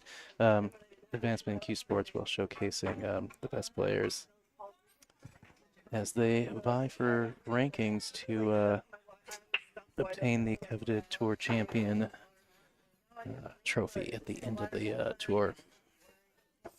With that said, the tour is not limited to women of the Pacific Northwest. Women from anywhere can enter, so if you happen to be in the region or want to travel to one of those stops and aren't located in the Pacific Northwest, that is not a limiting factor. You are more than welcome to sign up and come out and compete. We actually had Sophia Mast, one of the upcoming juniors, come up from Florida at the Spokane stop last year. She snapped that off.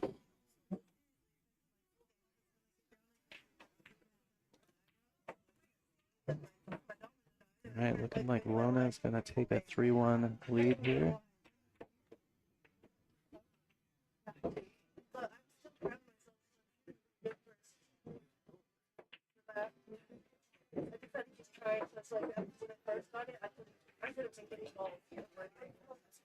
Some sort of muscle memory. Then I just kept trying to.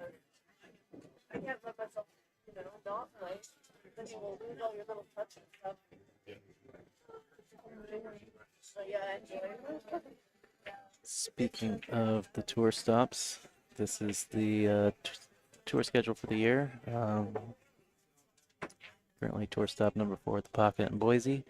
We'll be headed to Spokane next month, 21st, 22nd, to Legacy Billiards.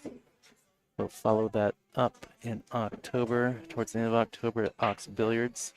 That will be a 9-ball event, as that will be played on 9-foot tables.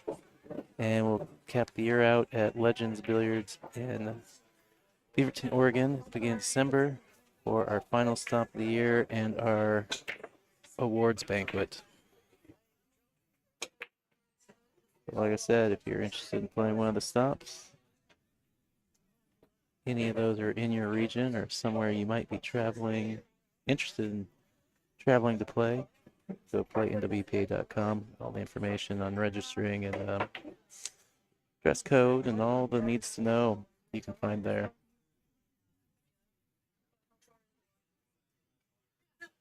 Another note, if you are interested in the bracket, seeing the bracket for this event, it is on digitalpool.com. You can go search NWPA 2024 stop 4, and that should bring it up. The link for that's also on the playnwpa.com website, as well as the NWPA Facebook page.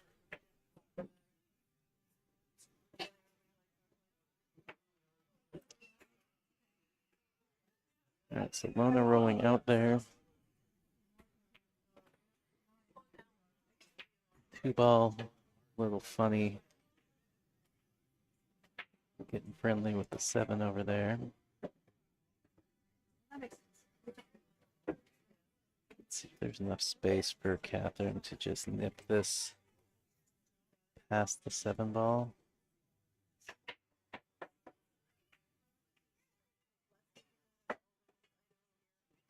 I think she was hoping the cue ball was going to come back out of that rail and stick on 7, and it has not. The 2-ball is open for Lona here.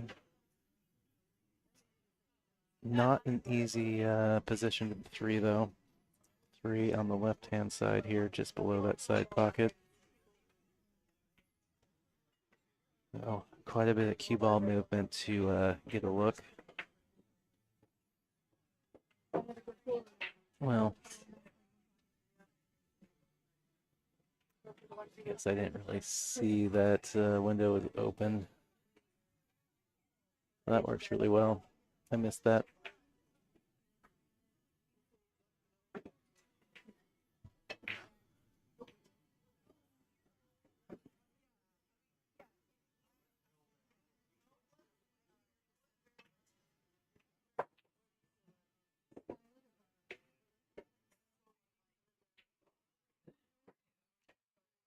Well, looks like you can almost just stop 3. Stop 4. Stop on the 5. And about the 6-ball is the first major movement transition I see here.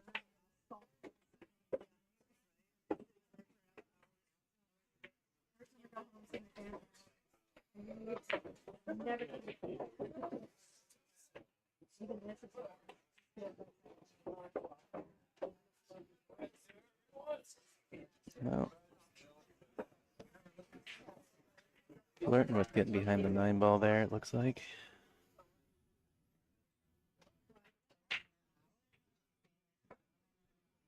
That tournament in Memphis, firehouse. 15 minutes. Anybody asks you like there's anything else to do, you know, like if I know the tables will be busy for quite some time. Well, it's a 7 o'clock. We've got 3 practices at 3. It's a $15 entry. Race and Can't tell if she has to go around the 10 or if she has to go. No, she can go right in front of it. The only thing is she's now tree-topped on the 10.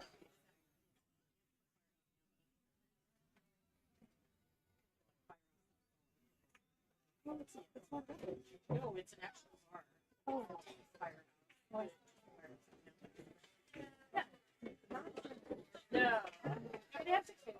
All right, did well just to nip it in, take the medicine, and shoot the 8-ball from off the rail there.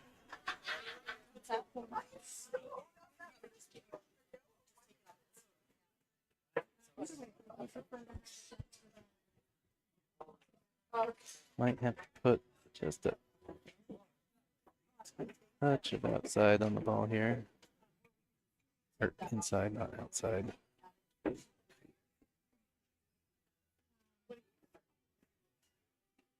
Do you need the cap?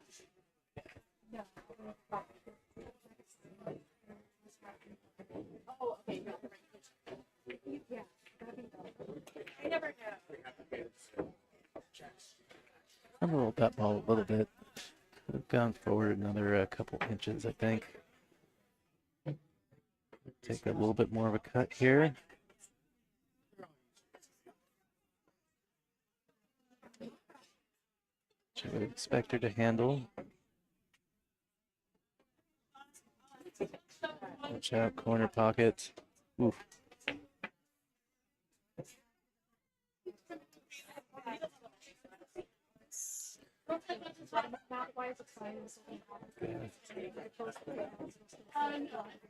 Apparently, looks like Catherine's had a couple balls scored on her. That's what she's saying. A couple skids.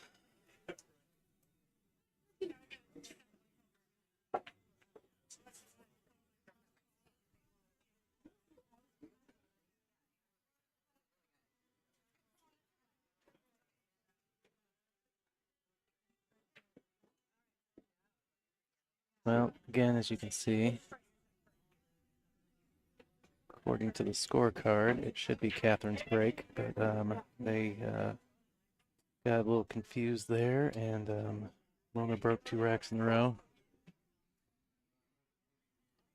But it's not my job to tell them.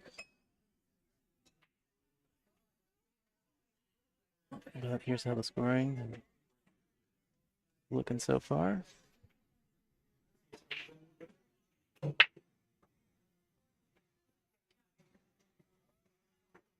Well, those 2 balls going just a little high of the side pockets there. Well, I guess it would be low from this angle, but generally where you're breaking, you would call it high coming back towards you, and low if they stayed below the pockets down by the rack.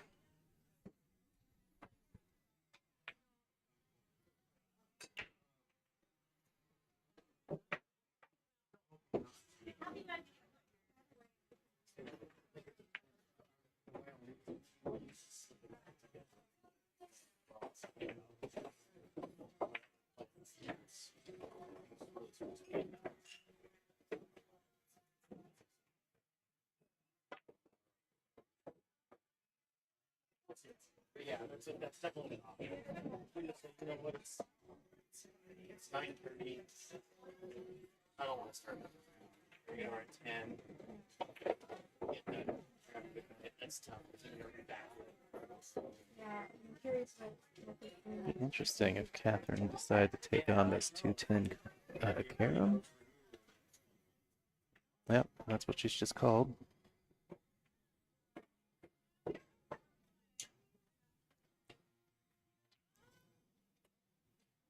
Looking at the various safety options, she saw the same thing I did. Doesn't miss it by much. A little bump off that 8 ball. Is that the 8 ball? No, the 4 ball. Push that 2 ball out where Lona can see it.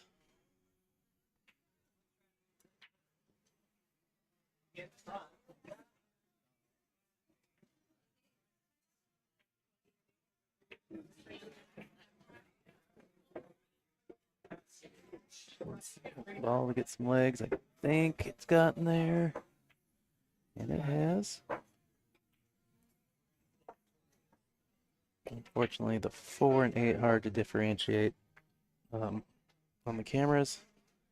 But as I mentioned, that is the 4 ball on the right hand rail there. The 7 ball. Just looking pretty straight on this 3 ball.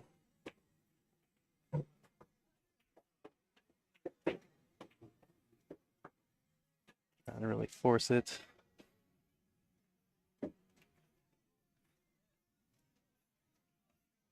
There is a bank here.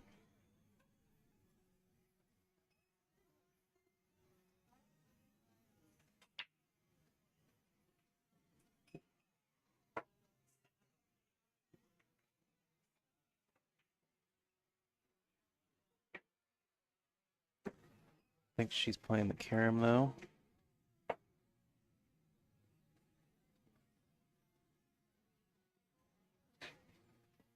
All right, ball in hand.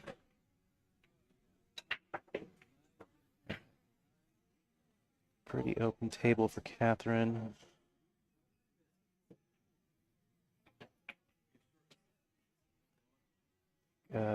She can bear down and just stay in position. I would expect her to get out here.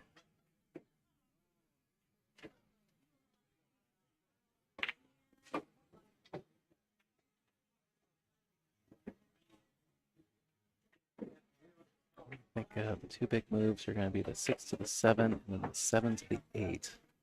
That 8 is just above or below the side pocket, depending on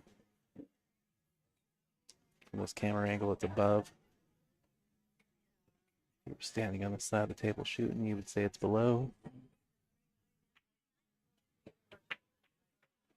It's a pretty good shot. Does not want to get straight though.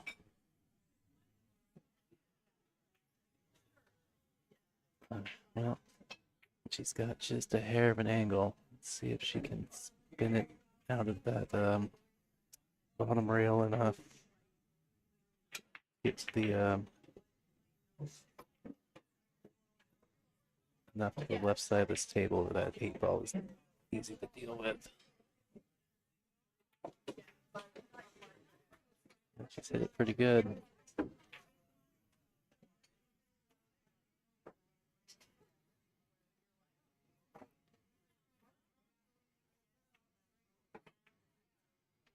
Still just a hair on the wrong side of it though, so she's gonna have to move the cue ball here. Probably 2 rails, 3 rails. She tried to go behind it.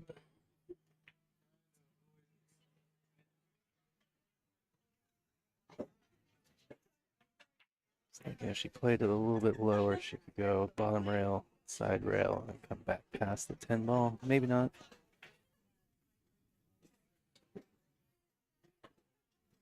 The other option was that playing that shot she just played with a bunch of inside English, so it kills out of that bottom, that left-hand side rail and comes straight back up table. Good separation defense here.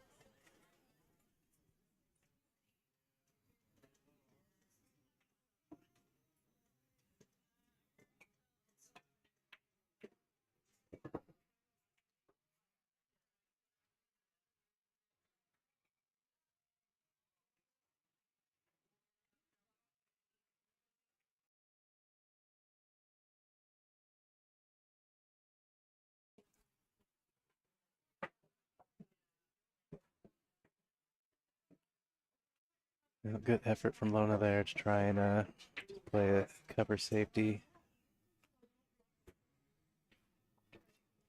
Overhit it a little bit. It's leaked out over the side pocket. Ooh.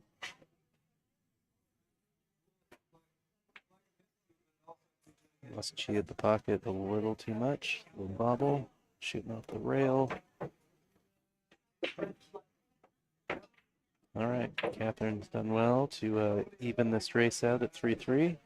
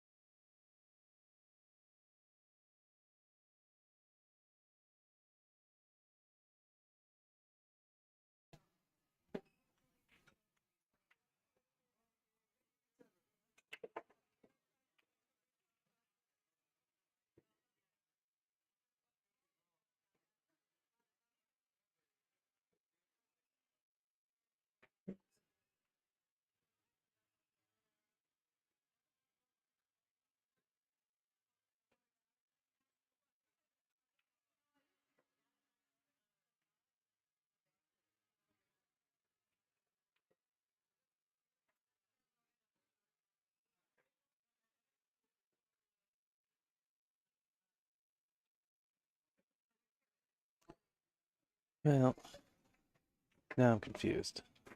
So I'm thinking about the opening break. And that was Catherine, because I believe she scratched on the opening break from what I recall. Which means Catherine won the lag. Which means that an even score line, it would have been Catherine's break. So I wonder if they just marked who won the lag incorrectly there at the beginning. Yeah, when I go back and check the scorecard, it's showing the break for the wrong person. So either that's a bug in the TV scorecard. Maybe the tablet shows it different. I don't know. But I'm not going to worry about it.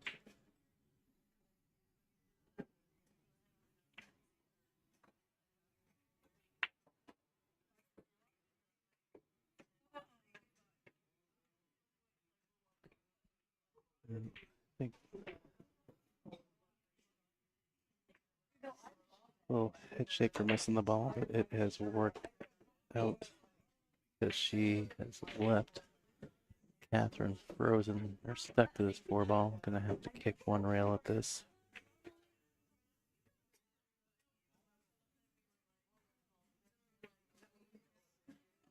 She got the hit. Is it before or after?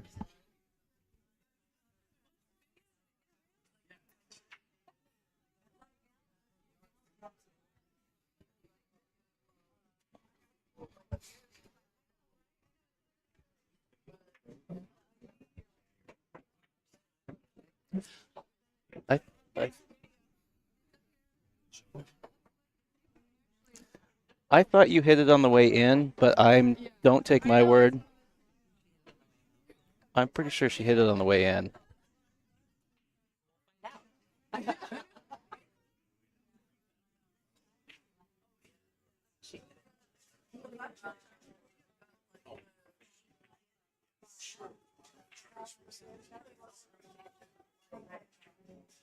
Yeah, she hit it on the way in.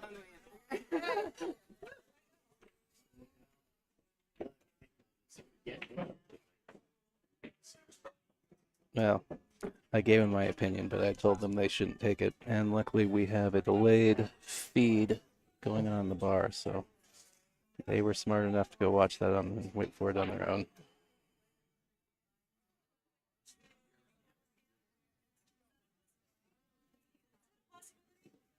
That's correct.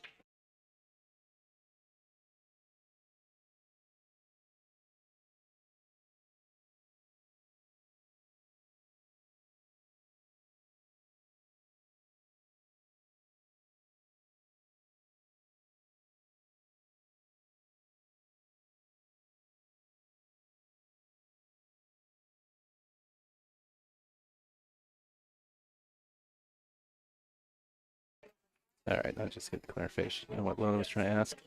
She was trying to ask if if you play APA, you're familiar with the fact that you can just pick up the cue ball if you don't want to shoot and give it to your opponent. In the BCA rules, if you just pick up the cue ball, that's a sportsmanship violation. You have to at least make contact, with your cue stick and the cue ball. Now, you can just tap it, shoot it at nothing, and that counts. But after clarification on that rule, she decided to try and maybe spin out the point there just to brush it. But I like that thought.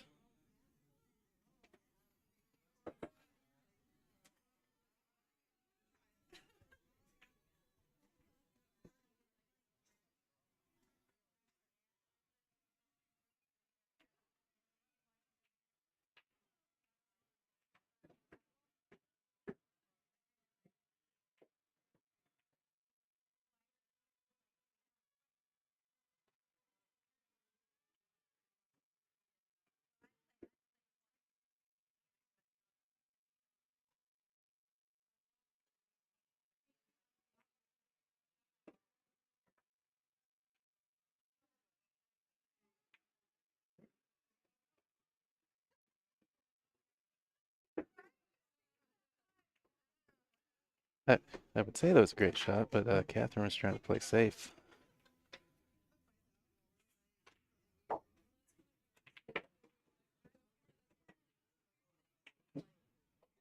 And the dang 2-ball went in, and she would have had to look at the 3 had she called it.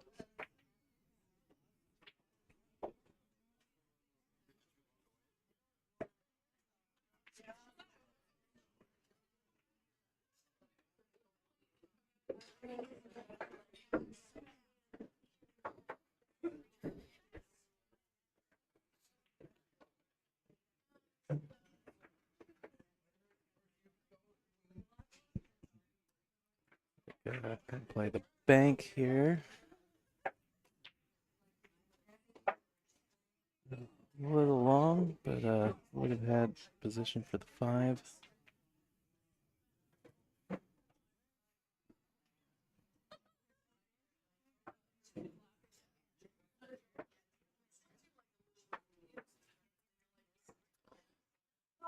You can't tell if the 6 goes. Kind of looks like it from here, but when I look across the table, it doesn't look like it. What I was going to say, if it doesn't, she could open it up right now, which is what she's done. Which I guess even if it did go, she could have just used that as a stopper.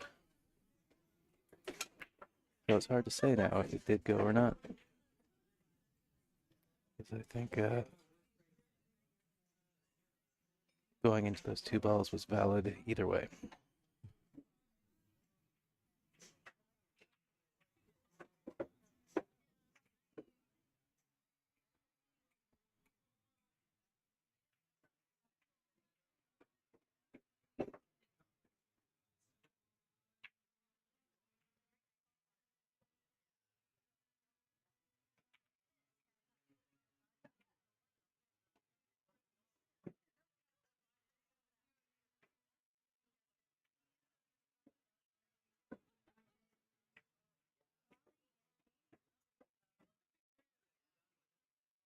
Good shot to make sure she didn't go underneath the 10 ball and get herself hooked on it.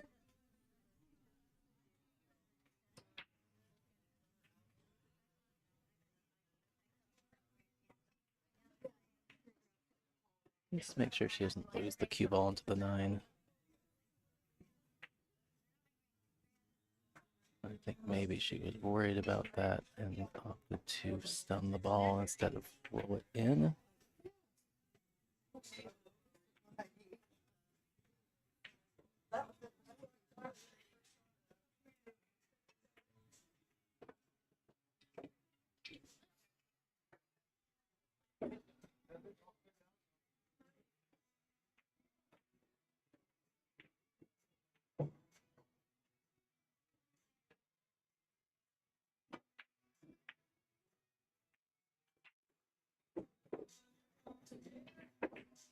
Well, Malone's going to roll a little short here for the 8 ball.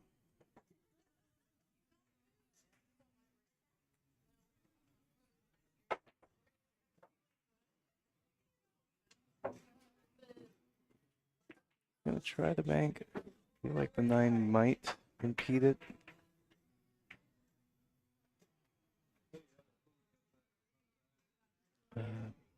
It's kind of worked out for her. It's the kiss on the 9 has sent the 8 ball down to the bottom of the table. Depending on how much of that ball Catherine can see, if she can see a lot of it, she can probably play a pretty devastating safe. She's called the bank, though.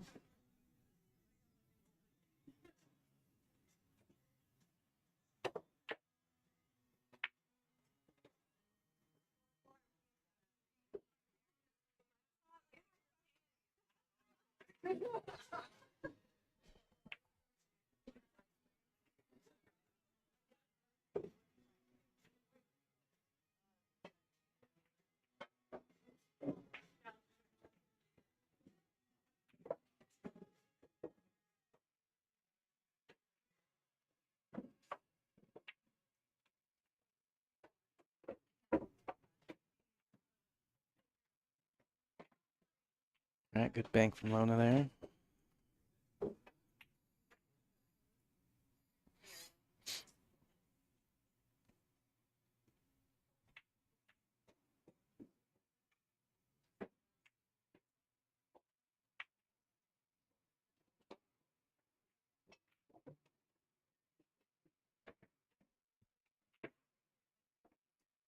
Have a touchy shot, easy to overcut. Also easy to overhit speed-wise.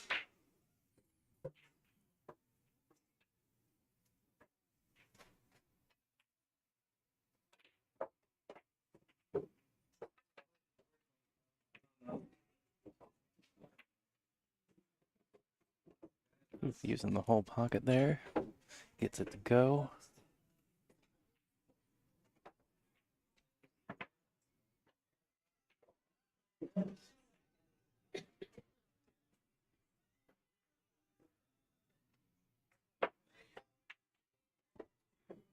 Jab side pocket.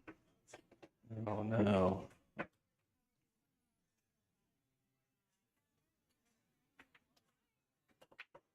All right. So it looks like we got a player break.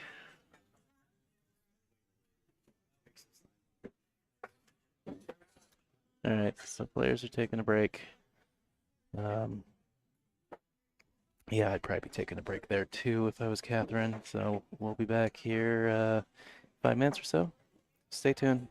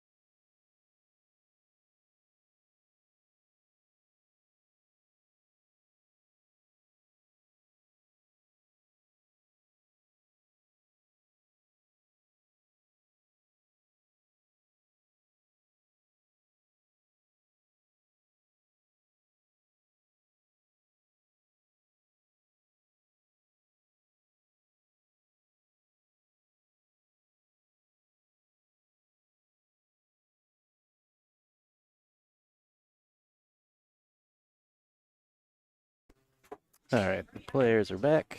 I went back and checked the feed and determined my whole confusion is because on the scoring tablet they selected the opposite player of who actually won the lag. So when I look at the score card, it shows the opposite person supposed to be breaking.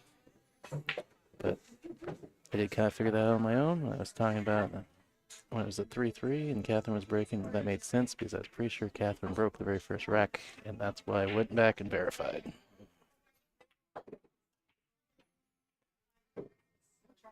So the players know what they're doing.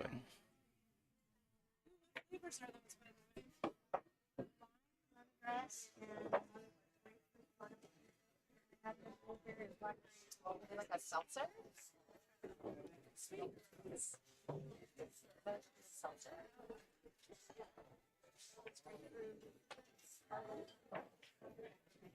All right.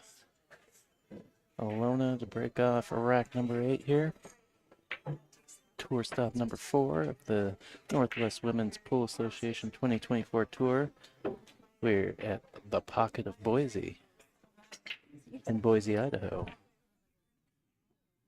If you weren't sure. All right, something down on the break. See the one? No gimme pocket.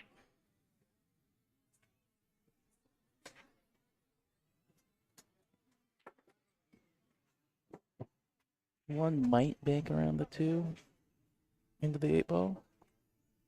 That's a possible option. Not positive though. I may actually believe it does, but wow, did she just call the combo and and scratch? No.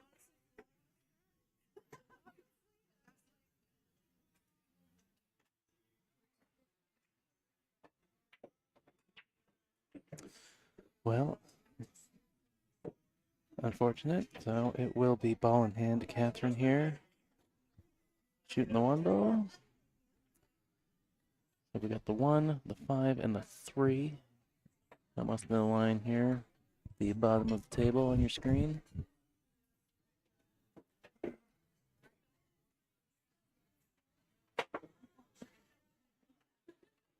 Just seeing what she's doing. So she is. Alright, so she's got enough of it past the 5.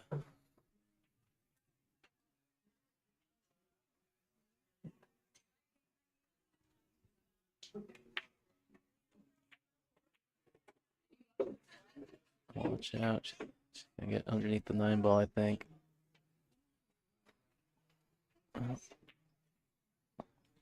Or looks to carry him off the 8. I wonder if she'll grab her jump cue. She's walking away from the table. I think she is.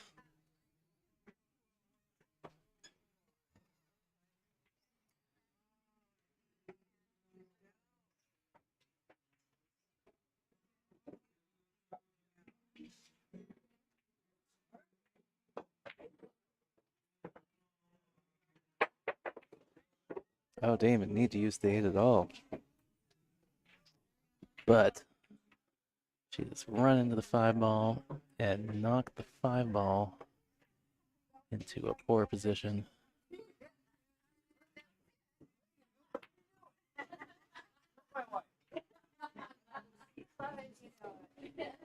Looking to kick at the 5 now.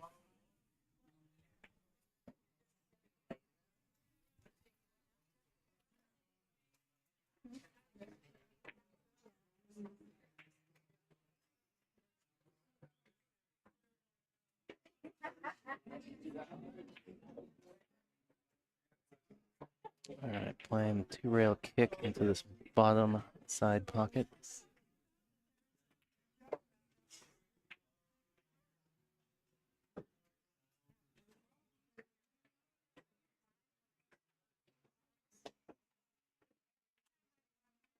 Well, one of the balls went into the pocket she was calling, but not the one she wanted.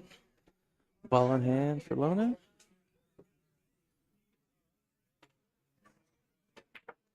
big opportunity for Lona here. To go up on the hill potentially if she can run these 5 balls out.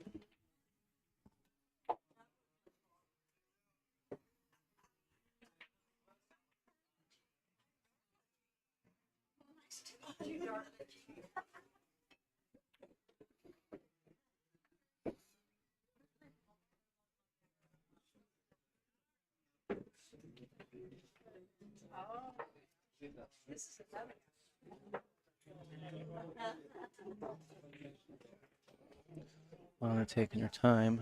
She's trying to sort out what she wants to do with the 7 ball. Try and keep it simple. Maybe stun towards it so she can shoot it to that upper right corner pocket. Corner pocket in the upper right of your screen.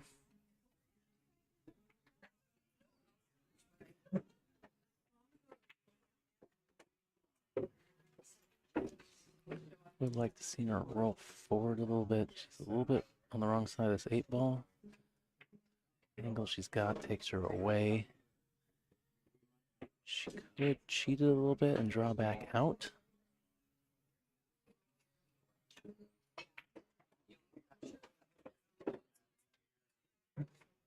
All right, well now she's got a blind back cut on the 9.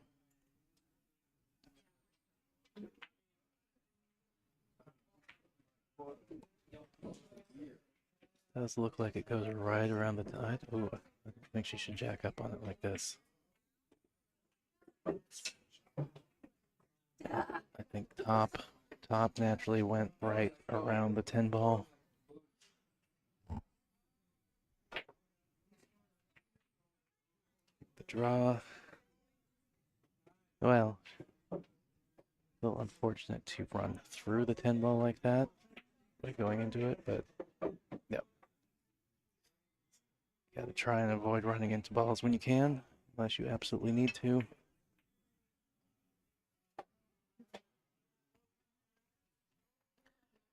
A big swing there. Looked like Lona was going to go up on the hill 5-3. We're now tied at 4 all.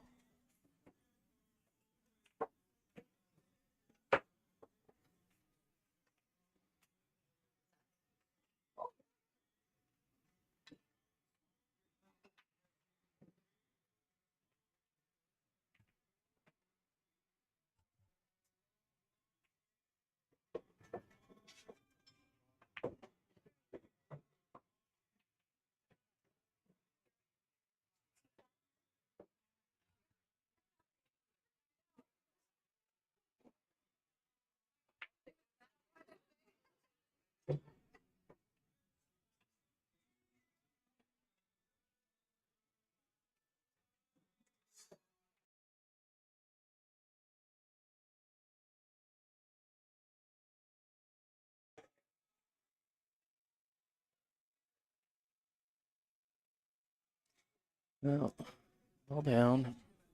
Nothing easy on the 1. Not positive she even has an edge here. Even if she did, I think it runs into the corner pocket. Probably going to roll out.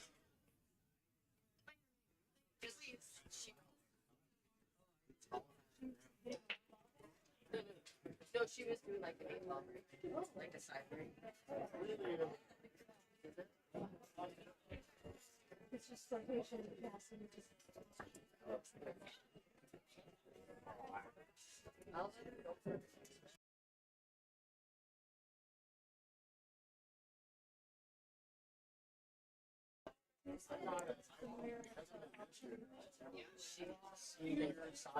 The massage thing. Oh, okay. I think she changed her mind. Up just a kick. Saw an opportunity to get behind the ball. Done well.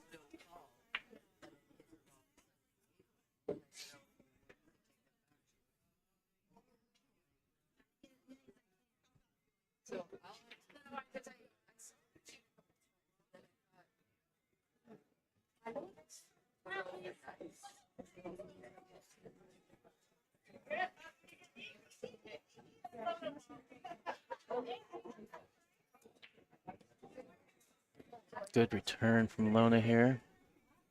Just catching a piece of that one, pushing it back to the rail. Cue ball getting around the 9 ball for cover.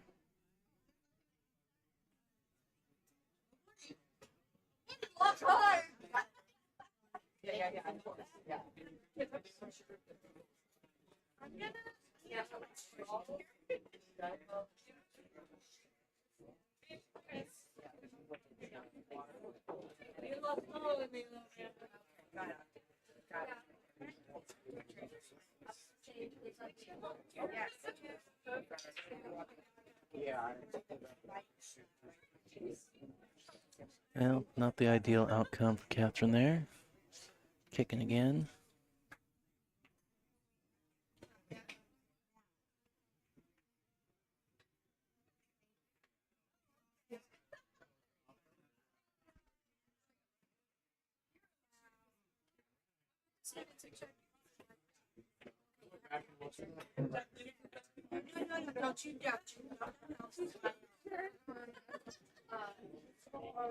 Good hit.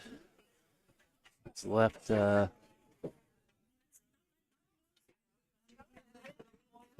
a cut.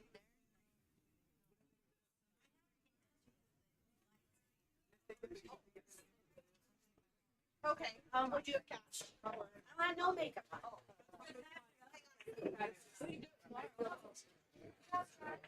Hey, Steph.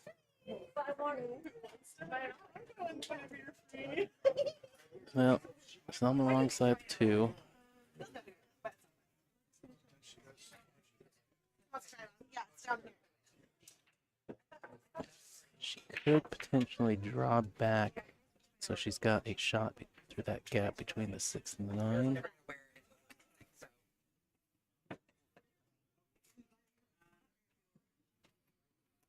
Looks like she's gonna go forward, leave herself for that gap, and just take the longer shot. Easier to control a rolling ball than it is a drawing the ball. Easy to overdraw or underdraw.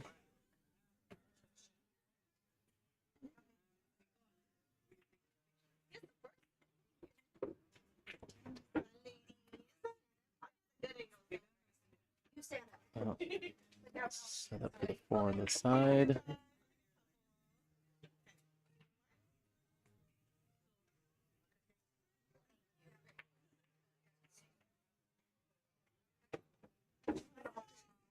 Would have liked a little bit more speed there, but still very workable angle on the cut. There's this side pocket at the bottom of your screen.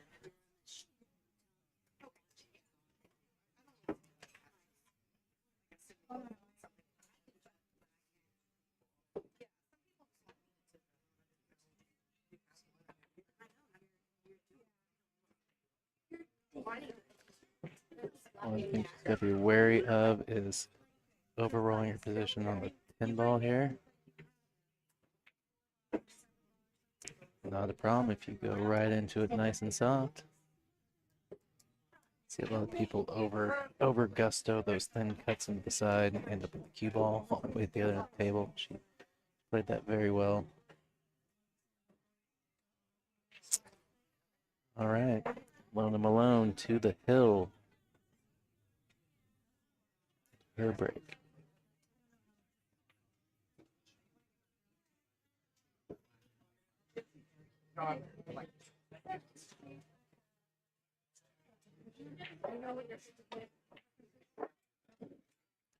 All right, maybe I'm not confused. Maybe they actually have switched breaks a couple times here.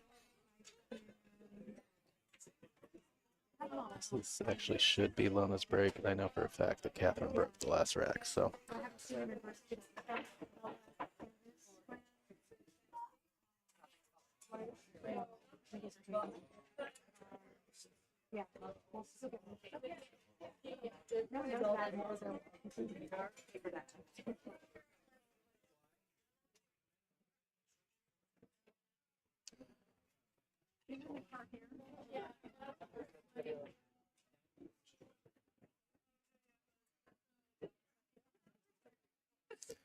Which I don't know what I'd prefer, if I'd prefer fading this break to try and get to the hill, or breaking on the hill, because what's happened here is it should be Lona's break.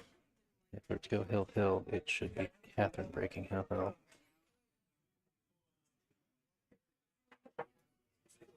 But it's up to the players to keep track of who's supposed to be breaking when.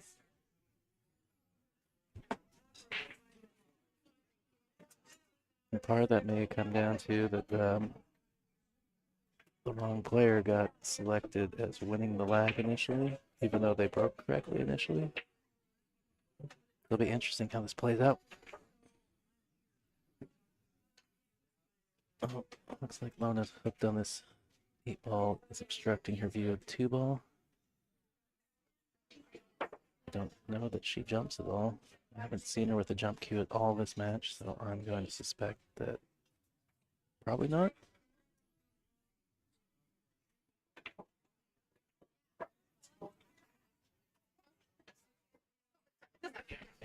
Yeah.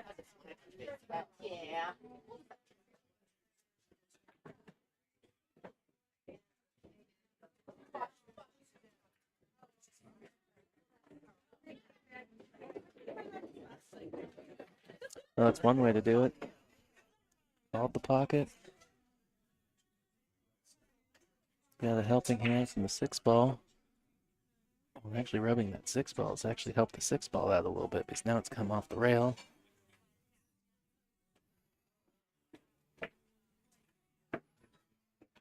But she's bobbled the 3-ball.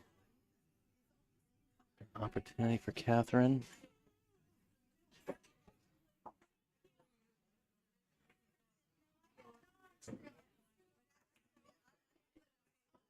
No clusters, everything out in the open here.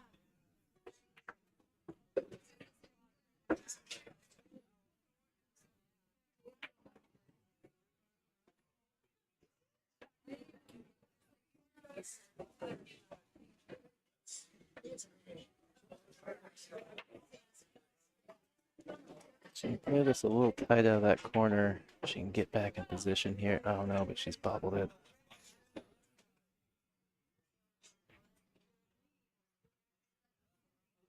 I don't know if that's because she put a little outside on it. I'm not sure what happened there.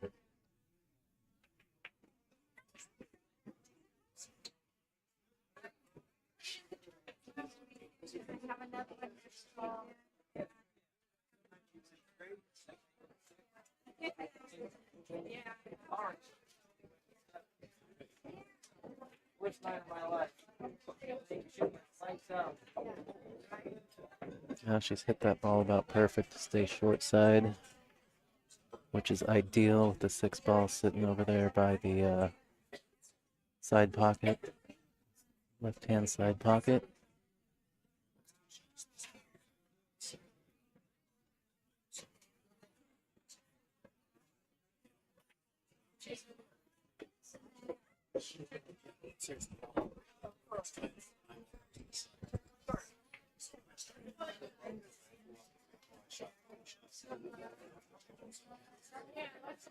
Very noisy in here. I do apologize for all the background noise that the mic on my headset may be picking up. Although just looking at the meter bars, I'm sure is picking up.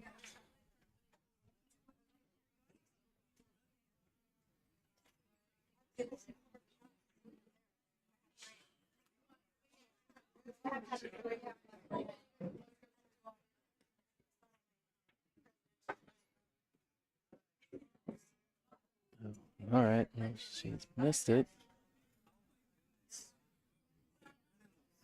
I was about to say that she's left herself real flat on this 8-ball. Tricky cut, but instead, Catherine gets to come to the table with another chance to get out on this rack and give us, I think, our first hill-hill match of the day.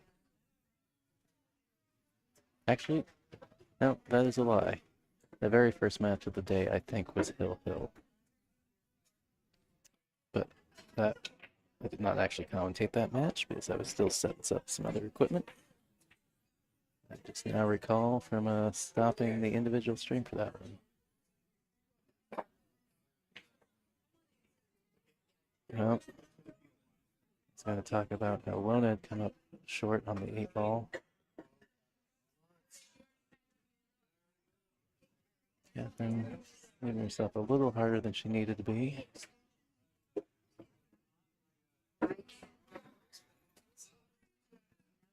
Well, another tester. Did well. Play a shot for the short side of this 9-ball, but just overrolled a little bit, so now she's got that blind back cut.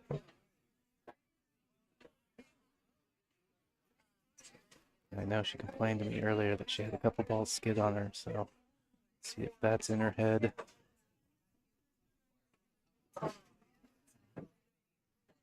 It's got to bear down, make it.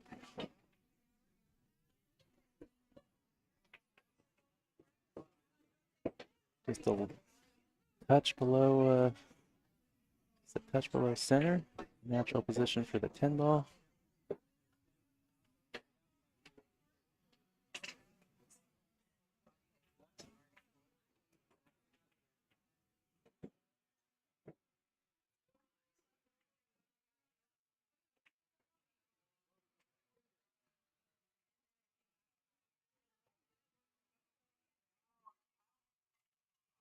Oh, left it a little funky for Lona here.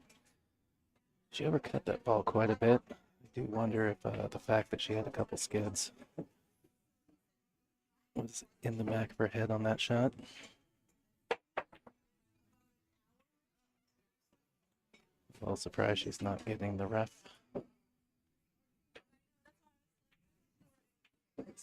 All right, I think she did. Lona stood up, and I looked up, and I think Catherine did say something to her if she's going to shoot it like that.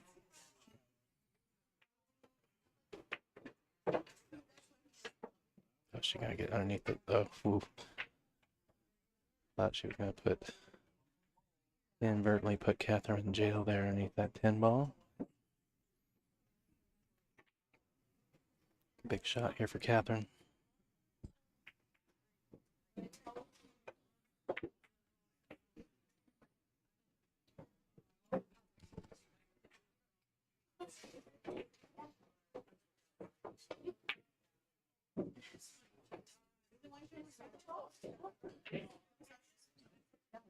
It's behind like 2 minutes.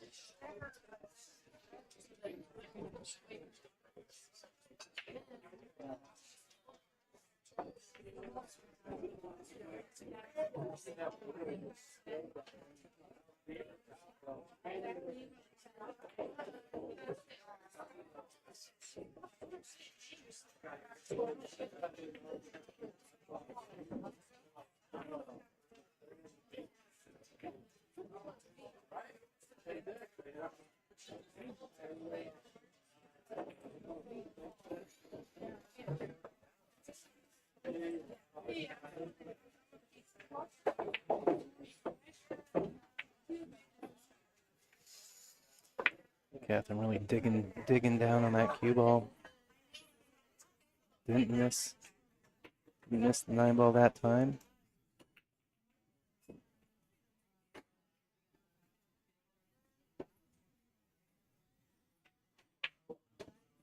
Oh gosh. But we're getting to the stage where we have And there we have it, Hill Hill. We have a Hill Hill thriller. not a lot.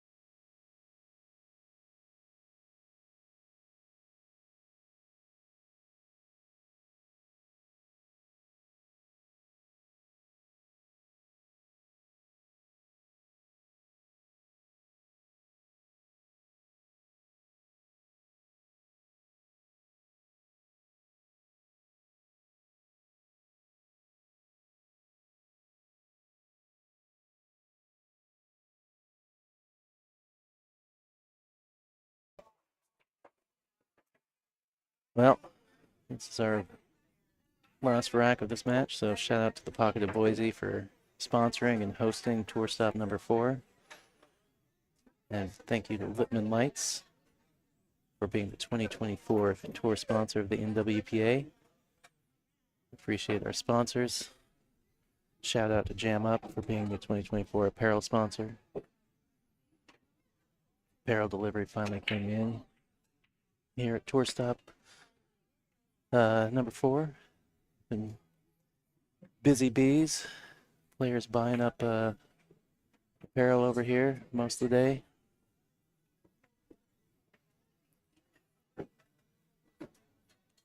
All right, and of course, wouldn't this be a funky little rack here to end this match? Bit of nonsense with the 6-9. Just kind of a general mess. The upper left corner of the screen here.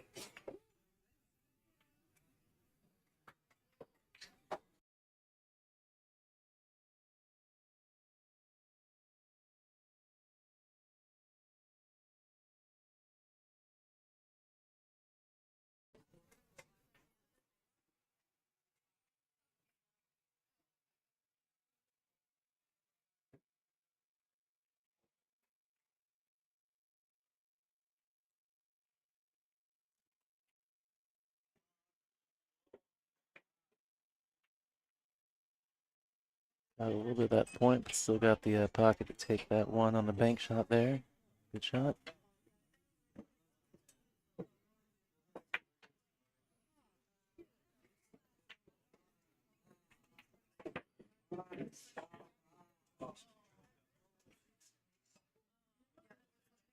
She looking at this 210 carom. Don't hate it, but it is hill. If you're going to gamble on that shot, you better make sure if it doesn't go, you don't leave it for your opponent. I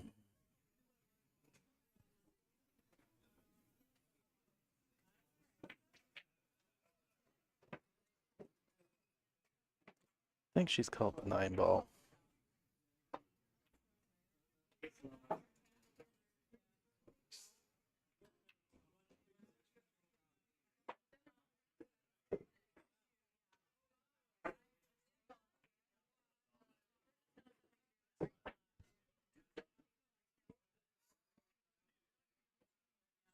Table not getting any prettier here.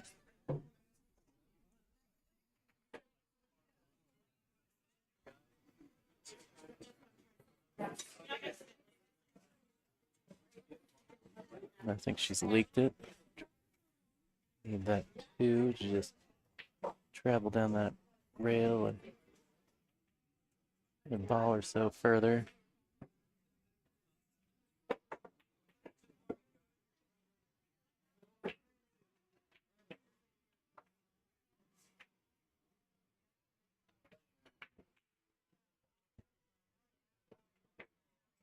All right, jail time for Lona there from Catherine.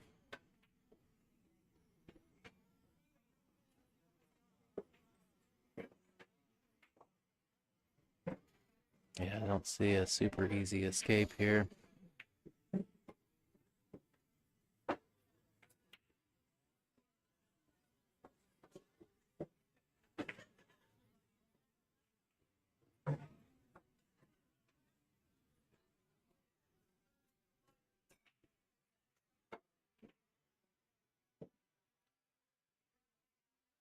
As Lona, the one thing I want to make sure I don't do is disturb any of this mess down here by where you're trapped.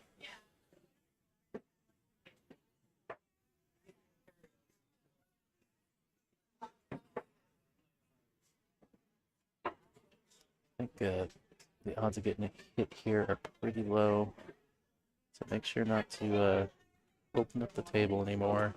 With that 2 so far from everything, Catherine's opportunities to hook you up as good again aren't going to be as easy.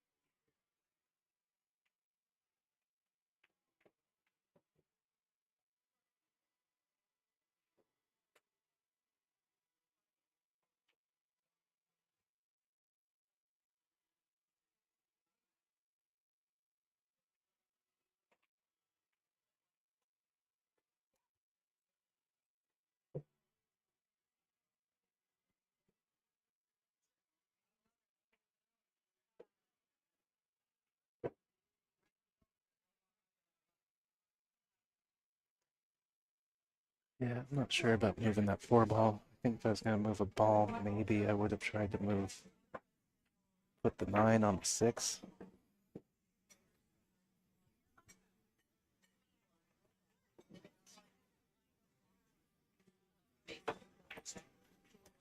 But the one hard thing here is still going to be 3-6 combo and making sure you have a play on the 3 afterwards.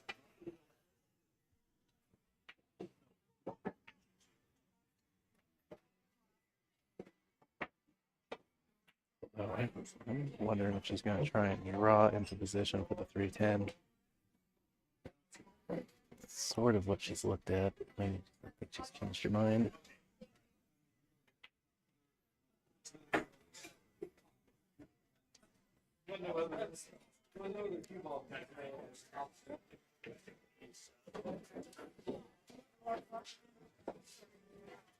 Alright, so maybe she is going to consider trying to get her on the second pal now.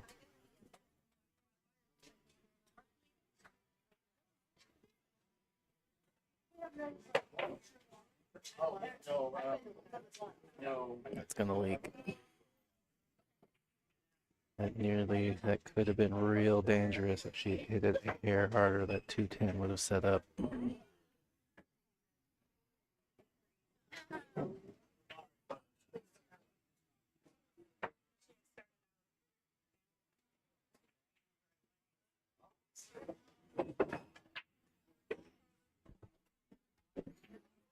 Well, it's a little bit of a ticky-tacky rack here to end this match. Nothing coming terribly easy for either player right now.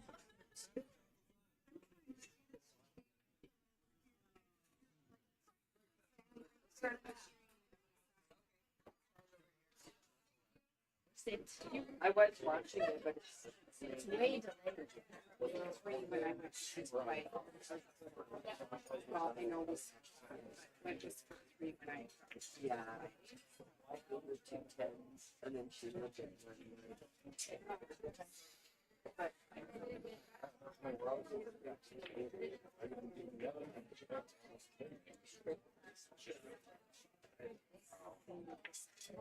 second is I have to say that.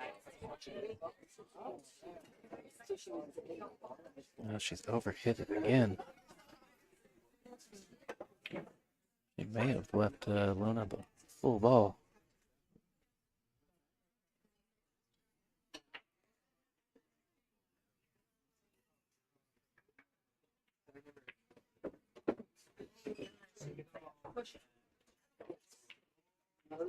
Well, that's the maybe big shot for Luna here as the transition on the 5.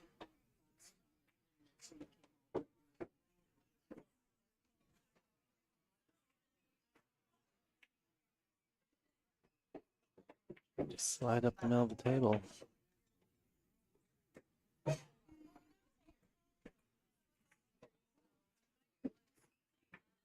I think she's gotten away with this. That 4 is pretty deep in the pocket.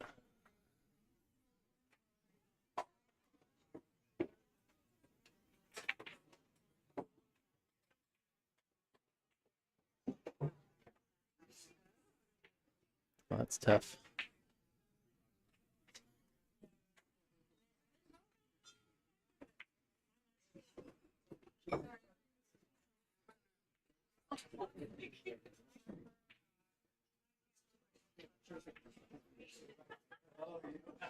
I think she's got to see this. I don't think she can get through there going 1 reel. And I'm absolutely wrong.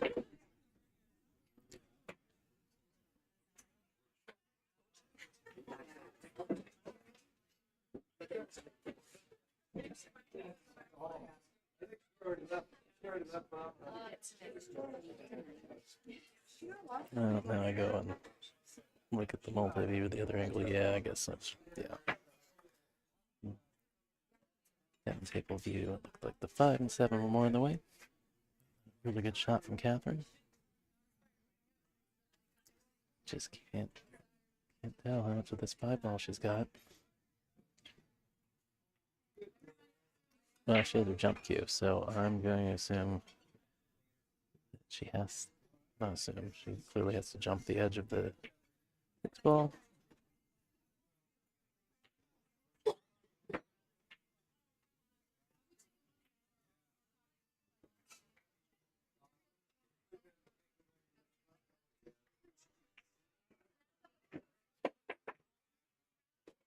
Oh no.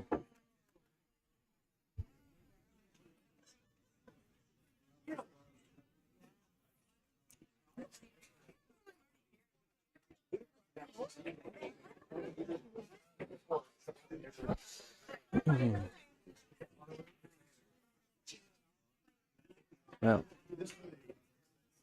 still not a gimme.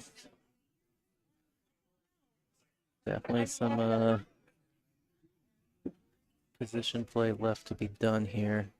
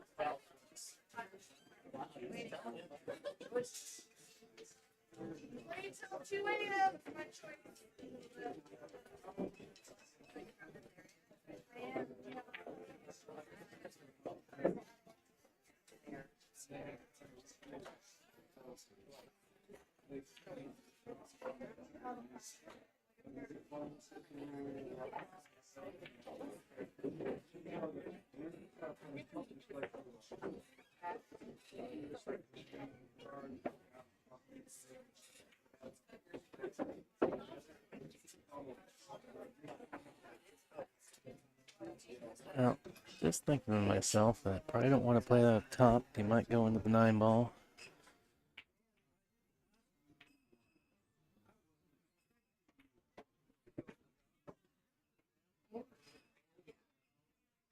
Center ball, maybe just a quarter tip above center.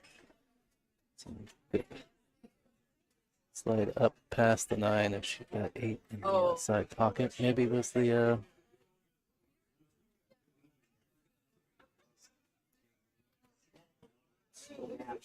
she's not gonna get a rail.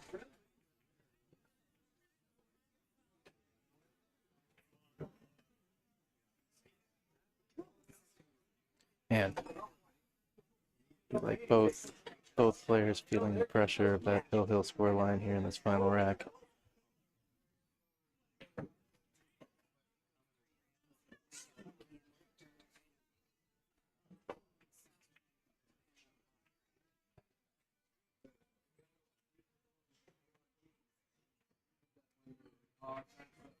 Would you like your seat back, Missy? Let's steal this one. I'm gonna use my computer, but I think should I try this one?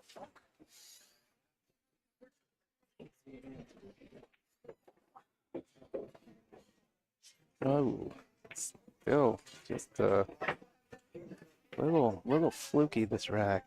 She's overhit that. She's on the wrong side of it, laughing at herself. Now gonna have to go a couple rails around the table.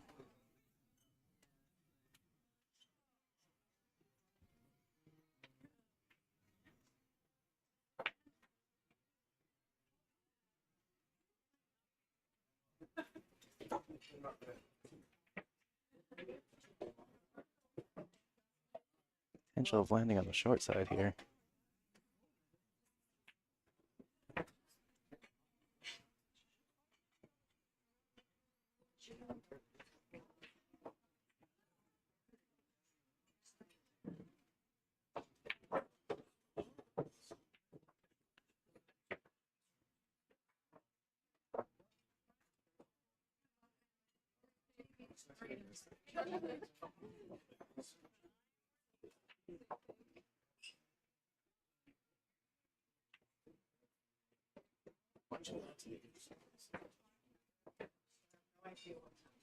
Okay, so remember last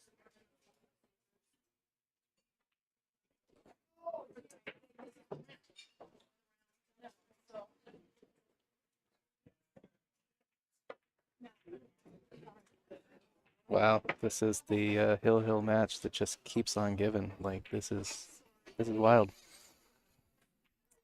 And I think she's got.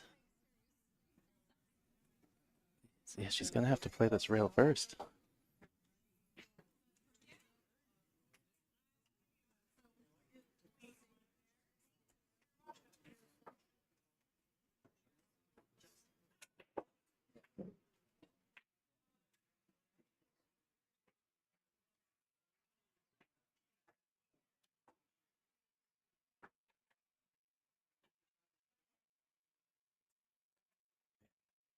Part of me almost likes the full table kick better. Depending on how you hit this cue ball has the potential to do a couple things.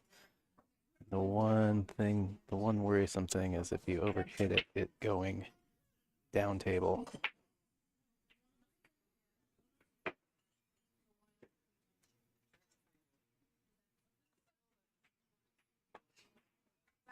Or if you take a line too far down the rail that you miss it completely.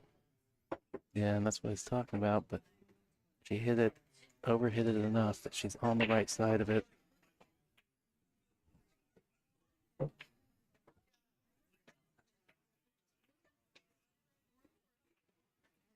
two.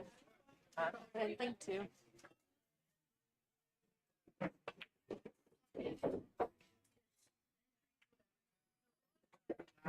Wow. What a match. What a match. Well, at the end of the day, Catherine is going to take that down 6-5 in a roller coaster of emotions there. Every time you thought the rack was over, it had something more to give. All right. Well, as I said, Catherine's going to advance on the A side. Lona's going to hop over to the B side. Have a really good showing. Take a break here for a minute, and I'm sure the next match will be up very quick.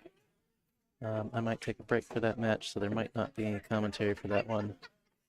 But stick around. We will have that match up and running here in a minute.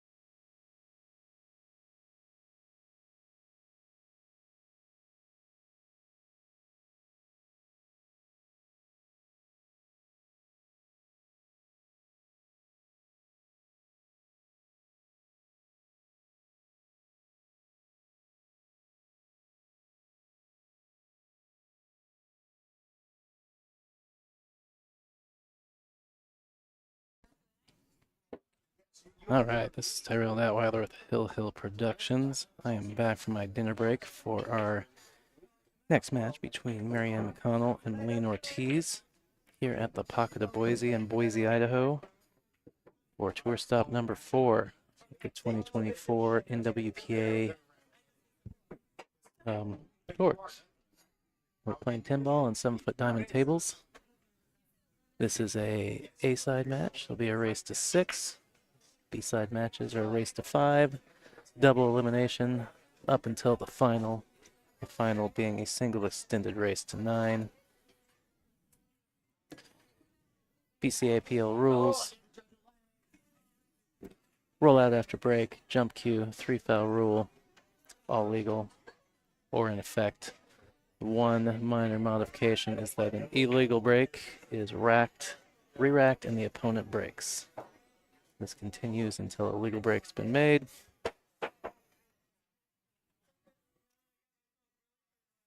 All right, here we have it. Looks like Molina has won the lag here.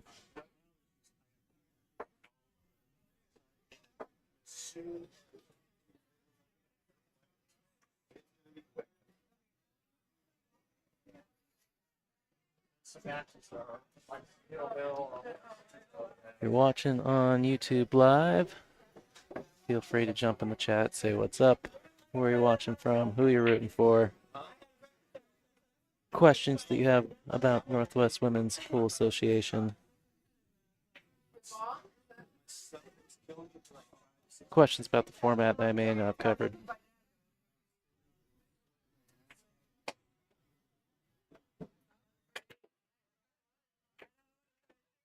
All right, 5 on the side.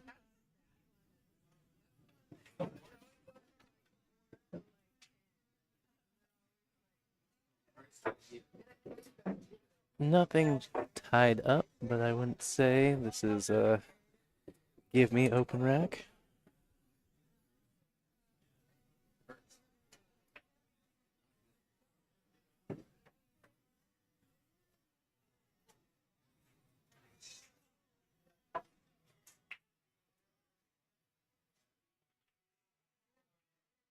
Molina waiting on the shooter behind her. One does pass to this corner in the lower right of the screen.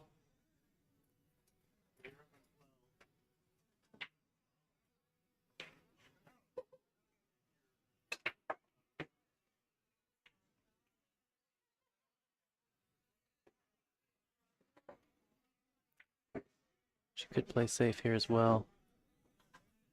She doesn't like the outcome on the 2-ball.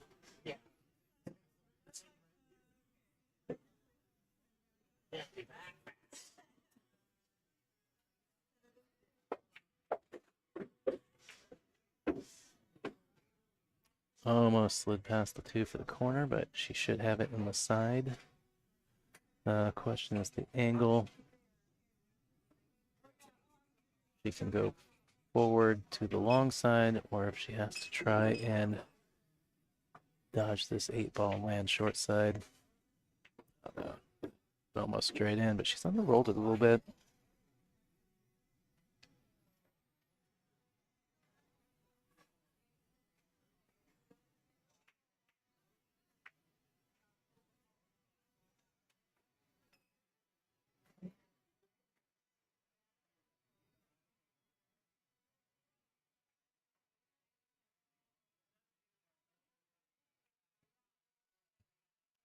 It's safe. And she's left the edge of the 3-ball.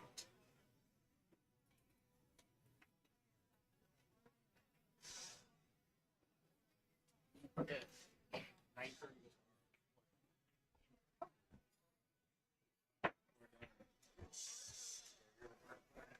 mean, we could have maybe started to let some matches have just started. They might not be good enough. It's like, I mean, you're gonna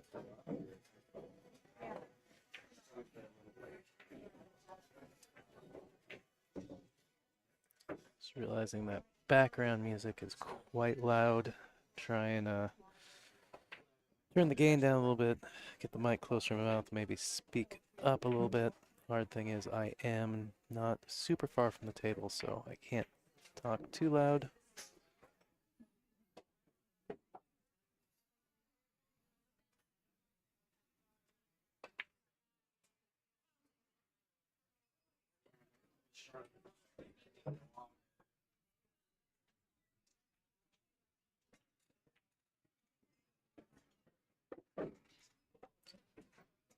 Good two-rail position play from Molina there, using the whole pocket there.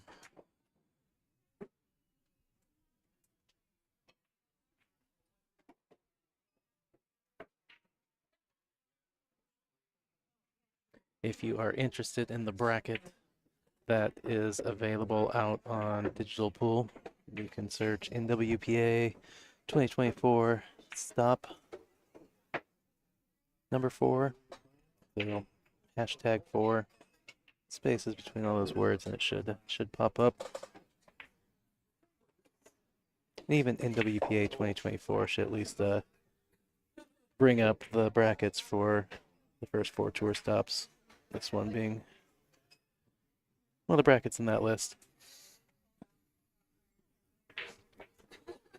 My understanding is we are playing down to the final 16 tonight. And those 16 will return tomorrow. Those 16 will be guaranteed in the money. Anybody that finishes outside of that will be eligible for the second chance tournament tomorrow.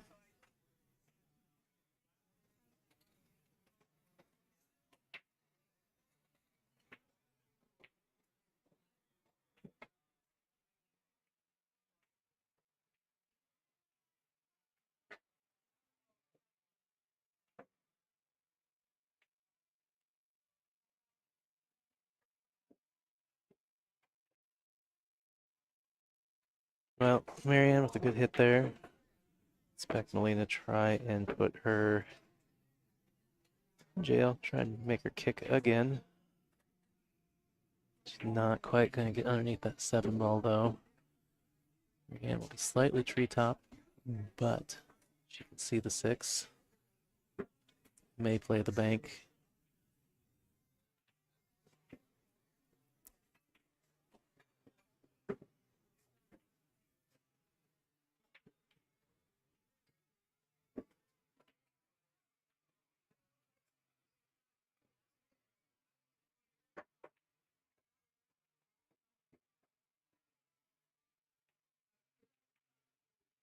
Nope. Marianne, a very well established snooker player, Canadian, good in both the pool and snooker disciplines.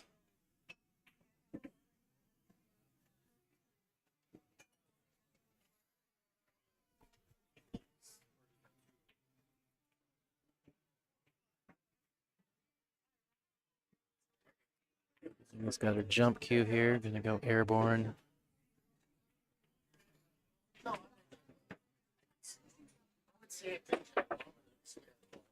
Good shot. And hard to tell from here. The 7 passes the 10. Eyeing it up.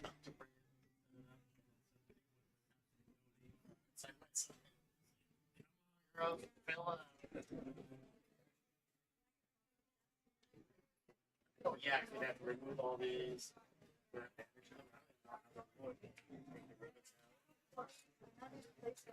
Oh, okay. Okay, so they can't do it. Yep, laying up, so it does not pass.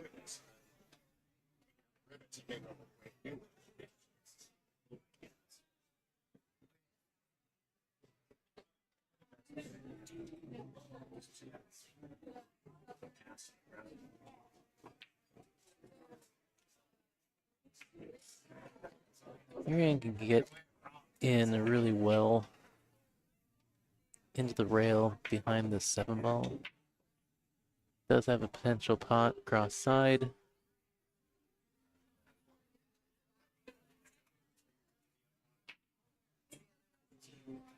She's going to try and catch it thinner. Play 2-way here, send it up to the corner. Or maybe she's playing the bank. I think she may not be. Now I think she's banking to that corner. Thought she had to play in behind, but instead playing the two-way bank.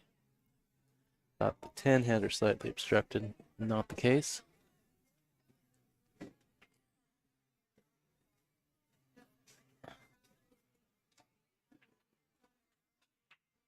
Let's see if she's left Molina enough of an edge, or enough of an edge that Molina can swerve at it.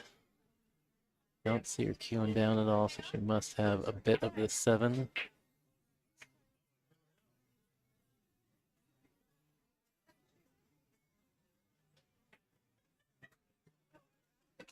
I think that has just leaked out.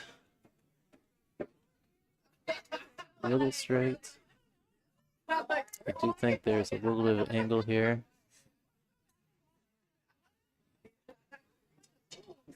Gonna take a big stroke to get back down here for the 8-ball. We are in the top 16. So that means we're starting small. How good did she hit it? Hit that pretty sweet.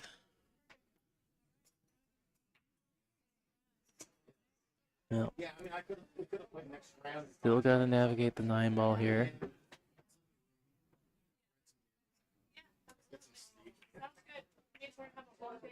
10-ball creating a bit of a problem because she can only, going to the rail, kind of come straight down the middle of the table, which is fine. She just wants to make sure she gets enough angle if she's coming straight down the middle of the table. She doesn't have too thin of a cut on the 9-ball. Wow, she hit it really well. Was managed to even take a little angle towards the 10 and miss it.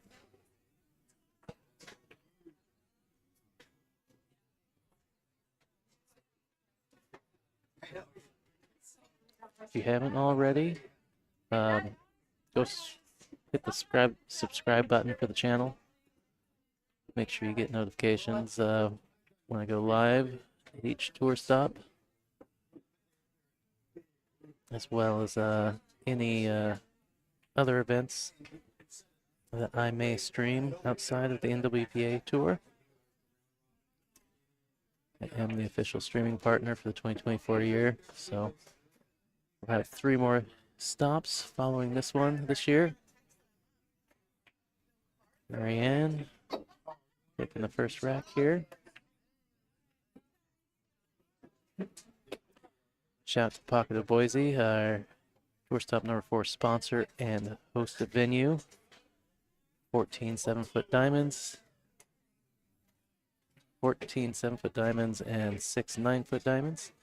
Of course, big shout out to Littman Lights, our official 2024 sponsor. NWPA is a nonprofit organization, so we rely on the support of our members and community sponsorship to promote and run this tour every year. So please, if you get a chance, if you're in the Idaho area or in the Boise, Idaho area, stop in the Pocket. If you haven't been here before, let them know you heard about it on the stream. If you're looking for a light for your table, hit up Littman Lights. Some of the best in the business. My preferred billiard light to play under.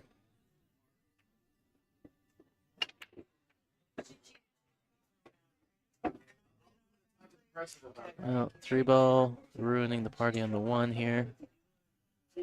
Marianne probably gonna have to roll out. No, Rita Chu in the chat. What's up, Rita? Missing you at this tour stop. You're in Nova Scotia, I believe is what Nicole told me. I hope you're having a good time.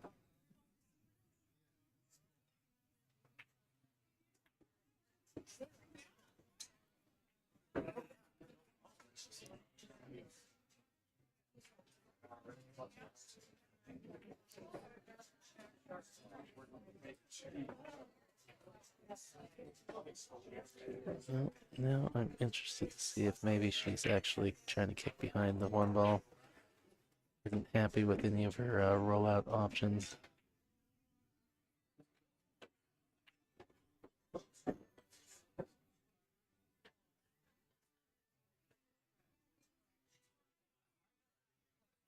Rita's saying she's in Cape Breton, Nova Scotia, and that it's awesome.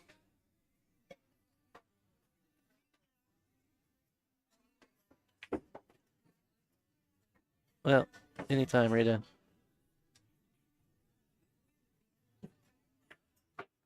I'm glad you're at least able to tune in and catch the action if you can't be here with us.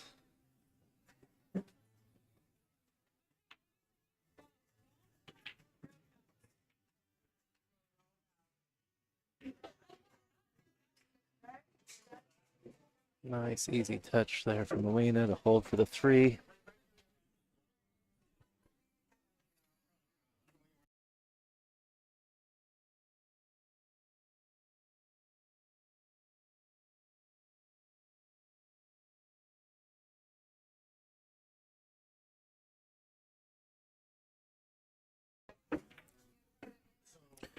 Oh yeah, 4 hours ahead. That is a bit of a time difference. So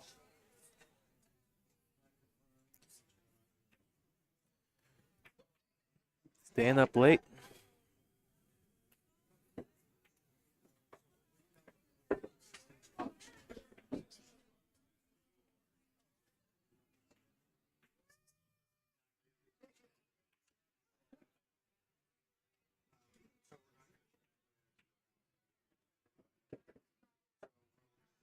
Well, thank you for sharing the stream. I appreciate it. Get the word out. Got free women's pool today and tomorrow, or for the rest of the night, and got finals day tomorrow. Should be exciting.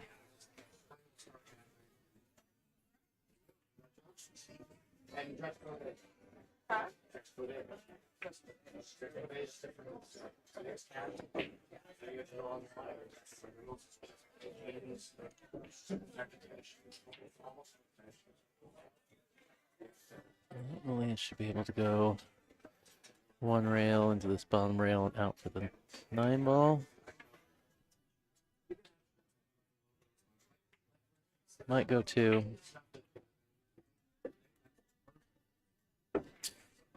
Yeah, I think I agree with going 2 there. On the 1 rail, if you come short, you run the risk of being on the side of that 9 where you're going into the 10.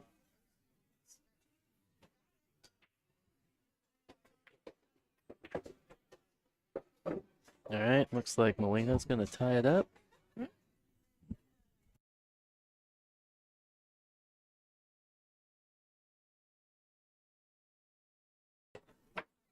All right, we got an even score here, 1-1. Why are you throwing stuff on the ground, Molina?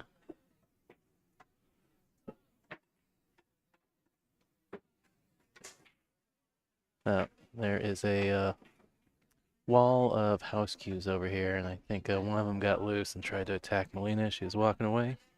Bit of a clatter.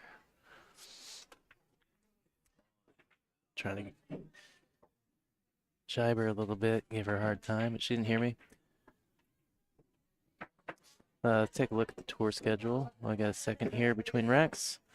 I mentioned it's tour stop number 4. Next month, 21st, 22nd, we are headed to Legacy Billiards in Spokane, Washington. Follow that up at the end of October at Ox Billiards, which will be a format switch. We'll be playing 9 ball. This has a 9-foot table stop. And then we will wrap it all up in the beginning of December at Legends Billiards at Beaverton, Oregon for our final stop of the year and awards banquet. If you're interested in playing any of the remaining stops or just getting more information or need to know how to register, go to playnwpa.com. Find the information there. NWPA's also got a Facebook page, Instagram, YouTube channel, so go like, follow, subscribe, all those things. keep up to date, be in the know. When registration opens up, or when the schedule for next year comes out.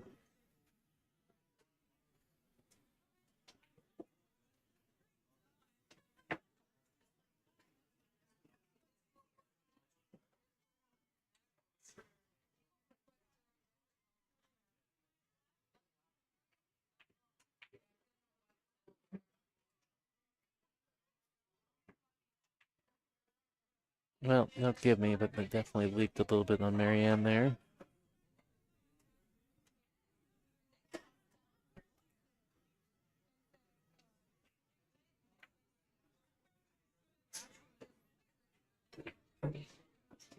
Looks like she's going to send this cue ball underneath the 10.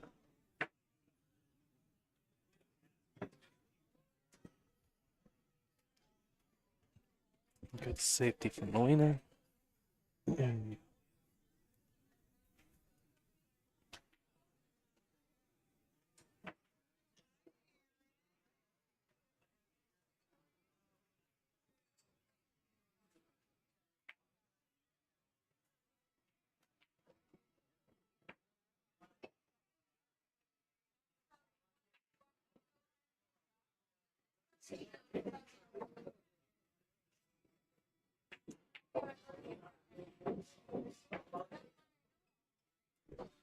Marianne looking to kick around this 7 ball.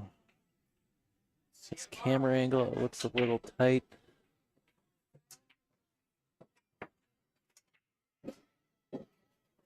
But elevated angle distorts the perspective some.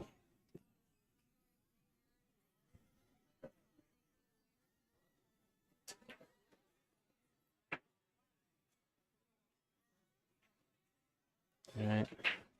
Now it looks like she's just trying to spin out of this rail here at the bottom of the screen. A bunch of inside. Come back and catch the, oh, too much spin. Went right around it.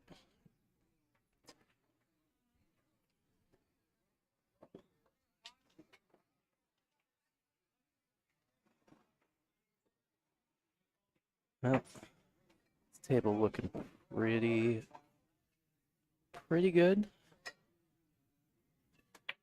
Especially for a player like Molina. It's pretty, you know, about as wide open as it gets. I got the balls just hanging over each pocket. She got a hold of that one though. Oh, that's an unforced error. She's gonna stay offensive. She might have to cross bank back at this side pocket at the top of the screen. Well, maybe she's. Yeah, I think she thinks she can go around. She's gonna back cut to the bottom side pocket, I think. Looking to go around this 8 ball. She went into it. She's gonna get away with it. Gotta look at the 4.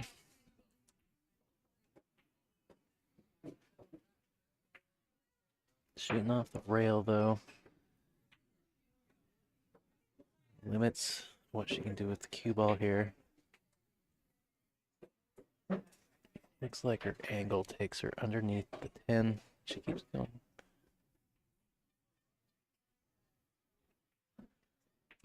Trying to get an idea of tell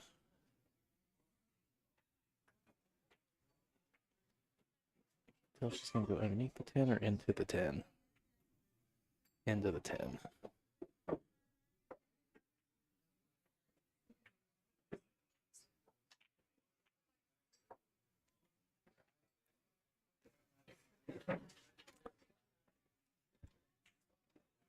We'll see a 5-7 carom here, 7 in the side.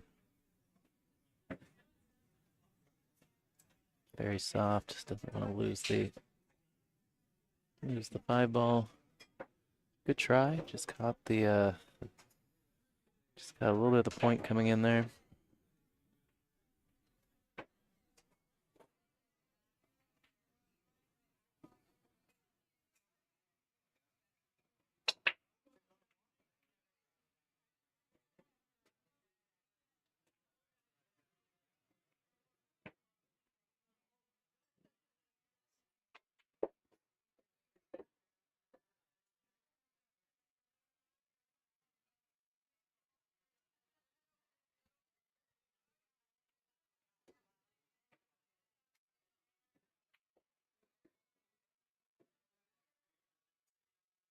Marianne needs to make sure she doesn't get hung up behind that 9 ball.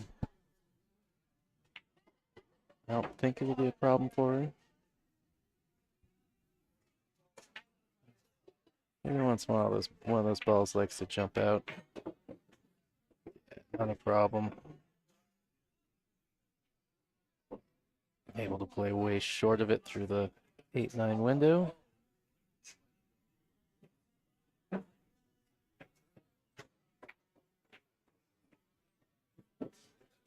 A little on the wrong side of the 7. See if she just rolls it in, takes the long 8, or decides to go a couple rails. Looks like just rolling, taking the long ball.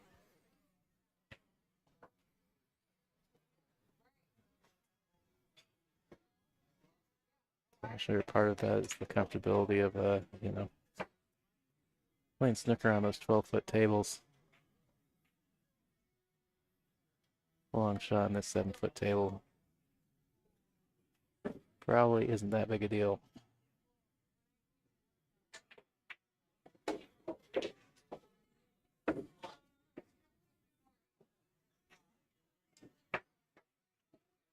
Also means that she is not shy of using a couple rails to get back in position for the 9 ball.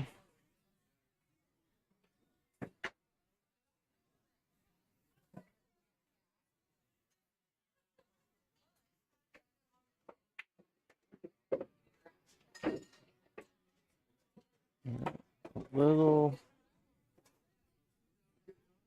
overjuiced that one, but she's got the cut to the corner. Should be okay. Especially the way she's potted a few of these balls. Very confident. Want me to move it? There is a piece of equipment, speaker stand with a speaker over there that's in Marianne's way. We've got the tournament director on his way to help get that out of the way. But she can't quite stand where she wants to cue this ball.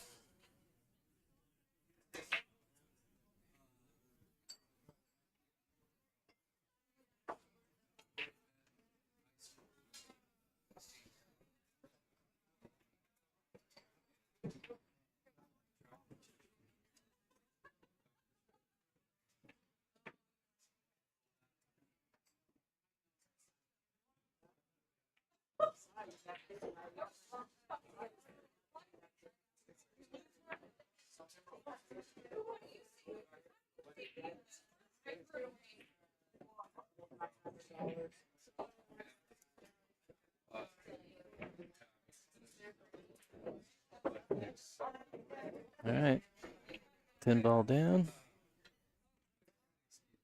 Marianne going up 2-1 in this race to 6. This is an A-side match.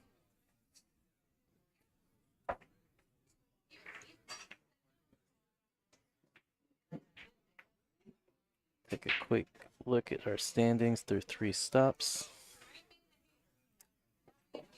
Molina at the top of that list. She is our reigning 2023 Tour champion.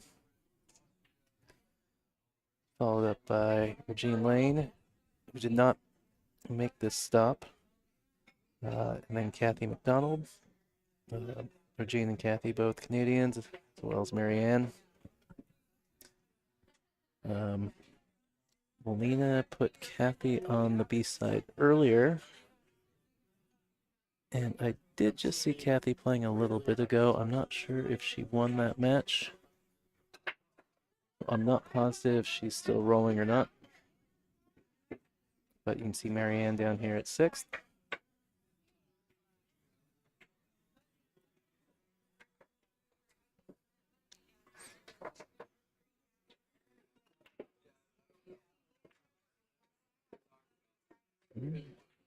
Three balls going here. And did that 5 jump in there and make this 4 a little harder than it needs to be? I think it may have.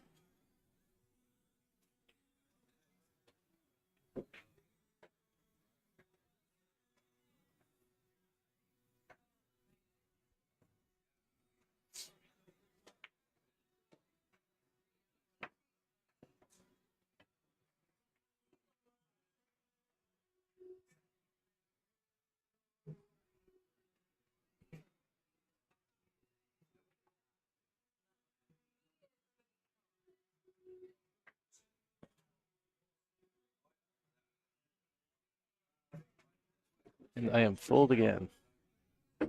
Every time I think it's close, I always forget it's shooter. Probably should give it to the shooter if they can see it.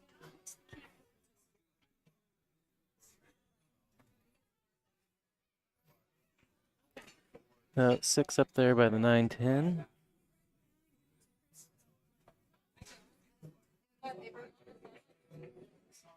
Six passes to the corner in the upper right.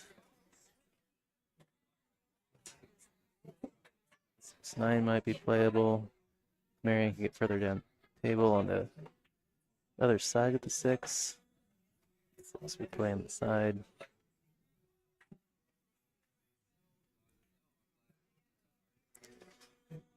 She was worried about being on the wrong side. She tried to hold it. So really tried to go for it, tried to double the rail, make sure she was on the left-hand side of the table. Unfortunately, it's bobbled the 5. Molina trying to get that position for the 6 on the side. A little short, but it still plays.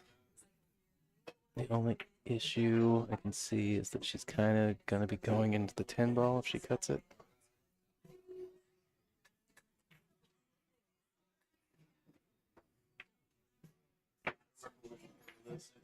Which makes it a little bit of a gamble.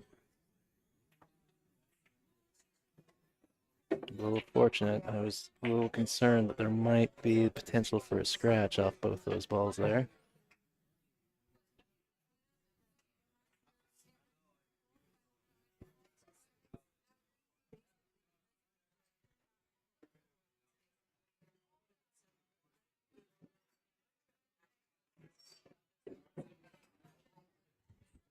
What a good shot. Just enough of that ball. Play the cue ball into the 8. Marianne taking a look to see if they're frozen. I think there's a little bit of a gap.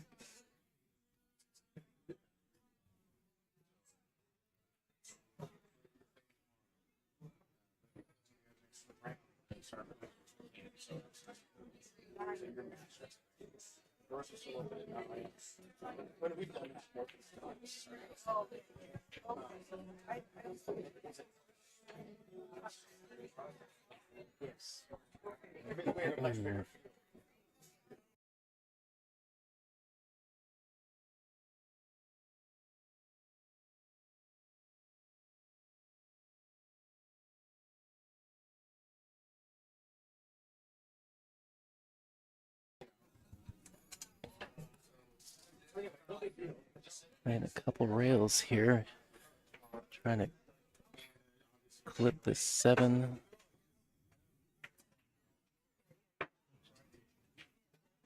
She's made a good hit. May have set up an early 10 ball here.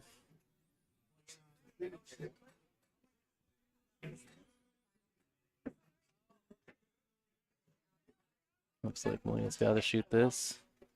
7 doesn't pass to a pocket.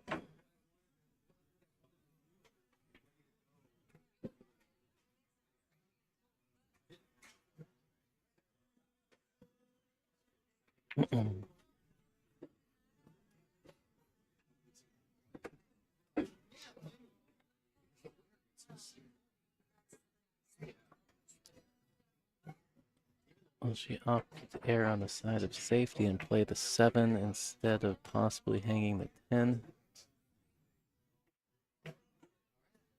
Gotten really close to the work on the 8.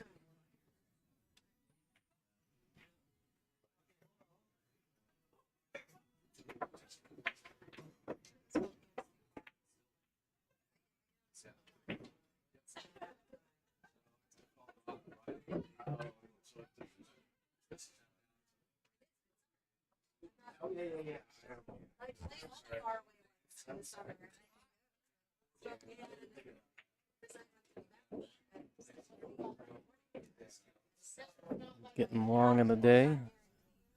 Kind of missed that 7 ball would pass the 10 on the side.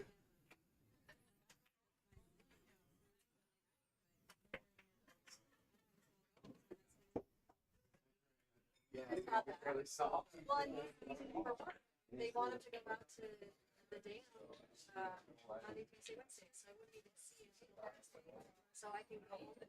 Marianne taking on this cut to the corner here to the left of upper left.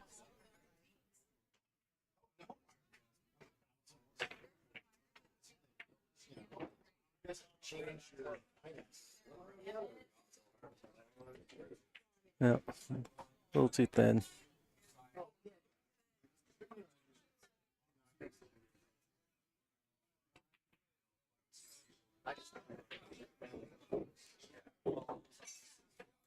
Molina, another chance to get out here. 2 balls.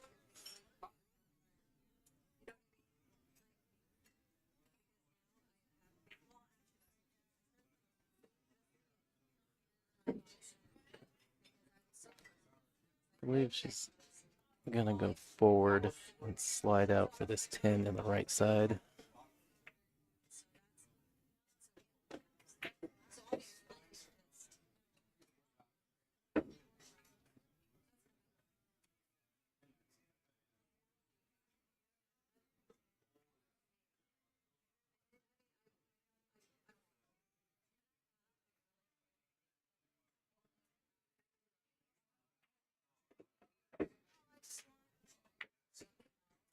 All right, and tying us up at 2-all.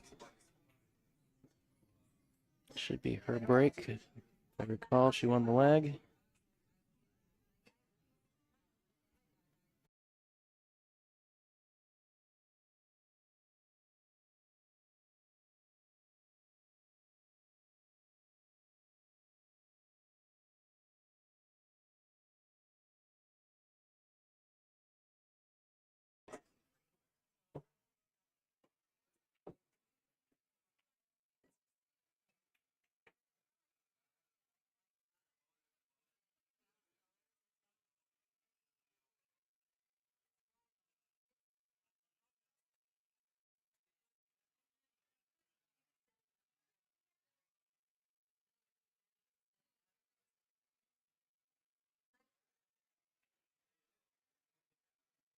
All right, Molina to break rack 5.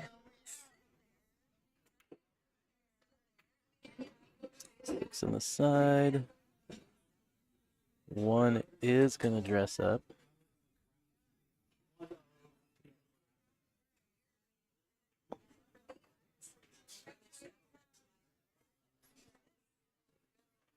Be interesting to see if she uses this angle to go into the 2 or not.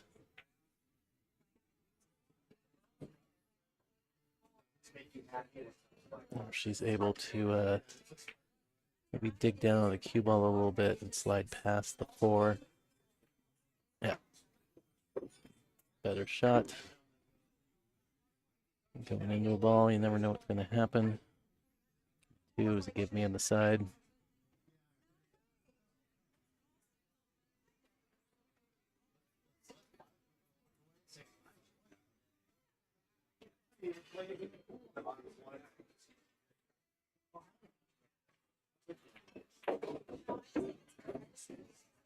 Nice touch there to hold for the 3. Still got some angle.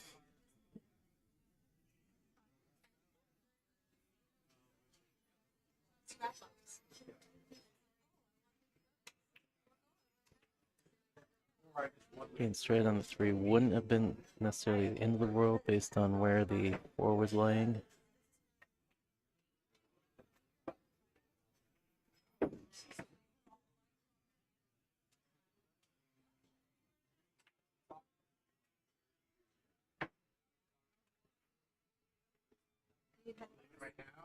No, I'm gonna comment. I'm gonna stay about here. Do you want company? All right, give me a second here. I got Suzanne Smith having to jump in with me. So I won't talk about my matches. All right, I'm gonna get her set up here first. Actually, let's. Why don't you go ahead and talk for a second, and I'll just adjust it for you. Okay, that sounds good to me. You're a little low. Let me turn you up a little bit. Say a couple more things. A couple more things. Yeah, it looks pretty close. All right. Well, I've got Suzanne Smith jumping in. Hello, hello, hello. How's it going over here? It's been a long day. I did manage to take a break and go grab something to eat, so that was nice. Awesome. It looks like you're all square to the piece. That's as much as anyone's gotten against her today. Yeah, that sounds about right. I haven't looked at the bracket. Well, Kathy was 6'2", and I was 6'2", and Yeah, then for this one. her and Kathy are back and forth, and then it went Molina Yeah, did her thing. yeah. Yeah, this tournament has a lot of tables. It's pretty nice. If you've never been to Idaho, it's pretty poppin'. And they have some big money added events here. Yeah, somebody was telling me about that. There was like maybe it was Angie that was telling me there's like a 5,000 added one, Women's event with the Calcutta too. but you have to be from Idaho. Nope, that's the all Idaho one. The one in Oh. 2 weeks is open Okay. to any woman. Okay. She was talking about the one that was The one that just happened. okay. Yeah, that was 5,000 added also, Yeah. which I think is great. They obviously have some industry sponsors to help them, or not industry necessarily, but I was looking at the sponsor list for their events, and it's all women, like business owners and stuff Nice. like that, which I Very think is cool. pretty awesome. Very cool. Yeah, it's my first time here. Had you been here before? I had not. All right. No. Anybody missed it earlier? Yeah, they've got 14 7-foot diamonds Yep. and 6 9-foot diamonds. We got the classic diamond box lights over all these tables. 2-2. 2-2. It says 3-2 on. No. It's 2-3 Molina. She's just making sure she puts her number on her side. So they're using the score flips for people that can see. Is that what they're talking about? Where Yeah. where the name cards are? So she flipped it on her Yeah, side. yeah. Mm. Yep. Yeah, I can't see the name cards up there. So I just I'm like, oh, they're sitting on this side, so Well, they don't have the name cards on the flips. Those are on the up here. No, I but know. That's what I was saying, is because they're on the back side of that light. I Okay, can't see gotcha. them. Yeah.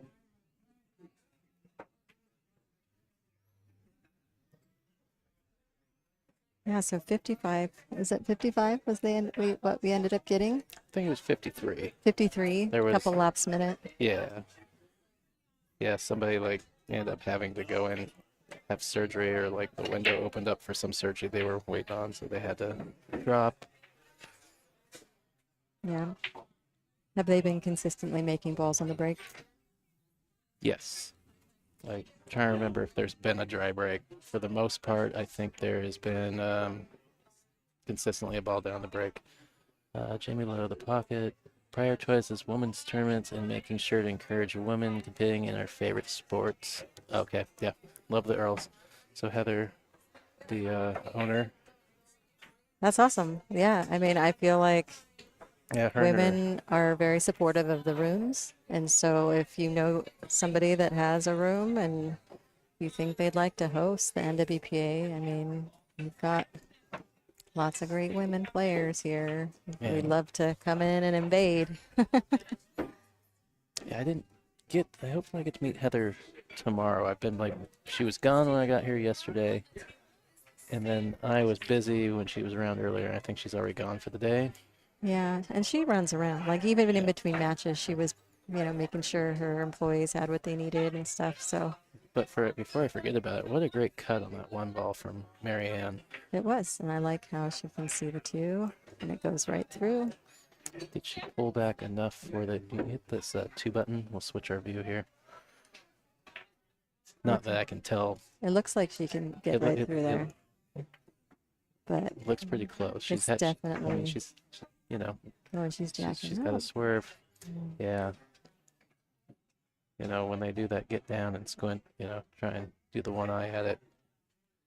So she had enough to swerve at it. Yeah, this is tough for the shape on the 6. She didn't get very much angle, so she is going to have to just kind of take a long shot on that 6 ball. Yeah. Unless you see something. Can she? I don't, but you know, I've also seen Marianne's. She can stroke the ball. Like she Mhm. had a forced follow shot earlier where it was pretty straight. I mean, she had a little bit of angle, but like she had to go all the way back down to the bottom of the table, and she did. Yeah. But you know, cheating the ball. I mean, she's been playing pool as long as I've been alive. Well, the other thing is, you know, she had enough angle. She just go over. And I was telling you this earlier. As accomplished of a snooker player as she is, Right. you know, Not afraid of the long is shot. this really that? Because you see her do it quite a bit, where she'll just take a simple shot and take the longer shot Mm-hmm. instead of trying to do too much. For sure. How did she do? I know she played, Molina and her both played in the women's snooker, and I think Francis Francis So was also competing in that. I don't know. Molina was talking about it to me or somebody yesterday when I was around. Mm. And you know, I haven't seen Molina play that much snooker. And by that much, I mean at all. I mean, I'm not saying that she hasn't. Just because I haven't seen it doesn't mean. Yeah. I mean, obviously she went and played this. Yeah, you know, she says that she really likes it. I think she was telling me once that she likes to play golf on the snooker tables a lot. Okay, that I do know. But as Okay. far as like actual, you know, so, but it did sound like she had fun. But you know, she played like a couple of top dogs and got roasted for once. I mean, I forgot to get my tickets for that one. I love Molina. well, do you know you're the captain of Team Oregon? I am. Is there a chance of her coming back on the team? There is. We are working through the roster right now. I got a couple people with schedules they need to figure out, and based on that, their Fargos kind of dictate like how it all pans out because we've got Yeah. that 3,300 cap. But you know, I think Molina had a good time last year, and she's definitely for sure in the running. Nice. Got a 50-yard line on the 9 ball, but she likes that she's at the table still. Yeah, and that ball cuts, though. Yeah. It's, you know, a lot of people get scared of that just because of the side pockets and stuff, but it cuts.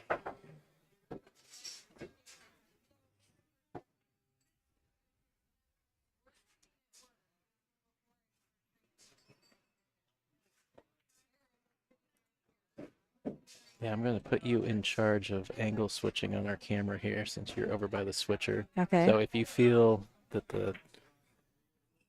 Oh, she got it. the other view, and you've kind of got them right here, so I'll let you It might decide. take me a couple times pushing buttons to see. I might have to go back and forth. So is it But- just the 2? Yeah, it's just the two. One is the long looking down the table, and 2 is the side view. What do you think's better? Oh, maybe that one I probably. think that one, because I think she's playing this from the side. Yeah.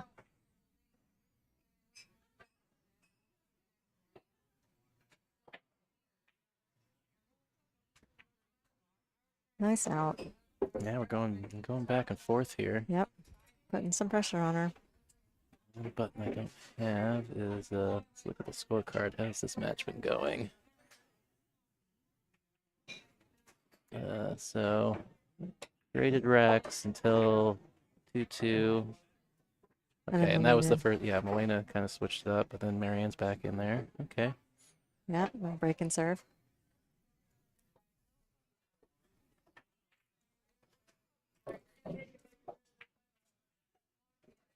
Have you ever played on Team Washington or Team Oregon? No. Never wanted to? I think I would need to put some work in before I'd feel like I wanted that pressure. Yeah. Just because, you know, some of the other, you know, more capable players or more experienced players, you know, kind of, you know, I've got some knowledge, but as far as practicality of the playing experience, I'm definitely outmatched. Jeez. 3 balls on the break. Ooh, Open shot on the 1. yeah, She's hanging. she's hanging. 4 is up by the side, Everything's yeah. pretty much. She just has to leave herself the 2. Yeah, this is one of those ones where like you would expect her to get out. She just needs to make But, first ball, right? Luckily they are scoring for themselves with the tablet, so I'm not going to mark it up until they do. Right. High percentage. Yes. Funny things can happen, but this is a rack that you would expect Molina to get out on. And potential funny thing right there.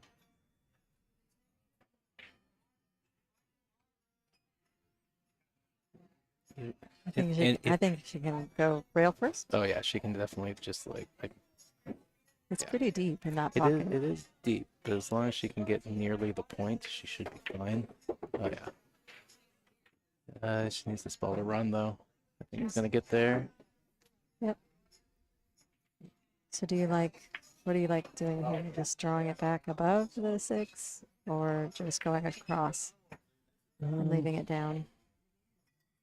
She's looking at it. It right depends how well I'm applying my English on that given day. I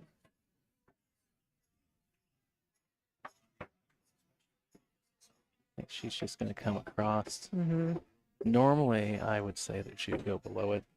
I often see her. Just gonna roll this up and leave the 7 on the side. Or in the corner. I think the 7 splits the 9-10. It's kind of up to her decision, but I yeah. think she likes it just because you can get it off a little bit of separation with the rail, Oh yeah, for sure. Yeah, the cue ball is running to the rail. You're right.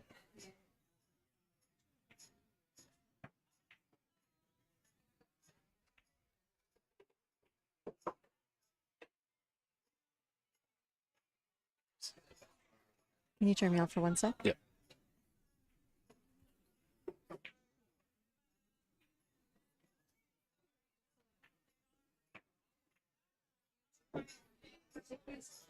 Oh, yeah, just bring it off. Thank you. Oh, that was that. All right. Okay. Oh, your I- stuff. well, I- Just, well, I just had walked it- away from it. Well, I set it up on the table, and then there was somebody there from the women, and now they're not. So I was, So was that back-to-back breaking runs? Back-to-back-to-back? Marianne did break and run that, didn't she? Yeah. Yeah. And now we're trading break and runs. Hey, you know what? I like it. I like fireworks. That's fun. Yeah.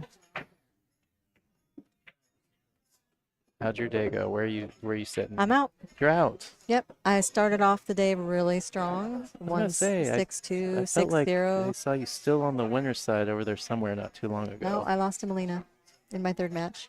Okay. 6-2. So that was your And third then I match. lost Hill Hill to Linda.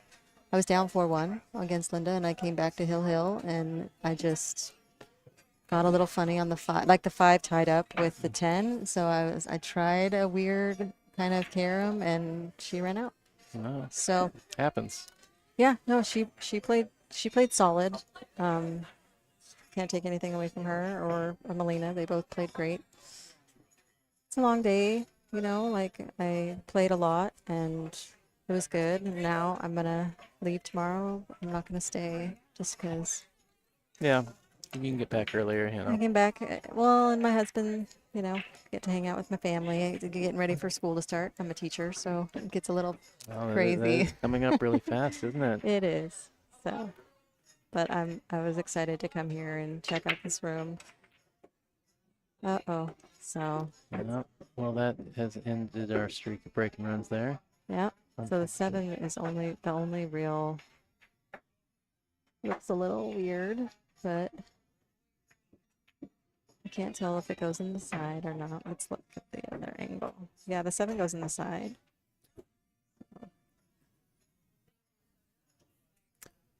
So are you going to be able to make any of the other stops going back to work here, or are you done for the season? I'll play it off for sure, because that's That- for 40 minutes yeah, away. Yeah, that's close to you. Okay. And then I'm going to try. I mean, I get done pretty early. It's just the drive back. If I do well and I have to be at school at 7:30 on Monday morning, Yeah. But the students love it. Like when I do play tournaments and I do well, like I showed them the picture with me with the big check. Like for those of you who haven't been to one of these stops, the winner basically gets their picture with this big check, and it's pretty awesome because they're like, oh my gosh, Yeah. I just think it's pretty cool. They do it right. They do it right, like an actual old school pool tournament where you get to hold up the big old check. Yeah, I think they still do that at Derby, don't they? Well, I think in most of like the really big, like the U.S. Open or whatever, I think they still kind of do that at is the she end. going for the 10 on the side? She's going for the 10 on the side. Yes. She wants to put the hammer on her. It's like, sit down. That's it. Yeah. That's an ouchie. Yeah. That puts her on the hill And breaking. and breaking. Oh, that's a. It's That's like it went out of your sails a Yeah. little bit. You know, it's like you're playing, and then that's that one little losing the cue ball. Like yesterday when I was playing warm ups and all, I scratched probably 10 times in the break. I was just moving to different places trying to figure it out, and I moved to a center ball break and just drawing it straight back, and I was making a ball on the side almost every time, and from then on, that's all I was doing. Just because I could not figure it out, and that's what they're doing. That's what I know Molina's doing, right? Yeah, because occasionally the one danger is I think her cue ball tends to come back not straight back, but a little to the right, and sometimes that ball gets kicked towards this right, like a ball will come and kick it in, Gotcha. or at least sometimes it gets precariously close to getting kicked in. I've noticed, Right. but yes, she is near center. But yeah, so I probably won't even pick up a cue in September. Like honestly, Yeah, she managed. Cue came straight back that time. If it had been slightly off to the side, you could see those two balls, those two four-railing balls, are the ones that can catch that cue ball. yeah. Well, the 310 is there. Eesh. Yeah, but She doesn't have a shot on the no one. shot on the one. So what are you doing here? Push? Where do you push to? Oh, that is forever the question. I'm not sure it makes a difference at this point. Wonder, I think this one is probably better just because the camera's there, right? yeah. So she'll be blocking it a little bit.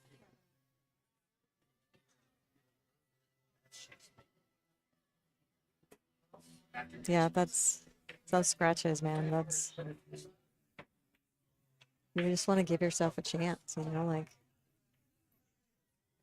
make a solid contact. And she doesn't know. Yeah, I don't really know either. I'm struggling to I'd come up with. probably get the 310 out of there, and he's just gonna roll it up. Yeah.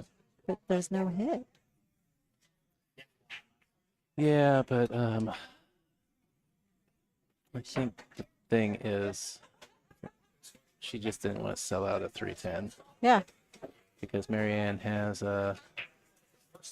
she kicks pretty good. yeah. Definitely a couple of what would be a little jaily for some players she's kicked out of. Yeah, I'm a little surprised. Like, I couldn't see exactly where the cue ball was, but usually I could see knocking it out. But she's looking. Ooh, this will be a good shot. So it's a 2-rail or 3-rail. I think she's gonna try and reverse it back. Yeah, she tried to 2-rail reverse that out of the top. I like how she opened it up though, so she has to make a ball before she can play safe again. Yeah. And even really, Well, the problem, I mean, I guess it depends on you get a 3. Because initially I was gonna say that 4 is a problem, but then I realized where the 3 is. yeah, if she gets in the right place. Yeah, I mean, it still could be touchy, but This is a good opportunity for her to get one back, and then she'll be breaking. Or wait, no, did Marianne win the leg? no, Marianne Molina did. wins this. It'll be her break. It'll be her break. Okay.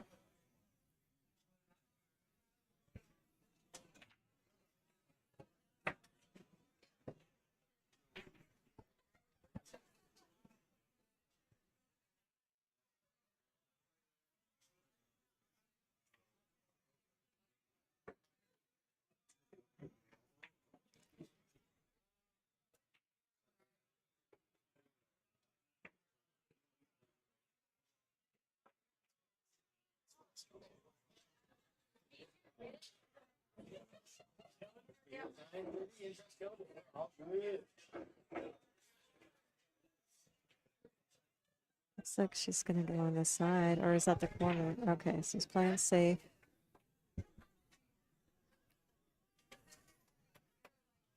I like that. You know, it's not. I mean, it's good. I think it's good.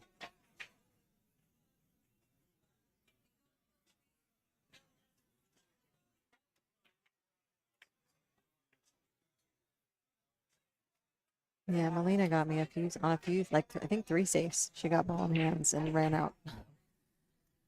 And that's Yeah,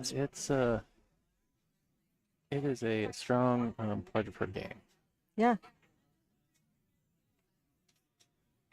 And that's deadly. Like honestly, like the shot making capability tied with the strategy, like it's why she's such a force, you know? She's Well, it's one of those things too where she dials into the speed too. It's like, there's not a big area, and then she just sticks it right in there. that's a lot of that one pocket too. Yeah. You know? Marianne trying to play a little two-way there, maybe. Yeah, she is a little jacked up, but she's got long hands, so she can bridge over a ball pretty easy.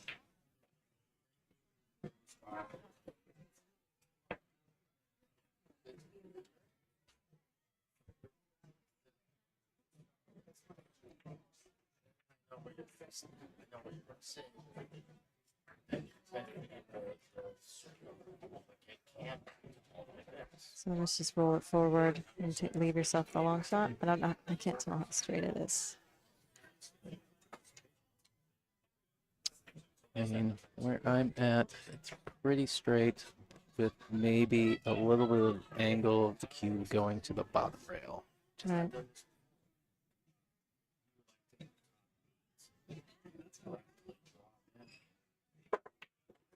Ooh, zing. Ooh, Wow. Short side. Extra short side. Oh,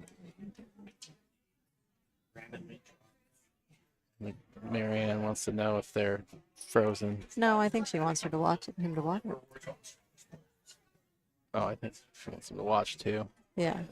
I mean, I think initially she wanted to know if they were frozen.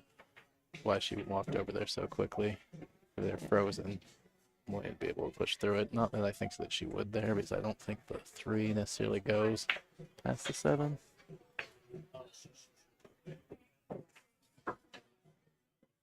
yeah. Yeah. It's confirmed that they're apart, which I think Molina told Marianne in the first place. But yeah, I think Marianne, as you said, still wanted it watched. Yes, she should.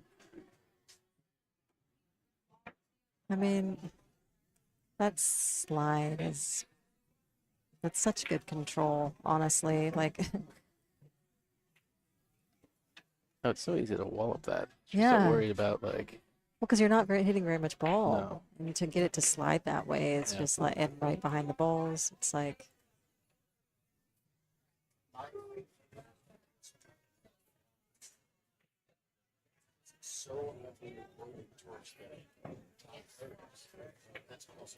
was going to ask. Oh, I remember what it was. So I think I heard that Washington's doing a qualifier for the women's spot this year.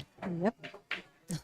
They sure are. Are you going to play in that qualifier? It's the last weekend of summer in August. No. Like, honestly, like, let my last weekend with my family before school starts. Well, we'll miss you in Beaverton this year then. Yeah, I mean, it's okay. You gonna travel for it? You just know? I mean, it's, Maybe. I do like the cowbell vibe. I'm into, I mean, it's really, there's nothing that I've done ever that's like it. And so I really, really enjoyed, obviously winning helps, but the guys were so nice to me. Like, they were so encouraging and supportive. It was just, as a woman player, playing with those, like, No.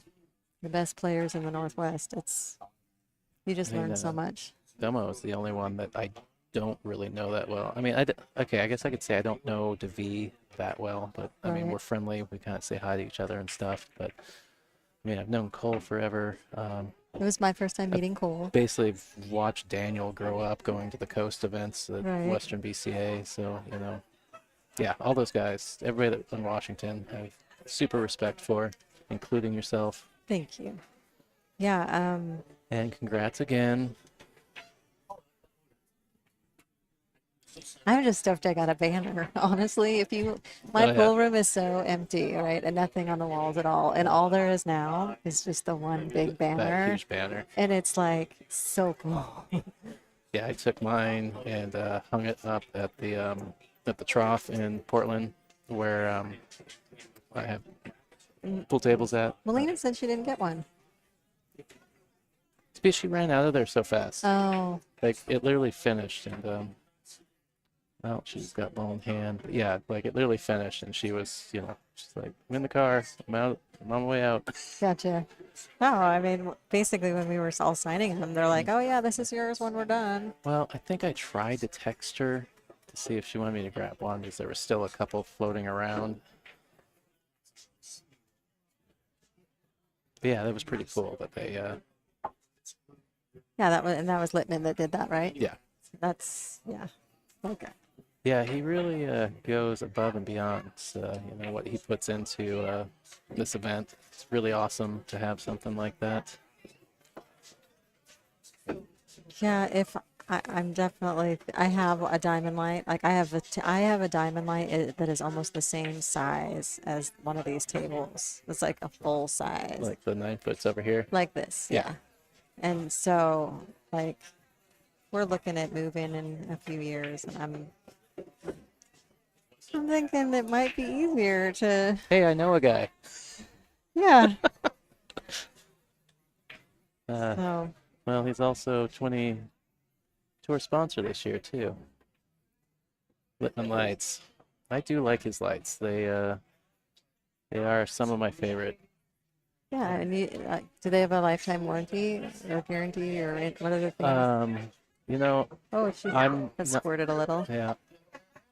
Got a little juice on it. Looks I like actually it. don't know the answer for sure. It wouldn't surprise me if they did. Like just knowing Mike, that he's the Right. type of guy that's going to stand by his work. But I don't know. I will find out. Fair enough. And that is it. All 6-3. Molina Well- Ortiz advancing to the final four on the east side. It was looking pretty hot there for a second. Back-to-back breaking runs, and then that scratch for Marianne and that 110 just being there for Molina really kind of set the Yeah. tone for the last 2 racks here. Yep. Well, thank you for letting me come in again. Yeah, thank you. And I'll see you next time. All right, everybody. I don't know how many more matches we have, but I suspect we still have another one coming up soon. So stay tuned. Yeah, thank you.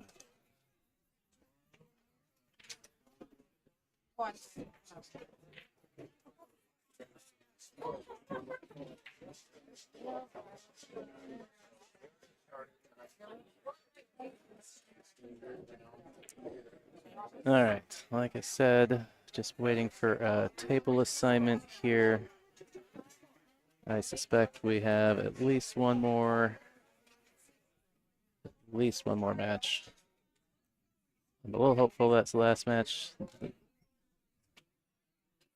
but I'm going to find out. So stay tuned.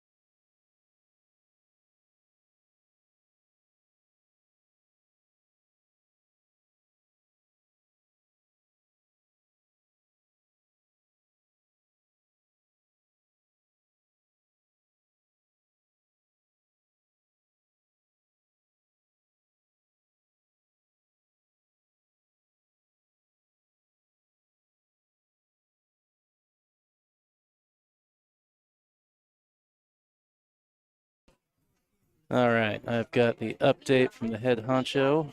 Well, actually, hold on for a second.